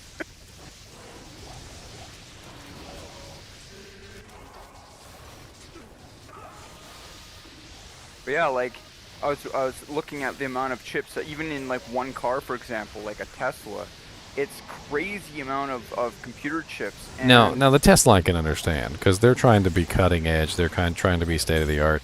It wouldn't be very state of the art if they installed a bunch of old technology in there. even normal cars, like all these cars have all of these computer chips, and it's just they can make every other part for the graphics card no problem, but those chips, it's the one part that they can't just make more of. It's like they literally have to sit there and wait for the company that makes them to send them a batch. They can't like go out and make their own. They literally have to wait for the batches to get made and sent to them. It's actually There's done. literally no stock of those chips left. They've literally used them all, and as fast as they build them, they get used. Like they can't build up a stock of them. There's like no real end of the graphics card shortage in sight. Like there's no nothing they can really even do about it. Which almost makes you wonder, like, so a couple. I want to say, let's say 3 years ago. So 3 years ago, when I was looking at graphics card prices, I was probably looking at like the highest card they had on the market at the time, and it might have been like $1,500 or maybe $2,000, right? And I'm sitting here thinking to myself, I'll wait till the price goes down. And I'm thinking to myself now, what an idiot I was, because I probably should have bought one then. Because look at the price. Look at the price now. It's just gone up even further. And so at somewhere in your mind, you got to be like, okay, well, should I just go ahead and spend the absorbent amount of money now in the hopes that later, should I actually need one, I would be saving a rather large amount of money? Because is the price just going to continually rise? Is it eventually going to get to the point where literally buying a graphics card is like signing a contract for a new car and you got to have like a $280 a month payment over 5 years? Because we're getting there. $3,000 is already to the point where it's about the price of a used car, and it won't take much further before you're going to need a loan to be able to buy a graphics card. Man, I went my entire like high school and like 20s of never even owning a car that was worth more than $2,000. Like, now see, I did something similar to that, but I had a hand-me-down, and I spent a long time with that hand-me-down. It broke down on me several times. I spent a bunch of money trying to get it, up and running. Ball bearings on the thing were going bad, all sorts of crazy stuff. And you know what I eventually discovered? I just buy a new car. The amount of money that I was putting into that car to try and keep it running was literally the same amount of money that I would have spent on the payments for a new car. And I just went and got myself a new car. I was tired of it. It was a third time hand-me-down at that. Used by two little old ladies. well, like when buying a new car, if you buy like not a used car, but a car that was like bought from the lot and then returned and they wanted a different one, you can get that car for like half price as then it's like a brand spanking new car with no kilometers on it. I mean, there are some situations where you can get a nice deal like that.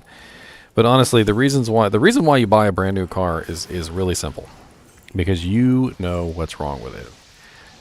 99 times out of 100, when you get a used vehicle, the issues that are wrong with this car, you have absolutely no clue what's going on. You don't know why it's terrible. You don't know why it's burning oil. You don't know why it smells like some sort of 7-year-old crayon that got shoved up somebody's butt. There are things that happened to this car that you were unaware of. Was it in a flood? Did it get into fire? Did a kid vomit all over it at some point and somebody tried to clean it up? You don't know. But when you buy a brand new car, you've got this assurance of knowing exactly what's going on in your car in all situations. And you can tell, you know whether it's worth continuing with this car. Like if your car gets into a flood, you're like, okay, well, I probably don't want to continue with this. That's a bad idea. A flooded car is probably not going to last for very long for me or something like that. I mean, it's not just peace of mind. It's am I investing money in something that is worth it? Because when you have a brand new car, you can invest the money in the maintenance. You can get yourself tires, you can clean it, you can paint it, you can do whatever you need to do to it, and you can do so with the understanding that you're not wasting your money. But when you buy a used car, somebody could have done something to that car which is catastrophic, to the point where no matter how much money you put into this car, it could just be a giant money sink. Like literally to the point where there's no end to the amount of money that you would spend trying to repair this thing because of some stupid decision that somebody made or some accident that it was in that you don't know about. And that's why I finally decided, I was like, you know what? I'm tired of having somebody else's car. I'm tired of having somebody else's decisions. I want to have a car that's my decisions.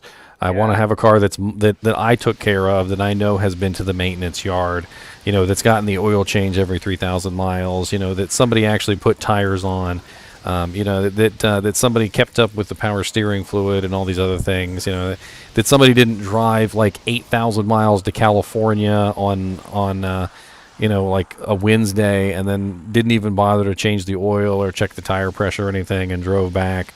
And, you know, just absolutely crazy things that could eventually cause the car to have all sorts of problems down the road that you would be unaware of. You know, at least if you do something stupid to your car, you know what you did. Like one time when I was on my way home, I fell asleep. And I was turning. I was literally turning into my road when I fell asleep. And I accidentally went a little bit too far to the left. I woke up immediately, but it was too late, and I literally slammed my tire into the median, and there was a huge dent in my rim, and I had to take my car to the to a dealership, and they fixed the rim, and I know which rim it is that is dented. But ever since it's been dented, it leaks ever so slightly, and I have to fill it with air. So that's something that I would be aware of that somebody else would not.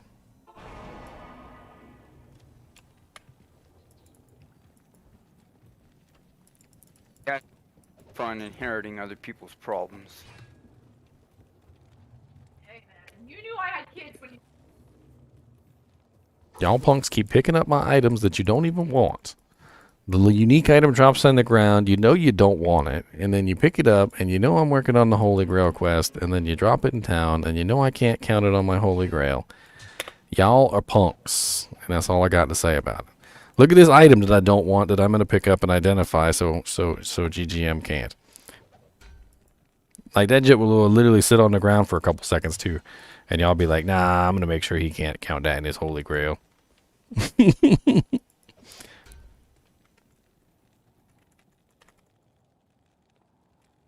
Not gonna do it.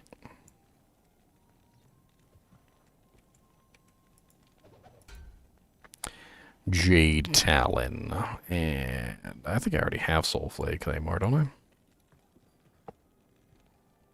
Don't even want those items. You don't even want them.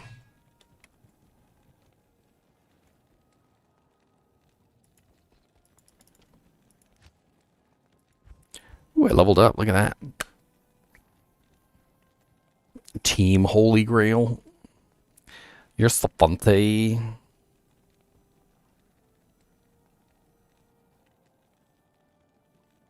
The 100G. What is 100G, AGL? AJL? 100G.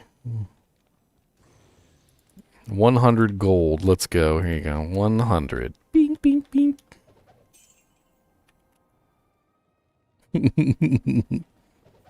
100 gold on the ground, suckers.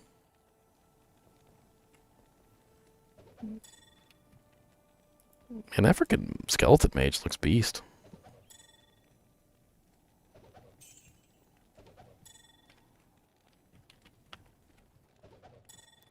Evil Empire dropping 910,000 gold on the ground.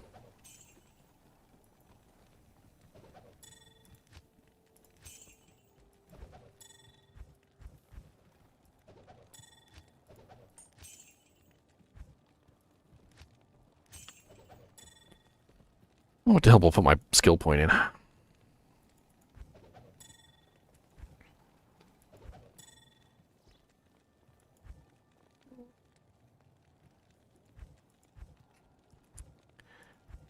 Boom, boom, boom, boom, boom. Mm, mm, mm, mm.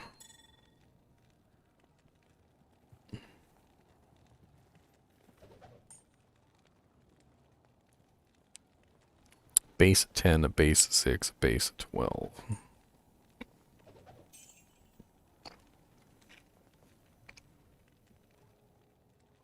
Good, a little bit more fire. Don't tell me where I can put my stuffs.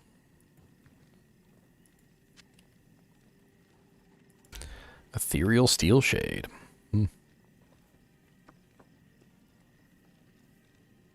Fire Absorb. Could be good on a mercenary if that you're going in for council. Could be a decent choice for a council merc helmet for a little while, just so you can keep your mercenary alive from the Hydra spam.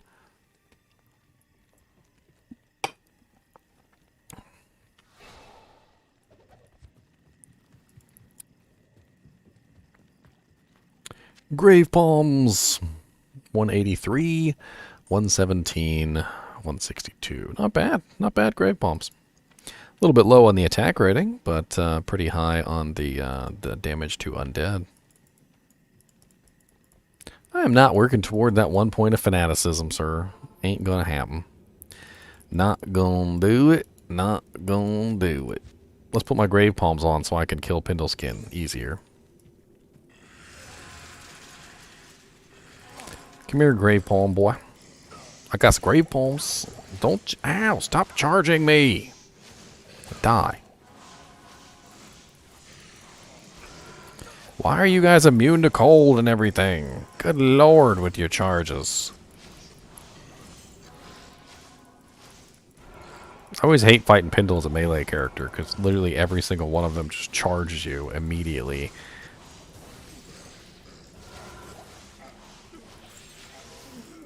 Quit focusing on one dude, my boy Yataraj. We ain't got time for you to be focusing on one dude, okay? I need you to take in the whole picture.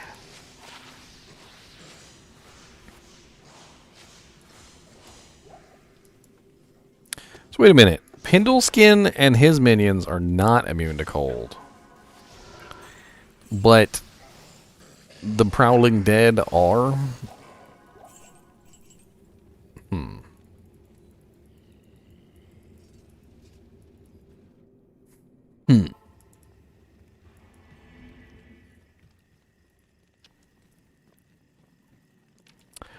All right, my boys. I got my my level. That's what I was hoping to do, and I do got to go to work tomorrow, unfortunately. Double shift for me, which sucks. But I will give you guys a little bit of a heads up of what's coming tomorrow, because why not? I've got some videos coming up tomorrow, which you guys might be interested in. And let me pull up my list here, because I gotta edit them, like put them in, you know, blah, blah, blah, do the tags, titles, thumbnails, all that bull crap. It just takes me a little while. But tomorrow we've got Wisp Projector, Nagel Ring, Wisp Projector, Nagel Ring, and Carrion Wind. Those are coming tomorrow, so look out for those. Cool. I'll be watching those. I'm making that that Twister Druid you made. It's a lot of fun to play it. I play that on during the video, I think. When I recorded it, I'm pretty sure I did that part. Cool. Yeah, he's really fun. I'm glad I watched that video when you made him. I don't have the Stormlash yet. I have that Maul, but it's still a lot of fun. Well, the Stormlash is more for like DPS, and the Windhammer Ogre Maul is more for the stuns. I thought I found it, but I found Horizon's Tornado. I mean, that one's got tornado procs on it. That'll work. Yeah, that's a 15. Yep. Tornado, and Twister are the two things you're looking for there. That's I was actually considering using Horizon's Tornado along with Windhammer Ogre Maul before they Ziggy handed me the Scourge. Gotcha. I was thinking about using the Tiamat's Rebuke with it since it's a one-hander and that has a lot of plus to damage. So I'll have to ask you about that some other time because I know you gotta get the bid for your double. So I was actually I'm using the Storm Chaser Sculptum, which is Scutum or whatever the hell. It has tornado procs on it as well. Yeah, I haven't found that one yet. Still looking for it. It's fairly common. You could probably trade for it. Somebody in the Discord might have it. Just ask for it. That's true. It's not like it's super rare. It's just I don't even think people really generally like to use it, but because it has tornado procs on it, that's the only reason I was using it. I gotcha. It is fun, that's for sure. All right, guys and gals, I will see you tomorrow. And as always, thanks for watching and keep watching. And hello, Regina, and goodbye.